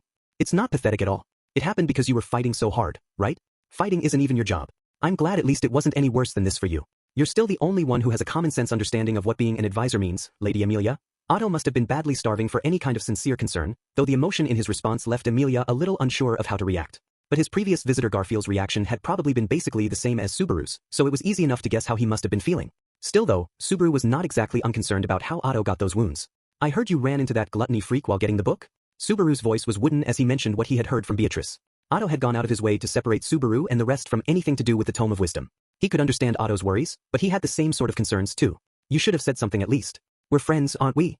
I should have added one more dangerous burden to the load when Lady Amelia had already been abducted and with you having to bear the fate of the city like some fairy tale hero? No, thank you. I have no intention of pushing all my problems onto my friend's shoulders like that. Ah. He had tried to feign some lighthearted banter, but Subaru barked a short laugh before looking away in exasperation at that unexpected response. You two just can't be honest with each other, can you? I suppose this is another thing that only men would understand. But I do think it's just like them. Emilia giggled with her hand over her mouth while Beatrice shrugged. Seeing that, Subaru glanced over at Otto, and Otto nodded slightly. Subaru did not really want to let Emilia hear about the Tome of Wisdom, and it looked like Otto shared his thoughts on the matter, so they silently agreed to drop the subject for the moment. The tome was a strictly better version of the witch cult's Gospels, a shady book left behind by a certain witch. Not letting Emilia get involved with any of that if at all possible was one of the silent, steadfast resolutions Subaru had made for himself. Either way, the important thing is that you're fine. You've got the tenacity of a weed. I'd like to register a complaint if you believe fine is an adequate description given what happened to my legs. Subaru said it half out of concern and half out of a desire to change the topic. Otto's words petered off partway through. It looked like he had another concern aside from his legs and the tome. What is it? Something else you need to get off your chest? Yes, a rather difficult problem in fact, Mr. Natsuki. Please be careful around the neighboring shelter. The neighboring shelter? Subaru cocked his head, and Emilia and Beatrice had the same reaction. Looking up at them, Otto nodded sharply. There is an archbishop tied up there. So it was you, bro. I was wondering who was coming here. On their way to the problematic shelter, they were greeted in the passage by a man in an iron helm leaning against the wall, Priscilla's retainer. He turned his gaze to Emilia. Oh, looks like you made it out safely after all, young lady. Seriously, good job out there, bro. Yes, thank you for worrying about me. You passing my message on to Subaru and everyone was a really big help too. Thank you. You're a good person. Al had been a messenger bearing crucial information that Emilia had gathered after getting abducted by Regulus. Al scratched his neck bashfully at being thanked so directly. I'm gonna break out in a rash. You're exaggerating. Tell her for me, bro. Yeah, you're exaggerating, Emilia Tan. You're really gonna say that, bro?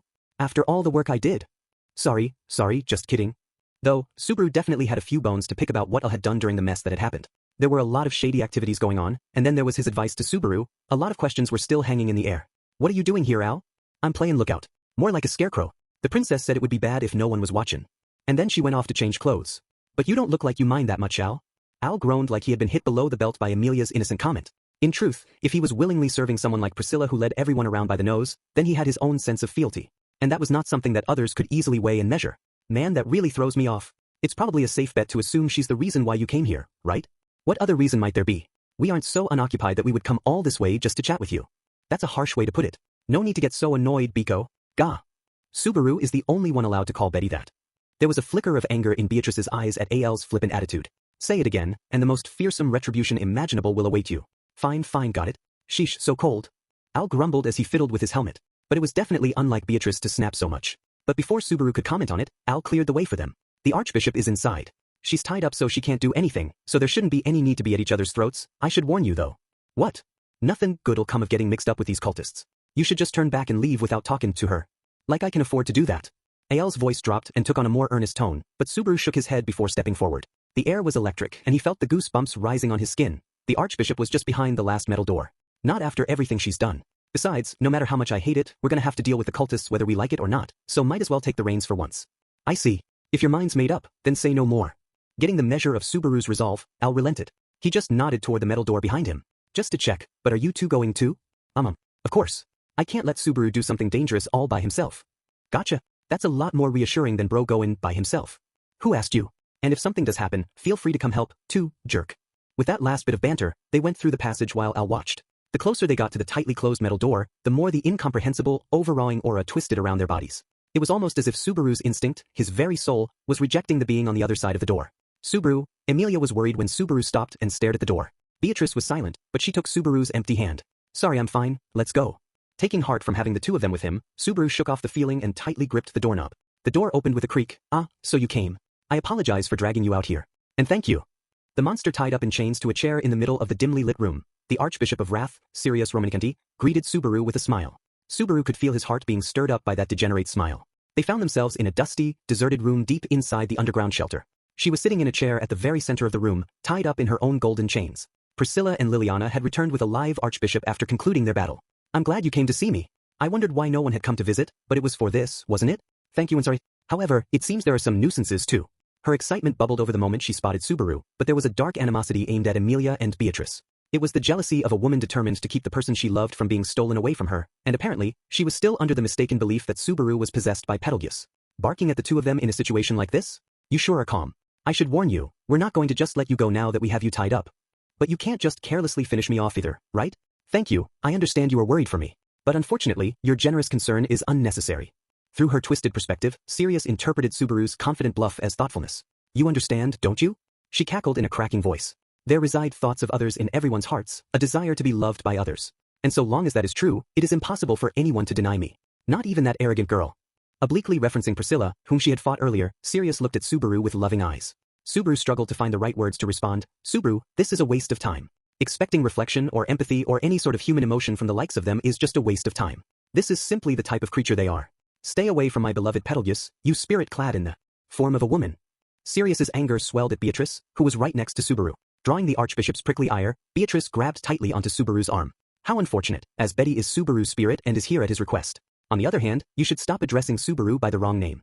Don't get ahead of yourself, brat. Don't cling to that man with your filthy, one-sided emotions. Shall I send a pillar of fire up your ass to scorch your insides and burn out your Odo Ragna? Both of you calm down.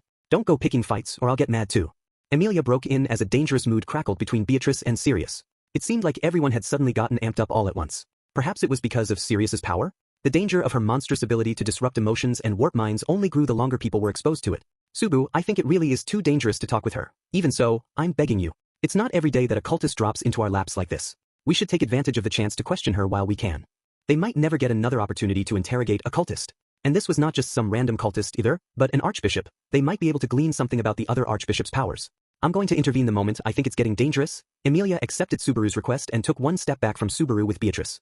With that, Subaru looked back again at the monster who was bound hand and foot to the chair. Just like you wanted, I'm the one talking to you now. I should warn you in advance. All the other cultists are either dead or long gone, so no one is coming to save you. I never expected any help. You are really adorable saying something so obvious to hide your embarrassment. Despite her restraints, Sirius was rapturous now that Subaru was finally talking with her. She had apparently chosen not to acknowledge that Emilia and Beatrice were there anymore. Deciding that this was good enough, since it meant the two of them were not in danger, Subaru attempted to pry information out of her. What do you mean it's obvious that no help would come? The reason we won is because you don't have any sense of teamwork, but there has to be some limit to that, right? The successful defense of Pristella had been predicated on the fact that the archbishops were not working together, and it was, effectively speaking, the reason why they had won. But there was still something about it that did not make sense. You and the other archbishops attacked Pristella at the same time. That makes it seem an awful lot like you guys were working together, no? And the demands for the Tome of Wisdom or the artificial spirit or what have you. It was not I who wanted those things, and I've no desire to understand the foul thoughts of the others. The reason we all gathered in the city is because our Gospels guided us to do so. The Gospels again? Everyone in this world believed that the Gospels were what led cultists astray and turned them onto the path of evil. The story went that they were prophecies that led their owner toward the future they should tread, but they were not omnipotent tomes, either, judging by Betelgeuse's fate. Subaru understood better than anyone that knowing the future was not everything. So the Gospels being incomplete was not shocking to him. However, why are you cultists doing what those books tell you? Because they'll help you revive the witch, your beloved witch of jealousy? Please do not misunderstand. Misunderstand what? You are the only one I love. You and you alone. I don't care one way or the other about the witch. Everything I do is whatever's necessary to arrive at you. To Subaru's surprise, her delight dissipated at his question. A deep, dark brew of negative emotions, obsession, and delusion that had been stewing for ages swelled in its place. The others are similar. They are all just clinging to their powers in the grips of one abhorrent desire or another. They are different from you and I, whose goal is simply love. They are different in every way. The witch cult's goal was supposed to be the revival of the witch of jealousy. Subaru had never had reason to doubt that belief given Betelgeuse Romanicante's actions and speech and what he had heard of the cult's rituals and atrocities. But her statement shook that fundamental assumption. What are the other archbishop's goals? What is the cult's endgame? Who knows? Sorry, but I have no interest in anything other than you, so I don't have an answer. Is there a base the cult operates out of? There must be someone who's a leader or director or something. No, there's not really anything like that, as you well know. Hiding her fiendish smile behind the bandages, Sirius answered Subaru's questions evasively. She wasn't trying to dodge the questions. It was probably the truth. She twisted the entire world around her for the sake of her obsession without thinking or knowing anything about anyone else. That sort of singular focus was why they had become archbishops. Subaru's head was filled with incomprehension. That instant, there was a sound of the chair tilting over, and Sirius's face suddenly appeared right next to his.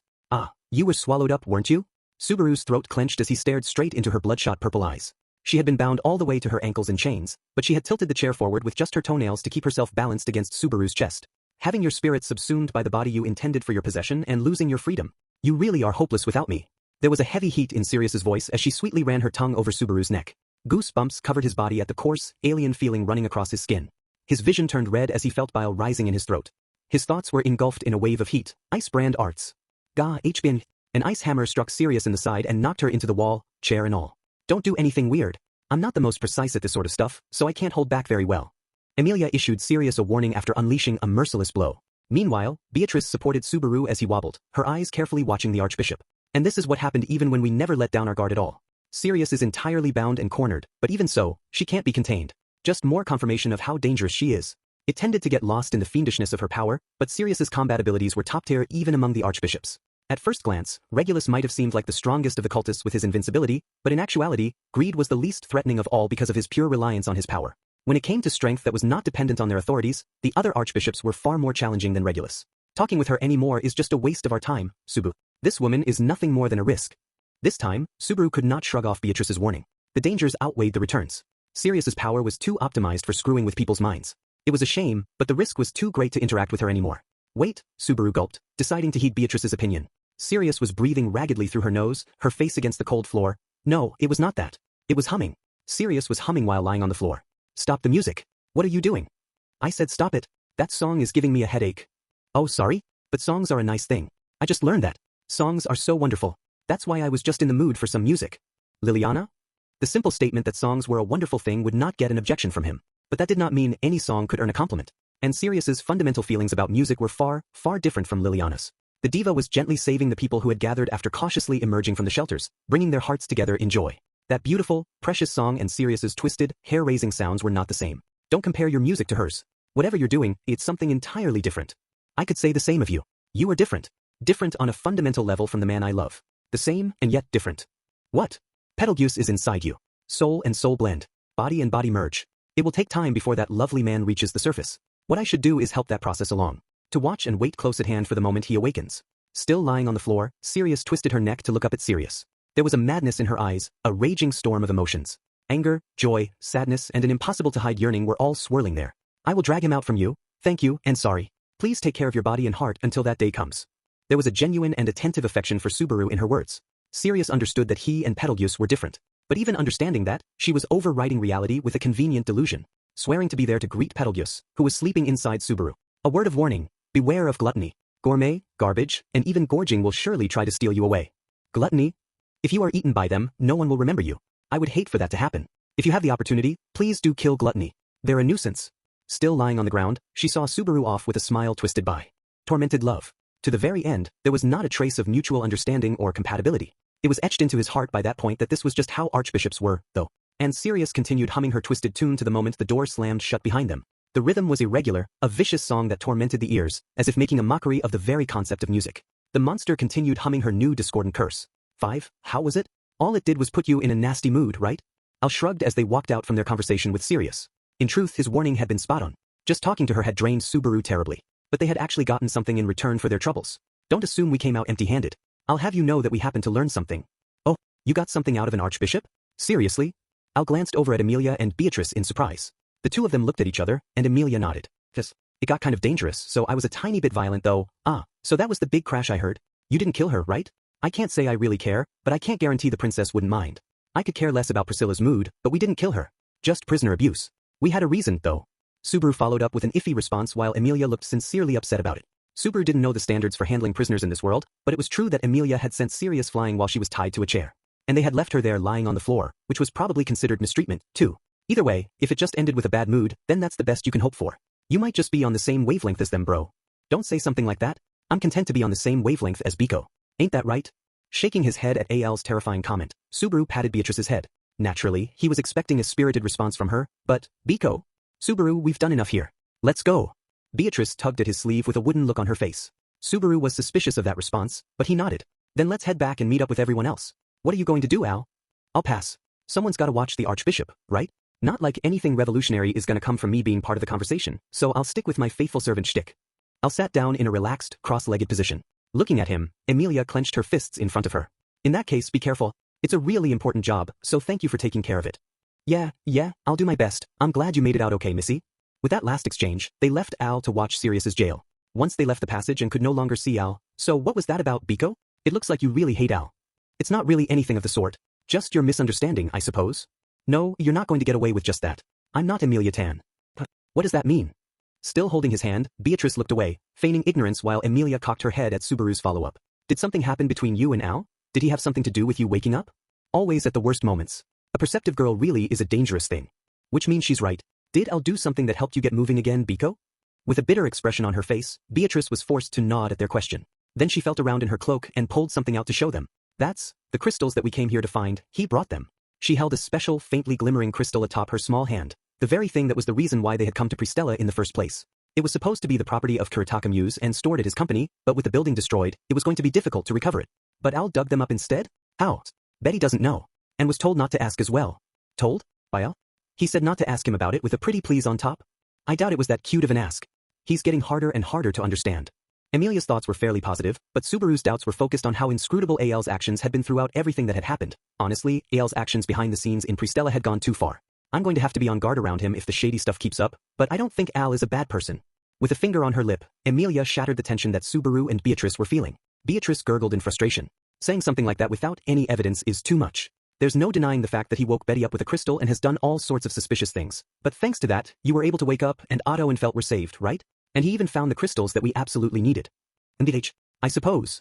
Beatrice's response dropped off, overwhelmed by Emilia's unshakable belief in people's fundamental goodness. And in truth, her theory was persuasive in its own way. Al's actions were undeniably shady. But Subaru could not sense any hostility toward them either. In fact, his choices had worked in their favor throughout. There was no doubt that he was one of the key people who had contributed a great deal in the battle for Pristella. We have to confirm with Kuretaka about this crystal later. Then we can discuss negotiations again and get him to trade it to us. Even though he would never know if we just took it. Beatrice muttered at Emilia's line of thought but did not voice a strong objection. In that sense, they were both fundamentally good, trusting people. It was a heartwarming sort of scene. Either way, though, they put dealing with Al on hold and decided to negotiate directly with Kuretaka regarding the crystals. With that settled, they returned to the shelter. Subaru reprioritized confirming the safety of all their comrades, which had been his original goal. Looking around, Subaru noticed someone who stood out in the shelter. There were many people running in and out of the shelter turned field hospital and residents rushing around to find their family and friends now that the menace had finally passed. And in the midst of all that commotion, the Sword Devil's melancholy aura stood out like a sore thumb. Subaru. Sorry, Emilia. Can you let me go alone for a little bit? Emilia's concerned tone was proof that she had noticed the same thing Subaru had. Nodding to her, he let go of Beatrice's hand and headed over. The Sword Devil seemed cut off from the world around him and difficult to approach. And, Sir Subaru? Wilhelm. While Subaru hesitated, unsure what to say, Wilhelm noticed him walking over. Looking into the blue eyes that turned to him, seeing the stillness in them, Subaru could guess the answer to the question he had wanted to ask. Wilhelm was covered in wounds, signs of a genuine battle to the death. His coat removed, visible cuts covered his entire body, and the white hair he normally kept tied back was undone, spread across his back. And the deepest wound, the hole in his leg, would clearly have been life-threatening without treatment. But what stood out even more to Subaru was not the wounds. It was the coat at his side that seemed to be wrapped around something. Wilhelm, is that? He could not help himself trying to confirm what was being so preciously kept in that neatly folded coat. Wilhelm turned his gaze to the coat. He was silent. 5, and then 10 seconds passed. As you surmised, it is my wife. Ah. It was the expected response, but Subaru was still at a loss for words. Averting his eyes, Wilhelm continued in a hoarse voice. The corpse became ash. I felt it too pitiful to simply leave it exposed to the wind like that. It is shameful, but I wrapped the ashes in my coat and brought them back. Even if it is only ashes, I wanted to lay her to rest in her family's grave and have a proper memorial for her. The corpse had been animated in violation of the natural order. The cruelty of that fate had to be difficult to bear. Considering the feelings of those she left behind, considering Wilhelm's feelings, Subaru could not begin to imagine how terrible that blow must have been. Apologies. It is a terribly meaningless and temperamental fixation. Was. That's not true at all. Subaru suddenly raised his voice when he heard the self-reproach in Wilhelm's voice. He could feel himself getting heated as he looked straight at Wilhelm, who was slightly taken aback by the impassioned response. I didn't think you were wrong back with the white whale, and I don't think you're wrong now. I respect you and think you're an amazing person, Wilhelm. There is nothing wrong with caring about the people who are most precious to you. It isn't anything to be ashamed of, and I think shame is the wrong way to think of it. Sir Subaru, you are outstanding. There's nothing wrong with wanting to give your wife a proper burial and memorial service. I can't really explain it well, but you're a good person. That was how Subaru felt from the bottom of his heart. He had thought it before during the battle with the white whale, and again during this sad reunion. Fate had been terribly hard on Wilhelm. But even so, the Sword Devil had resisted fate, persisting in his love until he finally achieved what he set out to do. It was true that not everything had turned out wonderfully. He would probably be plagued by feelings of regret and remorse for the rest of his life. But he had still done the right thing in Subaru's eyes. Wilhelm had loved his wife with every fiber of his being. Nothing was wrong with that. It's not disgraceful at all. Please give her a proper memorial. And if the opportunity arises and it isn't a nuisance, please let me also pay my respects at her grave. I would like to do that. I believe she deserves at least that much. Subaru was chagrined at the awkward and emotional idea that just rolled off his tongue. He had no real connection to her, and Wilhelm would have been well within his rights to reject him then and there for such a selfish request. But Wilhelm's expression suddenly softened. There was a small opening in the tension and strain that gripped his face. And, yes, please do, Sir Subaru. I would also like for you to say something to my wife. If it were you, and the sir, it would be an honor. He had been forgiven for his outburst, which was probably most attributable to Wilhelm's generosity. After hearing Subaru's unreasonable request, Wilhelm exhaled slightly. Guessing from his face that he did not wish to talk about it any further, Subaru lowered his head. It would be better to leave him alone with his wife for a little while. But before he could go, there was one last thing he felt he should confirm. Were you able to? Had he been able to find some closure? Was there any chance it had all ended terribly? Of course, it wasn't as if Wilhelm had ever once wished for something like a reunion with his wife after she'd been turned into a corpse soldier. But even so, a proper conclusion could only come at Wilhelm's hands. My wife. Wilhelm fell silent for a moment. Looking away slightly, Wilhelm let his gaze fall to the coat holding his wife's ashes. For a moment, there was a tremendous swell of emotions swirling in his blue eyes. Yes, I was able to speak with her to my heart's content and shared a final farewell. Subaru was sure he meant that metaphorically. Wilhelm's wife was the previous sword saint. Crossing blades with her was undoubtedly the ultimate form of conversation to the sword devil, and the decisive blow would be the final farewell. So Wilhelm had no doubt said everything he wanted to say in those last moments. I love my wife. I am sure I conveyed that to her. Quietly, Wilhelm confessed his love. There was an intensity in those soft words that made Subaru's heart burn. Exhaling deeply, Subaru got a grip over his torrent of emotions and nodded. Subaru smiled, feeling a sense of relief from seeing Wilhelm like that, a faint smile on his lips. Thank you for everything. I'm sure things will get busy again soon, but for now, please take your time resting. I'll see you later. Getting the sense that he was acting awfully high and mighty, Subaru sped up toward the end, embarrassed that he was speaking out of turn. Scratching his cheek, he turned away from Wilhelm, feeling awkward. Sir Subaru. Yes, Wilhelm. Subaru turned back around, looking a little puzzled. Wilhelm seemed a little surprised himself and then shook his head. No, my apologies. It was a trivial matter, please pay it no heed. Right then, I'll see you later. Subaru felt a little strange at the response, which was out of character for Wilhelm, as he walked away. Emilia and Beatrice looked relieved when they saw Subaru return. That was probably just how different his face had looked when he went over versus coming back. He had already known the truth of it. A reunion with someone who had passed away was not necessarily a happy thing. But even so, at least Wilhelm had found closure at his own hands and could accept the result. It was a trivial thing, but he also felt like it could also be a saving grace. The sword devil's eyes narrowed as he watched the black-haired boy walk away. His lips were tightly pursed, as if desperately holding something in. It was the collapse of the facade he'd constructed with a stubborn will in order to hide his true feelings. An intense emotion that threatened to make him bite down hard on his lips if he let his guard down. What had allowed him to hide what he was feeling from that boy was surely, Sir Subaru. It was a hoarse whisper, barely audible. If you would, please, my... Having said that much, the sword devil closed his eyes, cutting off his weak heart. The words that went unspoken were words that none should hear. And they were especially not words to be spoken by the sword devil. The sword devil would never allow himself that. 6. Was he all right? Yeah, he should be okay. The physical wounds aside, it looks like he was able to take care of his emotional wounds himself. I see. It's stating the obvious, but he really is strong. Emilia's purple eyes turned to the corner of the shelter where Wilhelm was standing. Subaru didn't make the tactless mistake of looking back, but he nodded repeatedly at her statement. Wilhelm was strong. He was awe-inspiring. As a fellow man, Subaru had nothing but respect for him. Watching Subaru as he thought that, Emilia put her hands to her lips and giggled. When it comes to Wilhelm, you always get really serious. It's almost like you're smitten with him. You know, no one really says that anymore. He played it off like normal, but he understood what Emilia wanted to say. Subaru had noticed it about himself as well. He's special. I can honestly respect him. And I'm happy to just do that. I think that's really great. I'm sure it is a good thing for him too. I doubt it, but still, when I get older and turn into an elegant old man, I hope I have the same sort of dignified presence he does. Yes, I get it. You don't have to get so bashful about it. Subaru couldn't say for himself whether that was a joke to hide his embarrassment or not, but either way, it made Emilia smile. And that smile was cute enough to help Subaru set aside the vaguely gloomy feelings hanging over his heart. Those feelings were the kind that didn't need to be put into words. Betty thinks a beard like that wouldn't suit you at all. I don't think that was really what we were talking about. But okay, I understand. I'll hold off on a beard until you think it'll look good on me. Well, we will just have to wait and see if that time ever comes.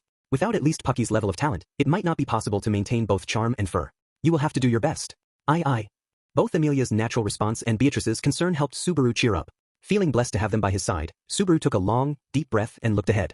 Like before, there was still a large number of people coming and going, and there were joyous reunions aplenty. He could hear the music and cheers from outside the shelter as Liliana's performance continued. She was surely driven by her own belief in the power of music to encourage people. Of course, the city had been struck by a terrible disaster. Both Liliana's feelings and Subaru's happiness at the scene before him were maybe just their own little efforts at finding a silver lining. But even so, there was meaning in going through the motions. Both the joy and the grief people felt were real. The reason for everything they had done was all around them in that moment. Just as he was thinking that, Subaru noticed a figure peeking in the entrance of the shelter. Someone who was tall and slender, wearing nice white clothes. There was no mistaking that disgustingly handsome face and that alluringly lustrous purple hair. Julius.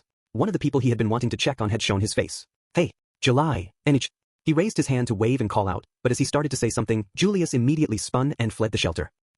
Subaru stared in shock at Julius's unexpected reaction. Julius had reacted with sarcasm and snide remarks before, but he had never straight up ignored Subaru. He had not been worried about him, of course. But there was something wrong with that response. Subaru? What is it? That jerk Julius just ignored me. Give me a sec, I'm gonna go catch him. There was a bubbling anger in his voice as Subaru left Emilia behind and chased after Julius. Running through the bustle of the shelter, he gave chase as Julius tried to disappear into the street. It was almost as if he was trying to avoid being seen. What was going on? Hey, you asshole. What are you doing hanging back here when everyone's busy? People worry if you don't at least show your face. That's just common sense. Turning the corner into an empty alley, Julius stopped. Only moving his head, he looked at Subaru, who shouted angrily at him. Subaru felt something off about the knight's silent gaze, but Julius remained unchanged. Apologies. I was looking for someone, but they do not appear to be here. I want to check the next shelter as soon as possible. If you'll excuse me. That response sounded an awful lot like brushing off a stranger, so Subaru grabbed his shoulder before he could get away. Wait, what are you saying? You're looking for Anastasia, right? Everyone's back there. You just didn't notice them. This isn't like you at all. Julius jerked dramatically and his yellow eyes shot open as he spun in shock toward Subaru. Subaru gulped, seeing an expression he had never seen on Julius's face. Shock. No, it wasn't just shock. It was grief. Desperation. A plea for some sort of support. It was a feeling so utterly alien coming from Julius that it made Subaru's face tense up. Subaru, you remember me? What do you mean? It's only been a couple hours, and Mr. Finest Knight Julius Juculius is not that forgettable. What a dumb thing for you to ask about. Subaru shrugged and fired back with a sarcastic response. But partway through, he realized just how stupid he was being. Julius's question was clearly strange. And if Subaru had stretched himself to just imagine a scenario that was only a single step removed from the worst-case scenario he had envisioned, he should have been able to notice it. Wait, Subaru, don't go running off by yourself like that. Subaru shuddered as he looked at Julius, who suddenly seemed so unsteady on his feet. Meanwhile, Emilia and Beatrice, who had chased after them, burst into the alley. Watching the two of them standing silently there, Emilia blinked in confusion. You're busy, I guess? She noticed the strange mood and tension. Her eyelashes trembled slightly. Judging from her reaction, especially the way she looked at Julius, Subaru had a sinking feeling. Wanting to reject it, he pointed at Julius. Yeah, sort of, but also not. Emilia and Beatrice had question marks hanging over their heads at Subaru's awkward response. He had to ask the decisive question. The sort that couldn't be taken back or undone. Julius had a look of resignation in his eyes as Subaru gazed at him and asked, I found Julius, so you don't mind if I bring him back to talk, right? Julius. Beatrice looked at Julius. Beside her, Emilia's beautiful purple eyes were filled with unease. Is Julius a friend of yours, Subaru? And Subaru experienced an old nightmare once again. Chapter 7 Ripples on the Surface 1. First of all, on behalf of the city of Pristella, thank you all for your extraordinary efforts to protect our home. Words cannot express our gratitude. As the representative of the city's administration, Kiritaka Muse bowed deeply. Before him stood the royal candidates and their various followers who had participated in the defense of the city. All told, there were 50-odd people gathered for the after-action report. Of course, every group had a few empty seats, just like how Otto and Garfield were absent from Emilia's side too. But still, most of those involved had gathered. Amid that illustrious gathering, the first to respond was Subaru. The gratitude is greatly appreciated, but you did well to make it out safely, Kiritaka. I heard that you were carried off when Sirius attacked the Muse Company. I was resolved to die there myself. In truth, if the Archbishop had intended to kill me, I would surely have been dead since long ago. Sirius didn't intend to kill you? Subaru wasn't the only one caught off guard by that. About half of the people in the room looked surprised. Waiting for the wave of murmurs to subside, Kiritaka nodded with a confused look on his face. My life itself is proof that she had no intention of killing me. Of course, it was also aided by the spirited fighting of my subordinates and Lady Anastasia's iron fangs, but that's not enough to get away from an archbishop. Indeed. Kiritaka lowered his eyes in chagrin at Subaru's conclusion. Subaru could understand that feeling of powerlessness painfully well. Self-reproach was like a poison that ate away at the heart. But why did Sirius let you live? If that was the case, she could have just not attacked. It's because he was the last member of the Council of 10 left, right? Liliana, who had been behaving herself for once, answered Emilia's question. Realizing that she had drawn the attention of the room, Liliana waved her hands awkwardly. I mean, if all the members of the council died, then no one would know the location of the witch's remnants, right? So they took him because they couldn't let him die, right, Lady Priscilla? Do not bring me into this. And it is nothing more than supposition. I could not begin to know the machinations of those who, in addition to their imbecilic tendencies, are possessed of such mad frenzy. Iya. You're going to kick the ladder down now? Priscilla was fanning herself, obviously ignoring Liliana's gaze as she scanned the room with her crimson eyes before sighing languidly. Trying to understand the thoughts of those sorts is a waste of time. If you have time to waste on such meaningless reflection, then just think of a means of extracting the answer from the Archbishop herself. I can't say I don't get where you're coming from. Anastasia put her hand to her cheek in response to Priscilla's extreme opinion. But if I'm being honest, I'm against keeping that Archbishop alive. She's a scourge. It would be better to finish her off as soon as possible. But then we won't have any clues left. Ferris reacted vehemently to Anastasia's proposal. It was a natural objection considering his position and the problems he needed to solve. Crush was not present at the meeting because she was still suffering from the dragon's blood curse that lust had inflicted upon her. Sirius was the only potential clue they had left for how to undo that curse. I feel bad for Duchess Karsten, but I can't imagine any reason why Wrath would know anything about lust. It's a fool's errand. That's just a guess. Don't act like it's a given. Ferris raised his voice as he rejected Anastasia's conclusion. It was just an emotional argument by Ferris, but Anastasia recognized it was a difficult to accept proposition, so she did not try to argue it. May I? As the mood continued to fray, Subaru raised his hand. I don't think trying to learn something from Wrath is necessarily doomed to fail. But I also understand the concern about what might happen if we try to keep her alive. Spare me the balancing act. Whose side are you on, Subaru? I don't think this needs to be that heated of a debate. If worst comes to worst, I don't mind taking every bit of the black mess that's hurting Lady Crush if I can just absorb it all. Ferris was dumbfounded by the extreme proposal of dealing with Crush's affliction that Subaru had just suggested. Meanwhile, several other people were looking at Subaru in shock, too. Subaru. Emilia glared at him. That is absolutely the last resort. You have to take better care of yourself. It's not like I particularly want a nasty-looking tattoo. But Crush is a lady and we know that I can at least lessen her pain. What I'm trying to say is, we don't have to rush to a conclusion one way or the other because of Lady Crush. I can understand the anxiety, but if push comes to shove, we can use my back or butt or whatever to help her. That's all. As long as there was something that he could do, Subaru didn't want to just sit back and watch. More importantly, he respected Crush and owed her a great deal. If at all possible, he wanted to help her any way he could. If lessening her burden meant pulling that strange contagion into his own body, then that would be a small price to pay. Ferris, sit down.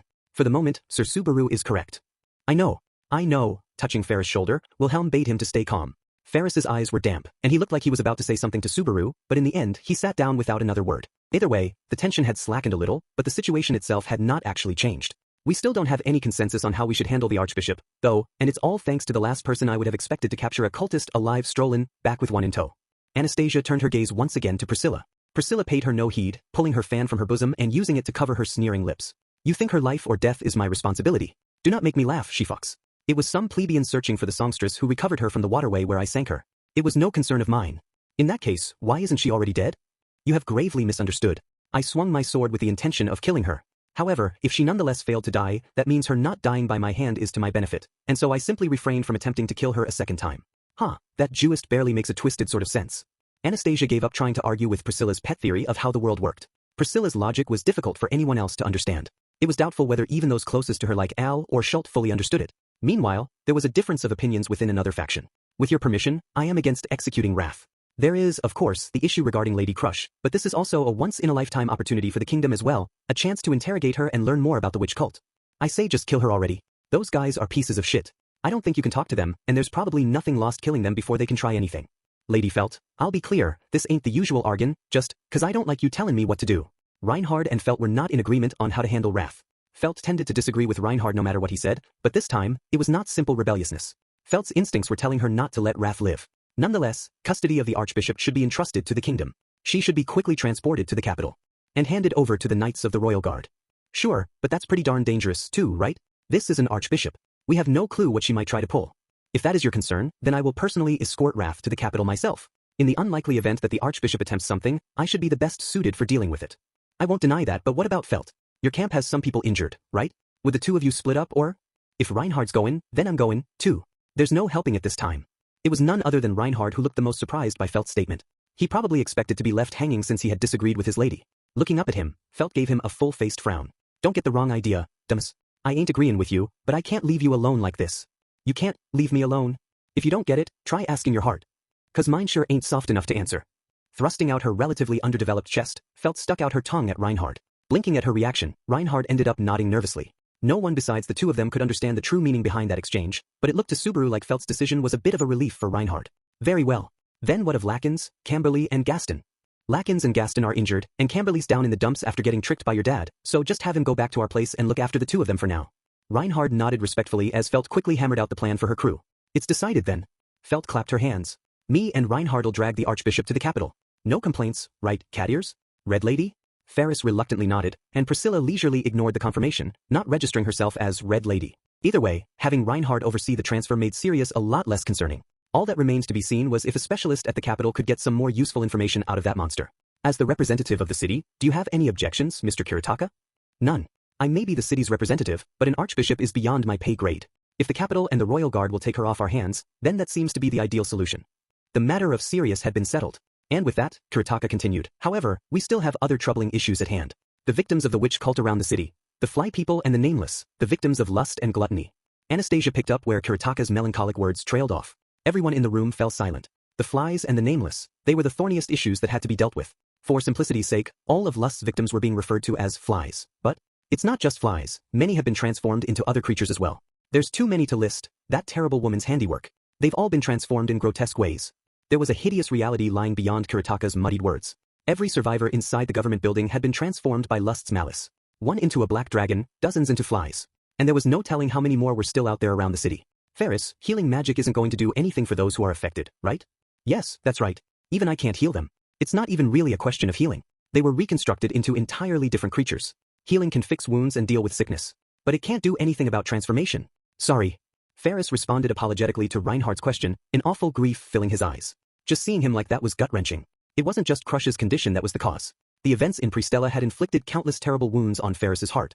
A sense of powerlessness could easily lead someone into despair. And despair was a fatal affliction. It was the same for those people who had lost themselves. Those transformed into repulsive insects surely wish to die. If there is no plan for returning them to their previous forms, then the merciful decision is to grant them that wish. Priscilla, that's silence, commoner. Idealism backed by nothing more than words is of no value at all. What is needed is a plan of action to actually address the situation. If that cannot be provided, then I will grant them mercy by mine own hands. Priscilla answered Subaru's reflexive response with a fierce gaze and an even fiercer opinion. But for once, he did not have an argument. As much as it pained him, she was speaking the truth. Words alone wouldn't change anything. And the person there most earnest about the victims of lust's power was Priscilla, the person who had the resolve to dirty her own hands for their sake. So, please wait. Can you leave this problem to me? Lady Amelia? All eyes turned to Amelia, who raised her hand as she interrupted the conversation. Ha! Priscilla snorted provocatively as she wrapped her arms under her voluptuous bosom. Interesting. And what does the likes of a half-demon have to propose? Can your answer satisfy me? I don't know whether it will satisfy you. And I don't have a method that can resolve the problem immediately. Then what will you do? Some of your patented whining? Do you think that can save those people who are at this very moment suffering? Do you think their hearts can endure for as long as you need to find some answer? Priscilla firmly stood her ground that it was a problem of time. How damaging was it to be physically transformed into something strange and alien? Honestly, Subaru, who had experienced death many times, could still not begin to imagine the fear and despair those people were feeling. But he could understand the logic that the longer they spent like that, the more their spirits would die. Therefore, I will grant them mercy before that happens. So then what is your proposal? I believe I can buy the time needed to search for a method for them to be restored. What? I can put the people who have been transformed to sleep in ice. I just did it a little while ago, so I believe I can do it for them as well. No, I know I can do it. Please let me take care of this. Amelia stood up, looking not just at Priscilla, but around the room. While everyone looked stunned at her proposal, Subaru snapped his fingers. Right, cryonic storage. We can buy some time with that. Put them to sleep? In ice? Is that possible? Aren't they just going to freeze to death? It's okay. I slept for around 100 years in ice myself before. 100 years? Amelia's proud statement caused some unnecessary chaos. But the moment he heard her suggestion, the plan's merits dawned on Subaru almost instantly. And not only that, but she had also thought of a means of using her power in an affirmative way, which was a happy coincidence as far as Subaru was concerned. It was true that it wasn't a true solution to the underlying problem, but it could buy them some time to search for a better answer. If nothing else, not having such an immediate time limit would allow them to come up with more possible plans. And in the worst case, Subaru could think of one possible solution. He could kill Capella and steal Lust's witch factor. Subaru currently possessed Sloth's and Greed's witch factors. So if he was able to reproduce Lust's power like he could reproduce the effect of invisible providence, then he might be able to return those people to their original form. Of course, it was still hypothetical since he had not even reproduced the effects of Greed's witch factor yet. But it was at least a possibility. The long shot was worth a try, if nothing else. What are you worrying about, Mr. Kiritaka? It's fine, isn't it? Let her try. Liliana? While Subaru was lost in thought, the discussion had kept moving. Kiritaka was pondering Amelia's proposition when Liliana slapped him on the back. She strummed her lyre rhythmically as she encouraged him. If Lady Amelia would go that far, then it is surely a proposal with a chance of success. Of course, I would like to believe in it, but there are many lives riding on this topic. Without any other members of the council, I cannot come to a conclusion so simply. You needn't worry. Lady Amelia will not fail. And why, you ask? Because the great people whose names are destined to be left in history are those who overcome these very sorts of challenges. What obstacles? This is how the tales that thrill and enchant everyone are made. The room was filled with music as the story-obsessed Liliana puffed her flat chest out with all her might. It was truly nothing but baseless idealism, but there was an odd sort of persuasiveness to her pet theory. And it was apparently not just Subaru who felt that way either, because Priscilla soon broke into a smile. That's quite the bold claim, songstress. On the off chance that your judgment is mistaken, what will you do? What if the outline of the story you love so much is wrong? Then I shall offer up my own neck. Liliana is only as good as her word. Liliana responded without hesitation, truly uncowed in the face of Priscilla's question. Hearing that almost refreshingly boastful response, Priscilla nodded. Very well then. I shall forgive your warbling and stay my merciful hand. In exchange, please leave it to me, I will take care of it. It was far removed from self-confidence or assurance, but Amelia clenched her fists with strong resolve. Priscilla snorted. Do so if you can, prove yourself worthy to be my opponent. Priscilla brought the topic to a close with those powerful words. Too, the issue of Lust's victims had been settled. The fact that this was not enough to take care of everything, though, spoke to what a terrible situation the city was facing. The remaining big problem was just as difficult, if not more so. Moving on to the nameless victims who have been found so far, it is believed that they are the work of gluttony. That pathetically vague statement alone was proof of just how fiendish gluttony's power was. Several nameless victims had been found around the city after the battle concluded. The reason they were referenced so vaguely was because there was no one who could confirm their identities. The victims of gluttony had their names and very existences erased from the memories of everyone who knew them. In addition, they generally had no knowledge of themselves either, so there was not a single clue about who they really were. There were certain conditions, uniforms, surroundings, and the like, that could be used to guess at a basic identity, but that was all they had to go on. Gluttony's strength and the general lack of information was our downfall. And because of that, there are victims around the whole city, the multiple confirmed archbishops of gluttony. Because of that missing information, the groups that fought gluttony suffered terrible losses, and there were many more victims than expected as a result. One of the worst off being the big beast man sitting cross-legged next to Anastasia. Don't gimme that pathetic face, bro. I screwed the pooch, but I'm still alive. Considering what happened, it's a miracle one arm was all it cost me. Noticing Subaru's lingering gaze, Ricardo waved the stub of his right arm. The bandage was soaked in blood. It had been one of the gluttonies who had taken it. Ricardo had managed to dislodge the enemy from the control tower according to plan, but he had returned missing an arm. They had been unable to recover his severed arm, and healing magic could not regrow a missing limb. He had suffered the grievous wound protecting a comrade in the middle of the fighting, which was undeniably the sort of thing that Ricardo would do. Even if Ricardo himself could not remember the fact that he had done so. And Subaru accidentally tormented a certain knight by glancing at him.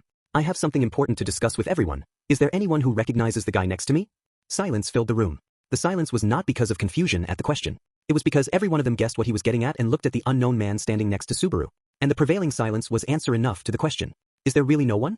Anyone with even an inkling of familiarity? That's enough, Subaru. Just leave it be. The knight himself stopped Subaru, who could not bear that there wasn't any answer at all. The handsome man wore a grim, lonesome smile as he shook his head. It was a familiar face to Subaru, but there was no one else in the room who remembered him. It was something the knight had already learned painfully well when he first reunited with everyone. The reason why Subaru had called him to this meeting anyway was because his ability to remember Julius was an outlier, and he hoped that the people who were closest to the knight might have a different reaction. But the heavy shroud of silence told the story painfully well. No one remembered Julius Juculius, the finest knight. His existence had been wiped from the memories of everyone in the world. But he's also different from the other victims of gluttony. Gritting his teeth, Subaru pointed to Julius as he looked around the room. Again, Subaru was the exception to the rule and able to remember the victims of gluttony. However, that was not the only thing that made Julius different. He is Julius. Julius Juculius. I'm sure you can guess as much, but he is one of the nameless victims of gluttony. But he is still conscious. Previously, every victim of gluttony had either their own memories eaten, like Crush, or had their names and memories eaten, like Remington. However, Julius only had his name eaten, making him a different sort of victim. So he's an exception? Forgotten by everyone, but he can remember himself. Was he connected to some of us here? Ferris looked at Julius with surprise. It would appear so. Reinhard nodded. From the looks of it, Julius is a knight of considerable ability. I'm sure Ferris and I were at least acquainted with him. Quite possibly we were closer. Friends, even. At the very least, I counted the two of you among my friends. Reinhard and Ferris looked troubled at being called a friend by someone they couldn't recognize. And it was painful to look at Julius, who accepted with sad resignation that their reaction was understandable. Subaru didn't know when the three of them first met. He had never heard any details about how their friendship had grown, how they had come to be more than mere colleagues. But they had certainly been friends. There had been a clear bond between them. And now there was no trace of it to be seen. Damn it. When Rem had her name stolen and no one remembered her, Subaru had thought there was nothing sadder than that. But Julius was there to experience it. To be left behind by the world, all alone. Suffering was not something meant to be compared. But what Julius was going through qualified as a heart-rending tragedy. It's not just two friends either. Anastasia suddenly spoke up, having watched the friends' heartbreaking first meeting. There was a gentle thoughtfulness in her gaze as she touched the scarf around her neck. Caressing the white fox fur, she glanced over at Ricardo. It was Mr. Julius there who brought Ricardo back here when he was wounded. I wondered a bit when he just up and disappeared right after, but that's what it was, right? Lady Anastasia. The memory of being treated like a stranger by the master he had sworn to serve with his sword and the impossible first encounter between lady and knight. There was an intense devotion in Julius' voice. Hearing that, Anastasia caught her breath. Everyone, I've got a proposition. With Julius's eyes on her, Anastasia turned her focus back to the subject at large. A proposition? Kiritaka responded. What sort of proposition might it be, given this development? Everyone's got the same broad problem, right? The people transformed by lust and the people made nameless by gluttony. But the archbishops are gone without a trace, and I doubt they'll just fess up and tell us how to fix things. We're stuck. What is the point of bringing that up now? Ferris winced. The reason she's bringing it up is because she's thought of something, right? Emilia cocked her head toward Anastasia. That's right. Anastasia shrugged. There's no point to skin those nasty archbishops. In which case, why not just ask someone else who might know the answer? Someone else who might know, like someone who knows a lot of stuff? Yeah, exactly.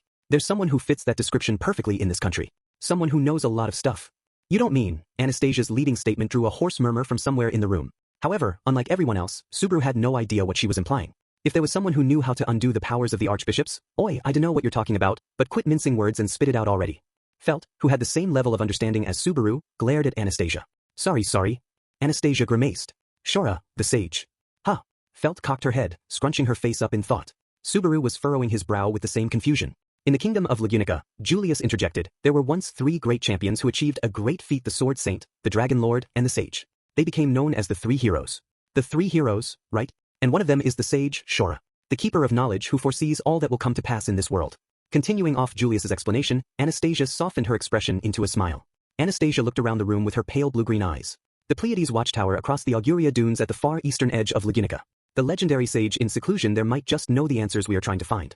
3. Put bluntly, I'm against it. Well, I had a feeling you would be. Subaru laughed wryly as he scratched his cheek at Otto's forceful rejection. Otto's battered legs were still painful to look at, but he had been moved from the shelter to a proper hospital, where he was receiving attentive treatment befitting someone who had worked so hard to resolve the crisis that gripped the city. Those were his first words after hearing what was discussed at the meeting he had missed. And it was the reaction Subaru had expected. Because Otto Suwon knew Subaru Nagatsuki well. Most people seemed to overrate him, but Beatrice, Otto, and maybe Patlash were the only ones who really had a solid evaluation of him. Possibly Ferris, too, though he was not really in a position to notice much given the issue with Crush. So Subaru knew all along that Otto would be against it. But since you know me that well, you should know my answer too. Lady Amelia aside, didn't Beatrice get upset too? My Biko is cute even when she's miffed. Otto put his hand on his forehead in exasperation. Subaru glanced at his legs. So your legs are going to be out of commission for a while, yeah? It will be difficult given the state of things in Pristella. There are too many casualties, so the healers need to triage everyone. Mr. Kurataka is apparently working to gather every healer he can find from neighboring cities, but when your legs get this bad, only top-tier healers can really do anything. And Ferris has his hands full caring for Lady Crush. Ferris was entirely out of the question given how precarious Crush's situation was. And all the other healers were busy trying to treat a city's worth of patients. Meanwhile, our healing specialist is out running around the city and leaving his senior here in a sorry state. Garfield was not there. The healing specialist of Amelia's faction was using healing magic on Otto's legs at regular intervals, but he was spending the rest of his time helping rebuild the city. He was always a kind-hearted kid, so it wasn't particularly strange seeing him running around aiding people in need, but there's probably another reason why. As long as he doesn't push himself too hard, I think it's fine. It's Garfield, he'll bring it up himself before long once he's ready. And Mimi is with him. That should help rein him in a bit too, so he doesn't go too hard. Despite how she seems, Mimi has a good grasp of what's going on around her. I guess that's an older sister for you. I think you mean, that's a woman for you. But either way, Otto's expression tensed, and Subaru straightened up as he met Otto's gaze. We still have to retrieve the Tome of Wisdom from Master Darts.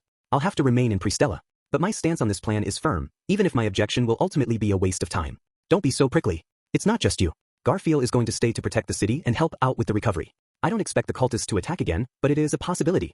It would be just like them to fake a withdrawal only to come storming back like an extra-large double-fried serving of evil. Subaru was not the only one on guard against that, though. Everyone involved was being cautious. The cultists were just that dangerous, making everyone nervous whether they were there or not. However, it turns out we need more eyes to watch how things develop. Once my legs mend, I will investigate a few things myself as well. So, yeah, I know. Please do be careful, right? Subaru winked as he stole Otto's line. Otto sighed heavily and slowly lay back down in the bed. Sorry, Subaru added with a troubled smile. I'll be going to meet this wise sage guy with the great merchant as a guide. For Subaru knocked on the door to be polite. Come in.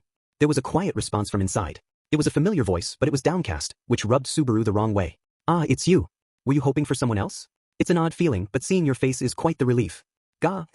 Stepping into the room, Subaru literally gagged at the first thing Julius said. Despite that, though, he was being considerate toward Julius in the way he shut the door behind him. Closing the door quietly was the least he could do for the people sleeping there. Though, it would be far easier if they actually woke up from the noise. If they could, would you reveal some great act and wake them up to a round of thunderous applause? That would be a valuable skill. I didn't know I could hate gluttony more than I already did. Turning away from that deflated laugh, Subaru looked around the room at all the people lying on simple beds. They were arranged in an orderly fashion, but it was by no means a peaceful scene. They were not sleeping. These were the people who had been left behind, forgotten from memories, walled off from everyday life, incomplete beings who were not dead, but not really alive either. Julius, I know I'm one to talk, but you shouldn't just hide away in here. It doesn't matter how much you stare, you aren't going to suddenly remember. It could be a beloved little sister, someone you thought of as your other half, but you still wouldn't remember. Subaru didn't attempt to offer any cheap consolation. Julius was sitting on the corner of one of the beds closest to the wall. There was a grief he could not hide in his expression. His yellow eyes were locked onto the face of the person lying on the bed. The slender boy with long purple hair, one of the ranks of the nameless who had fallen into a coma, was nowhere to be found in Julius's memories. But he did know the boy's name. Joshua Juculius. Yeah, it's a strange thing. From what you've said, there are more than enough commonalities to believe he really is my flesh and blood sibling, and yet I do not have even the slightest fragment of a memory of a younger brother. Julius closed his eyes, not letting the pain he was feeling show on his face. The only reason he knew that name and their relationship was because Subaru had told him. Among the number of unconscious, unidentified victims of gluttony's power, Joshua was the only one whom Subaru could identify. The other 30-plus victims were sleeping without anyone worrying about their fates. Compared with that, Joshua was perhaps a lucky one, since he still had an older brother thinking about him. Even if the older brother he had looked up to so much could not remember him. Even if it was just a hollow impression of sibling love. Forgotten, unremembered, all that remained was the fact of his loss. All that remained was pain. Damn it all, he should have known already. He had learned it already. Every last one of the archbishops was unforgivable, an accumulation of the worst possible malice. And there was none worse than gluttony, who desecrated every life they touched, running roughshod over every being they encountered. Gluttony's power was the worst and most loathsome ability in the world. They're breathing though. They are undoubtedly alive. It's a mysterious thing. That's how it goes. But they don't eat, they don't go to the bathroom, they don't need to bathe. And they don't smile. And they don't grieve being forgotten either. That one point at least might be a blessing. A blessing? Subaru raised his eyebrows at that. Julius looked at him, the edge of his lips faintly softening. If they don't realize they have been forgotten, they don't have to experience the anxiety and fear of being left behind. Having the bonds with people who were once so close forcibly severed, it hits rather hard. Subaru, forgetting and being forgotten, which do you think is worse? Subaru's voice caught in his throat at that pointed question. Not because he didn't have an answer. The answer was obvious. What silenced him was not surprise, but anger. Rage at Julius sitting there with that cynical smile on his face. An unending torrent of wrath boiled up inside him. Like I would know. Get a grip and quit wallowing in self-pity. Subaru? They're both shitty, miserable fates. But what gives you the right to try to rank suffering? Are you just gonna sulk in it forever? Lookin' like you think you're the most unfortunate asshole in the world. You wanna make a contest of it with me? I can tell you now, you aren't gonna win. Julius was speechless at Subaru's furious reaction. His eyes opened wide at the sudden outburst, and he was unable to respond. Subaru glared at the silent Julius, gritting his teeth, still breathing hard. Quit looking so pathetic. I know it's hard for you, that everyone else has forgotten you and you don't have anywhere to go. But I don't want to see you looking so goddamn pathetic. Don't you dare forget it. There was a fury burning in his eyes as Subaru put his hand to his chest, just like he did once before. I know exactly how strong you are. I still remember my shame, even if everyone else has forgotten it. His breathing had become ragged, and the feeling of blood rushing to his head refused to die down. How long had it been since he last felt this furious? It must have been during his time with Regulus. Subaru was stunned to realize it had not even been a full day. How many years was Pristella going to take off his life with all this stress? As those meaningless thoughts crossed his mind, no, I was just reminded again. You really are quite the man. As Julius's shock faded, amusement began to take its place. Subaru was astonished by that reaction as Julius kept on laughing. And finally, after a deep, deep breath, yes, that's right. It's not as if I've been left behind by everything and everyone. You weren't left in the dust. It's only like a 3-horse lead, but you're still out in front. Is it really just 3? Don't make me kick your ass. I'm totally different from before now that I have Biko with me. Julius started to recover his old mood as Subaru flipped him off and spat at that comment. Julius elegantly evaded the flying spittle. I see. Julius bowed. Then allow me to live up to that bluster of yours. You damn well better. I expect a big performance from you to blow everyone away once they get their memories back. Subaru gave a thumbs down at Julius's pompous attitude, and the finest knight, whom only Subaru remembered, smiled elegantly at that tasteless provocation. Then first of all, I will have to do my best to shock you, the one who still remembers me. And with that, he steeled his determination to accompany Subaru to the Pleiades watchtower. 5. Julius is coming with us. Good. That's a relief. Anastasia was smiling as Subaru closed the door behind him. It was the meeting place in the shelter where the main actors had gathered a few hours ago. Everyone who had participated had long since returned to their bases to prepare for the next mission. There was no one left in the room save the two of them. Are you staring? And Anastasia had been waiting for someone in that room, waiting for Subaru. It wasn't as if he could have known for sure. But he'd had a feeling that she would be there.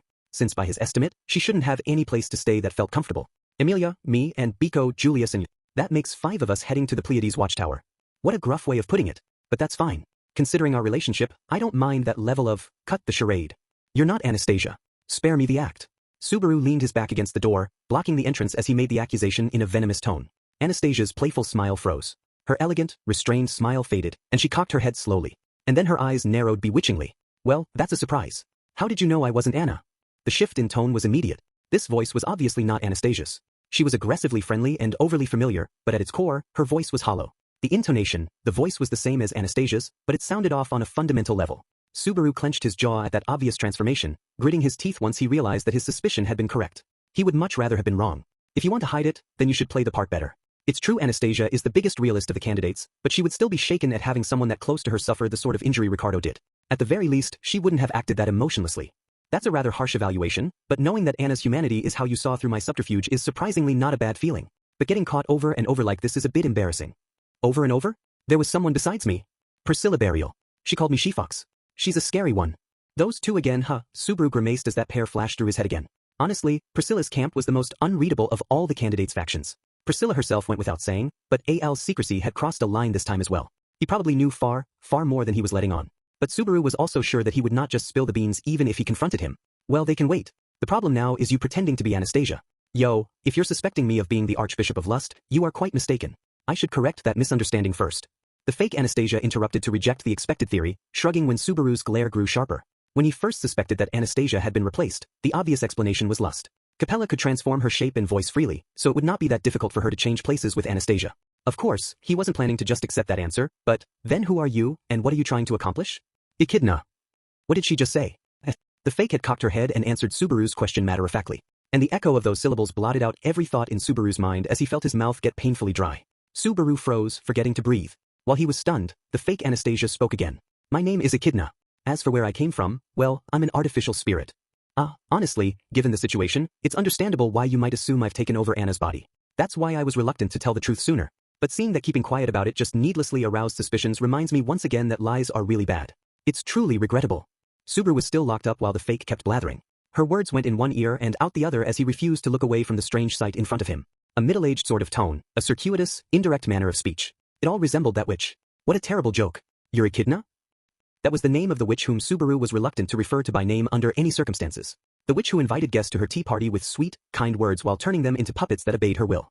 The manifestation of curiosity in search of all the possibilities that she could not see for herself. The name of someone he had been so sure he would never have to hear again. When did you take Anastasia's form? No, more importantly, when did you become able to freely move outside? Were you the one who set all this up with the cultists? Wait a second, I wasn't expecting that strong a reaction. Shut it. Nothing good ever comes from letting you talk. What are you planning this time? What were you trying to get me do? Shit, was I just dancing in the palm of your hand again? See, could you please calm down? I suspect there has been a grave misunderstanding. Returning to his senses, Subaru ferociously tore into Anastasia. No, Echidna. Echidna hugged herself, stepping back, sensing danger from Subaru's outburst. He seemed to be on the verge of trying to strangle her. Calm down? There's no way I can calm down. How many times do you think I'm going to fall for that gentle act, you piece of shit witch? What did you do with Anastasia? I'd appreciate it if you spared me the evil mastermind treatment. In the first place, I never had any intention of harming Anna. I've been with her for more than 10 years now. If anything, I think of her like family. Evil mastermind fits you to a... Wait, more than 10 years. Subaru's eyes widened in open suspicion. If it had been that long, then that would have meant Echidna had been coming and going from the sanctuary all she wanted. It was obvious when he thought about it. The whole thing about Echidna not being able to leave her tomb was just something he had heard from her, and yet he had simply accepted it at face value. Even though he had suffered so much for trusting her sweet talk, how naive was he? Is it that enjoyable to trick and manipulate people for your own amusement? Well, no. I can't say I was expecting this level of animosity. I had suspected it might be the case when I saw you walking around with Beatrice, but it seems you know my creator well. Well, try terribly. As Subaru's anger intensified, Echidna's attitude grew cooler and cooler. Honestly, that attitude was pissing him off too. It was getting to the point where anything Echidna did made him mad. Whatever you have planned, you won't fool me. Using those cultists to, artificial. Spirit. What? It seems like you are painfully hung up on my name, but I suspect it might be a little easier for us to talk if you would focus a little bit more on the other half of my introduction. Saying that, Echidna sat down in a chair and gestured for Subaru to take a seat as well. Silently rejecting it, he rolled those two words over in his mouth. You're saying you're an artificial spirit too? Like Biko? An artificial spirit? You. The answer isn't going to change however many times you ask. To elaborate, my real form is this fox muffler Anna is usually wearing. So I've been watching all of you the whole time. Sitting in her chair, she ran her hand over the elegant, white fox fur muffler wrapped around her neck. Subaru furrowed his brow, pondering that dubious statement. Echidna, for the sake of argument and distinction, let's call her Foxidna. There was a certain believability to Foxidna's assertion that she was an artificial spirit. Since the Witch of Greed, Echidna, had created other artificial spirits. Beatrice was one of those artificial spirits and the one and only good thing that Echidna had done in her whole life. Are you a bit more willing to actually listen to what I have to say? As long as it's a believable story. Subaru held up a finger as he stared straight at Foxidna. It was a poor move to launch an attack without any chance to negotiate, but he refused to let down his guard either.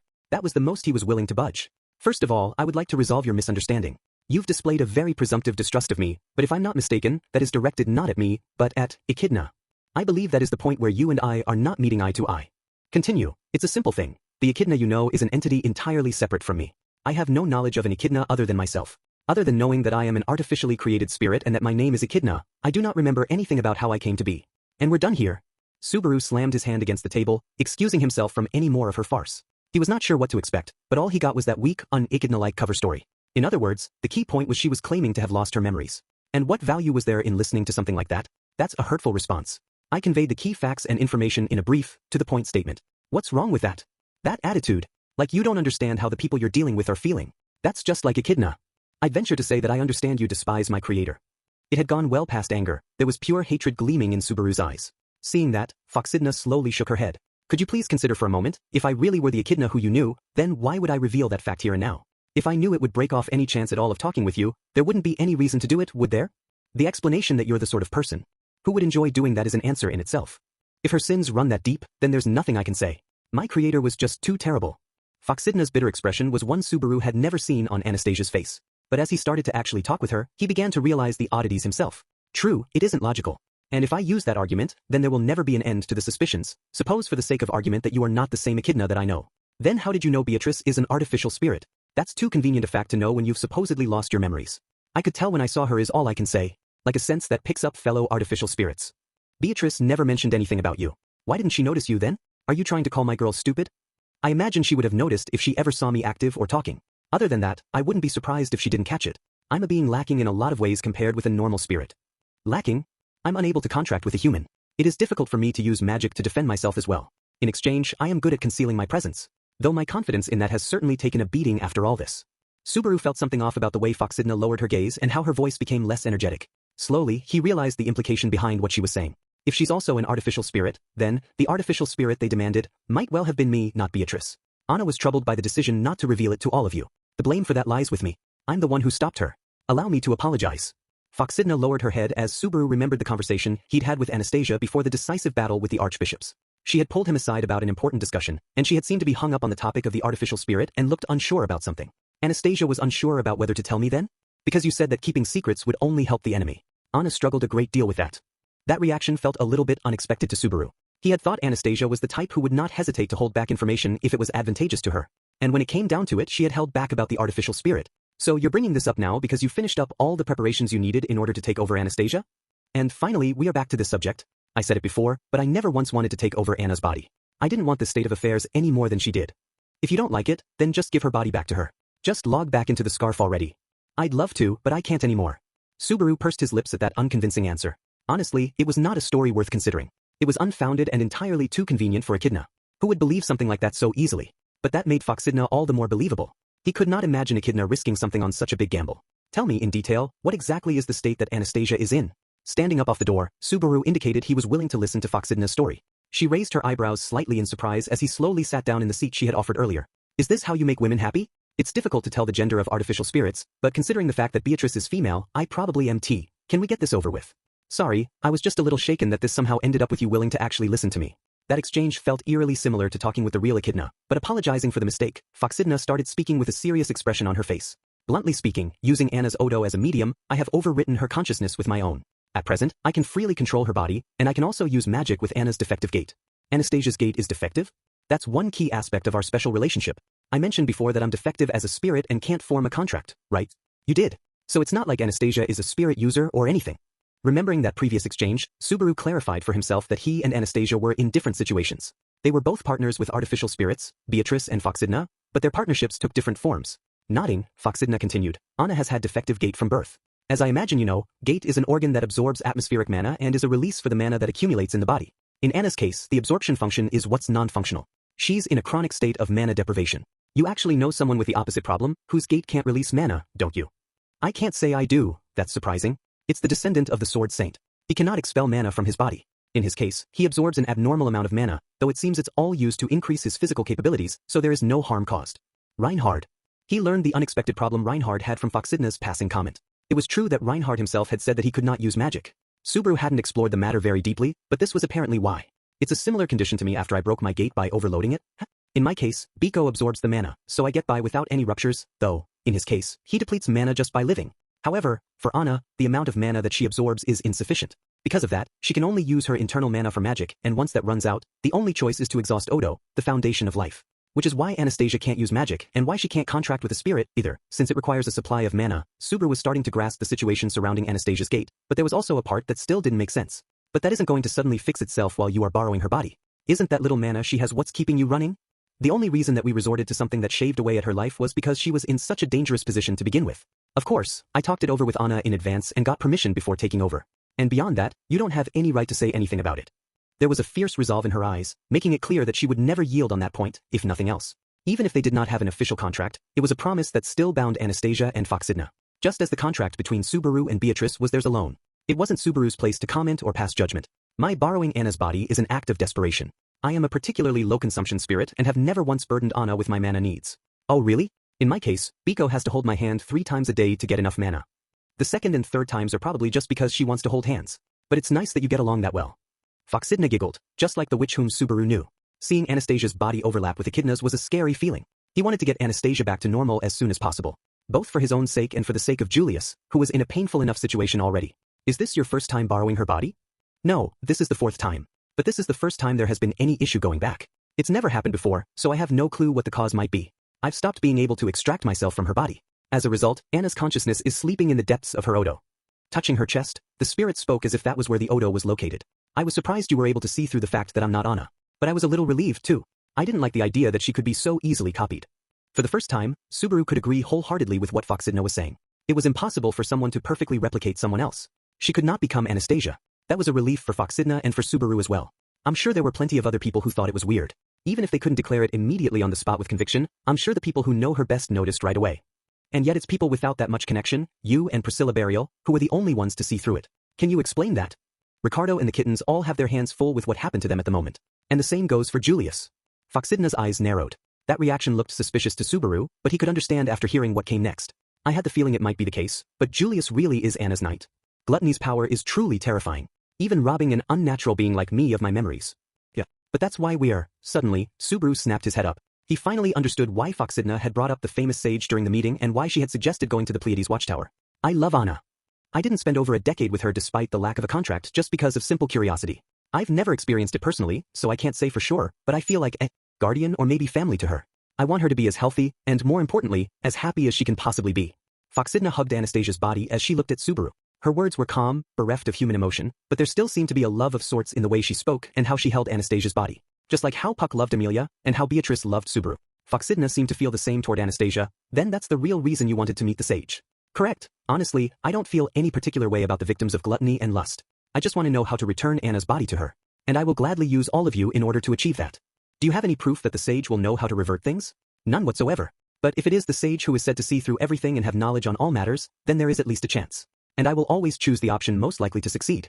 Nothing more and nothing less. Subaru gulped. It was undoubtedly a selfish, egotistical conclusion. But Foxidna had her reasons and the resolve to act decisively in order to achieve her goals. There was no mistaking that. In which case, there was something Subaru had to confirm. Can I trust that you really know how to get to the Pleiades watchtower? Of course. Your lore is supposed to be that you don't have any memories. So how do you know the way to the tower, which no one else knows how to reach? Doesn't make much sense, does it? I know what I know. If you ask me for some sort of proof, then I'm not sure what I can say, but if I had to put it into words, I guess because it is my fate to reach that place. Fate? Who decided that? My creator, I suppose. Foxidna's suspicions were the worst possible answer as far as Subaru was concerned. It was hard not to believe that Echidna was the one who had created her, and Echidna was just the sort of asshole who would etch the path to the watchtower and nothing else into an artificial spirit's memory too. Which meant that there was something connected with Echidna waiting at the Pleiades watchtower. That fact made him nervous while simultaneously getting his hopes up about the knowledge of the sage, who was waiting there. Are you willing to believe me? Foxidna asked this when he fell silent, reaching his conclusion. Subaru hesitated to nod, sighing deeply before he answered, belief is a strong word, but for the moment, I understand. You have your own goal and are doing what you need to in order to achieve it. And that goal and those actions are not at odds with our goal. Quite. We both have our own questions to ask the sage, so let's work together to get there. It's only natural. Quit it. When you put it like that, you sound a hell of a lot shadier. That's rude. Subaru was sure that any more talking with Foxidna in Anastasia's body was going to drive him mad. But either way, the road to the Pleiades watchtower would be a long one. The Auguria Dunes, where it was located, lay in the far eastern regions of the map, and he would have traveled with Foxidna the whole way. Incidentally, this is just to satisfy my curiosity, but you seem to know quite a lot about my creator. Who was Echidna? What? Right, there wasn't much left of her in the records supposedly. Subaru scrunched his face at Foxidna's unexpected question. Looking back at the histories, the story went that the Witch of Envy destroyed all the other witches of the 7 deadly sins, and none of their names remained. Because of that, the only people who would make the connection between the concept of a witch and Echidna were the people who had a direct connection with her, Amelia's faction. And our relationship scores aren't high enough for me to talk about her with you. I'll tell you more once I have a better idea of whether I can trust you. We both have our secrets. No complaints, right? It was not just stubborn payback. As long as Foxidna was holding back with him, he would do the same.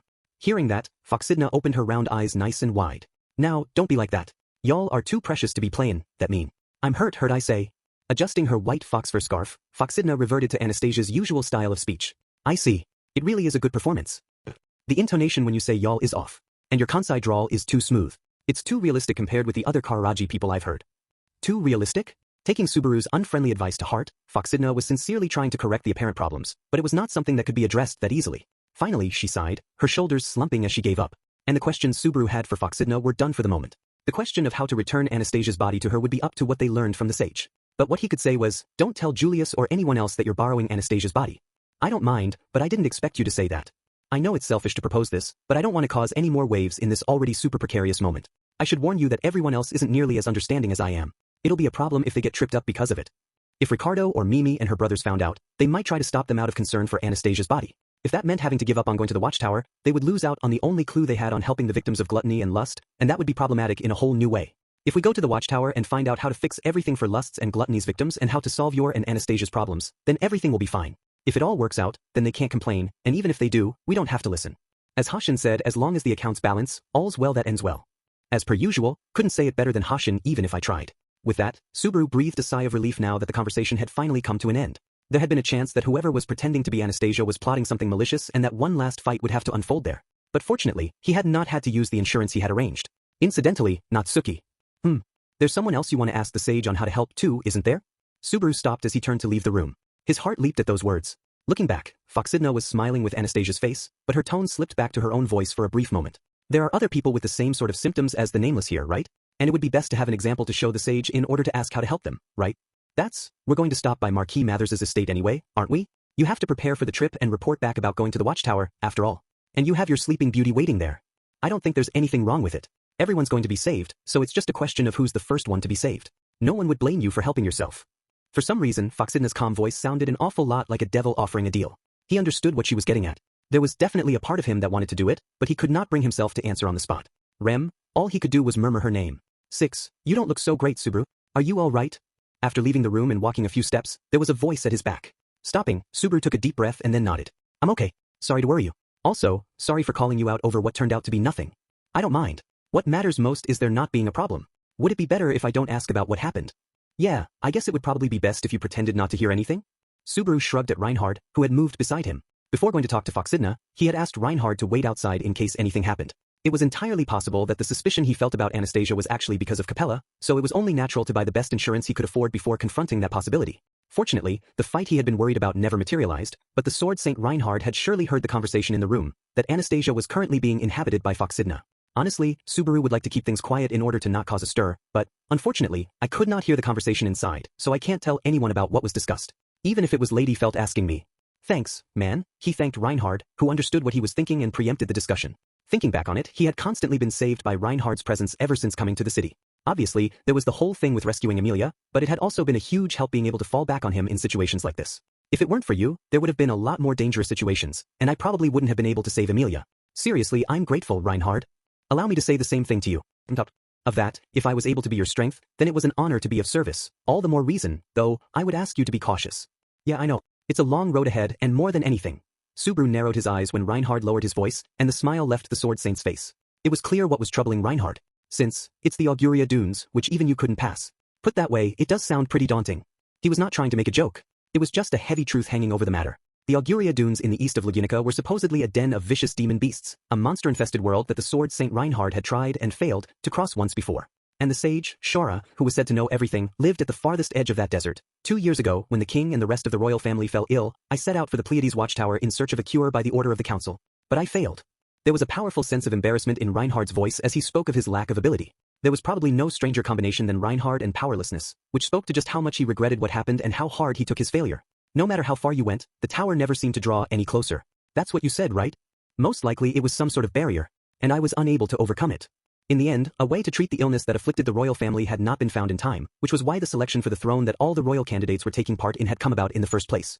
And now of all times, we finally find a way to get through the desert. If Lady Anastasia is to be believed, then yes.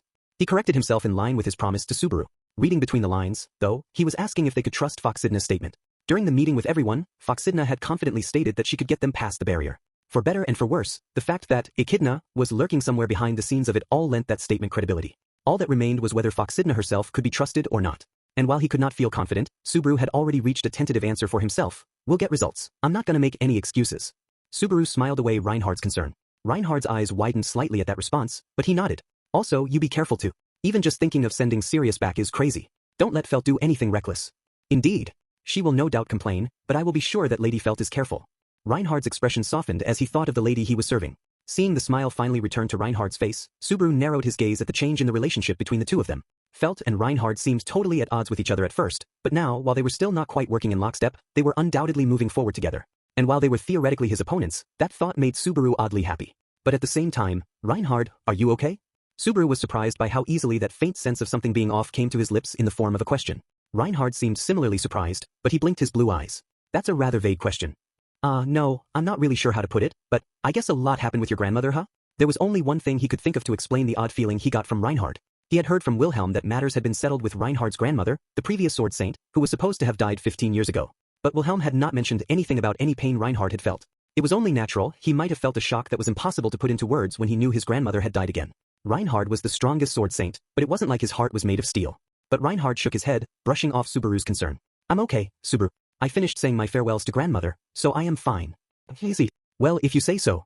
Subaru withdrew his concern. He could not say for sure what Reinhard was feeling, but if he was going to say he was fine, then there was nothing else for Subaru to do. However, if you ever need a shoulder to lean on and can't talk about it with felt, just let me know. We're pals, right? Got it? If that time ever comes, I shall be sure to do so, pal.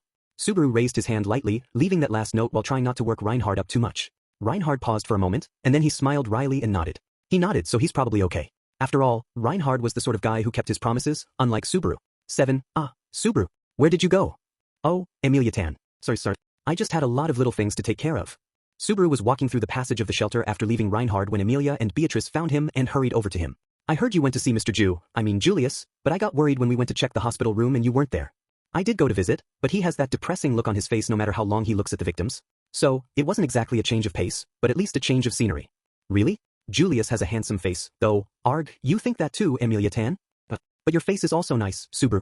There's something about it that stands out the more you look at it. That was not really your best recovery, you know. Emilia quickly corrected herself, but even if she changed the way she was saying it, it was still basically the same point. Subaru grimaced a bit as Beatrice grabbed his sleeve. Subaru. Beatrice's voice was quiet. Call on Betty if you are doing something dangerous. It isn't safe to let you go alone. The thought is disconcerting. I gotta say, I'm feeling the same about you more and more. You're so cute, I just start worrying whether you might get kidnapped by a stranger with candy. Betty is not so tawdry a spirit. Don't mock me. Beatrice responded indignantly, hitting Subaru in the side over and over. He lifted her up to her surprise and started walking together with Emilia. What is it, Emilia-tan? Suddenly he noticed Emilia looking up at him as they walked. Is it that strange to see me playing with Biko? No, that's totally normal at this point. Besides, it's a contractor's duty to look after their spirit. Cuddling Beatrice is your job. She said, cuddle. But in that case, doesn't that idea fall apart a little when it comes to you and Puck? I don't really remember seeing you looking after him. Don't pick nits. And I also did lots of things for Puck while you weren't watching. Brushing his hair, clipping his claws, sleeping while hugging him. It was debatable whether Emilia made a good role model for how to take care of a spirit. Still, Emilia's face was bright and cheerful while she talked about Puck. A colorless crystal pendant was hanging around her neck. It was the same design as the one she had never taken off before she was separated from Puck. Noticing Subaru's gaze, Emilia touched the crystal with her slender fingers. There's not enough mana stored up yet for Puck to come out, but I just have to be patient for a little while longer. After all, my link with Puck never broke even after everything. All thanks to Biko's hard work, and we should be grateful to Kiritaka for his generosity too. They had originally intended to negotiate with Kiritaka for the stone, but he had kindly just given it to Emilia as thanks for saving the city. With that, they had accomplished the original goal they had set out to Pristella to achieve. However, they had also gained many more weighty goals while there. And Subaru was left wondering whether there was something he could have done to get things to turn out better. Hey, look there, Subaru. What is it? Did something happen? Subaru turned around when Emilia suddenly poked his shoulder. Emilia's expression softened as she pointed, and following her gaze, he caught his breath. In the distance, they could see the scars of battle that now marked Pristella's neighborhoods. It was the handiwork of the cultists, the rampaging demi-beasts, and the hard-fighting Subaru and everyone else had been a part of. And amid that battered scene, there was a boy and a girl holding hands and running through the street. Both of their faces were familiar, and there was relief and even a smile on their faces. Luzbel and Tina, the two children who had been put in danger by the cultists' malicious actions. Subaru had seen their deaths, their tears, and their earnest struggles several times already. To see the two children he had so badly wanted to save running hand in hand through the streets. There had been countless tragedies in Pristella, and it was perhaps imprudent to let himself rejoice at the fact that just the two of them were safe and sound, but that is what you and me and everyone else achieved. I'm sure you thought of lots and lots of things that I can't even begin to imagine, and I'm sure you are always worrying about making the right choice. Subaru's cheeks tensed slightly at Emilia's comment as she looked up at him. The discussion with Foxidna crossed his mind, as did the unease about the road to the watchtower where the sage awaited, and the hesitation and doubt he felt about the choice that he was going to be forced to make soon. Emilia's purple eyes narrowed as she looked at him, while he kept all that hidden away in his heart. It is fine if you don't want to talk about it yet. As long as you promise to tell me once you've decided on what to do. And actually talk things over with me when you are really struggling. Promise. Of course, a promise. One of those things you are good at making, but terrible at keeping, right? Whoa, it's not every day you break out the sarcasm. He had earned that scathing review, though, considering what happened to most promises he made with Emilia. Smiling gently, Emilia held out her pinky. Seeing that, he lifted Beatrice over his shoulder in a fireman's carry. She started kicking her legs and indignantly shouting, "What are you doing?" as he wrapped his pinky around Emilia's. Pinky swear. If I lie, I'll swallow 1,000 needles. Pinky swear. He let go of her finger. She still was holding out her finger as she smiled at him. How many needles is that now? Well no, I don't think I've gotten to 10,000. Then make sure you keep it that way please? Subaru nodded. There was no way that answer would ease Emilia's mind. And that was not why she had made him promise. That promise was a warning for him. No one would blame you. Foxidna's last words echoed in his ears. Apparently, no one would blame him. But was that actually true? Would anyone forgive Subaru Natsuki for taking advantage of the circumstances? I'll find an answer. Before we get back to the manor. Still though, I guess it's to be expected of someone with the same name as that witch, but she really hit the weakest point in my heart dead on. I'm not looking forward to this. Did you say something? Nothing important. I was just thinking I can spank Biko all I want carrying her like this. What did you just say? Let Betty down this instant. Gently, like a dainty flower. Haha. Stop laughing while spanking Betty. Still carrying Beatrice while she made a fuss, Subaru followed after Amelia as she walked forward. She glanced back, as if wanting to get involved in the fun. Even though I'm this lucky, this blessed. Subaru was disgusted by the depths of his own greed, but he still found himself wishing there was one more girl who could be there with them too. With that, the curtain finally fell on Subaru Natsuki's battle in Pristella. A quiet moment passes before pressing onward to the next story of reaching the desert tower. And afterward hooray. That's the end of Zero's 5th arc. Hello again, this is Tappei Nagatsuki, the mouse-colored cat. Thank you very much for joining me for volume 20. However, for those of you who have already finished the book, you might be thinking, that wasn't exactly a feel-good, hip-hip hooray, happily ever after sort of ending. And you would be correct. I hadn't thought about it in great a deal of depth or anything, but looking back on previous arcs, the odd arcs have had particularly strong lead-ins to the next story, while the even arcs tend to have somewhat cleaner conclusions. So with the 5th arc's lead-in, I am sure the 6th arc will have a nice and clean conclusion. Not even the author knows for sure whether that will be true though. Surprisingly, works like this are a bit of a gamble. Of course, the general progression of the story is more or less settled by the time I start writing in earnest, but it is not uncommon for things to take a sharp turn while writing. Characters speak and act for themselves, villains concoct plots that surpass the author's imagination, more main characters die than expected, and all sorts of other things can happen. And so the 5th arc was quite intricate, but it feels like the 6th arc will turn things up to 11, so I hope you will continue to follow along. A single page of afterward is really short. I can't write anything, because I wrote too much already.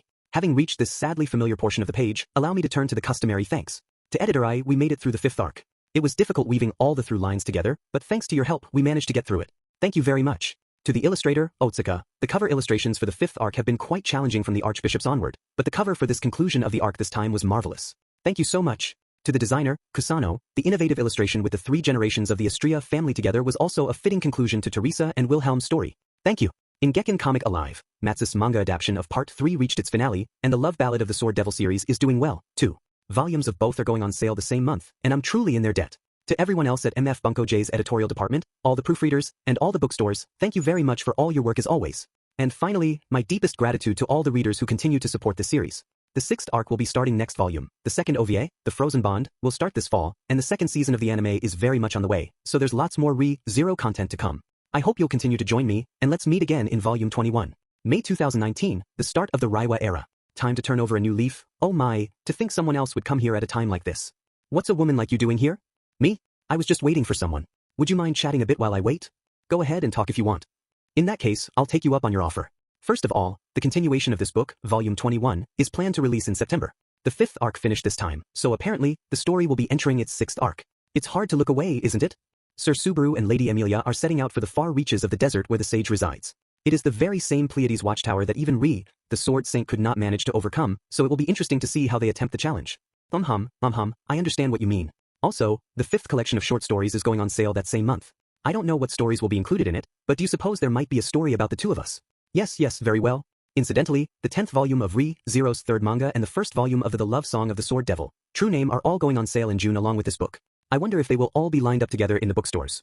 Who can say? I don't read books as you well know. That's right, but I thought it was worth mentioning since I wanted you to know. Is there nothing else you wanted to talk about?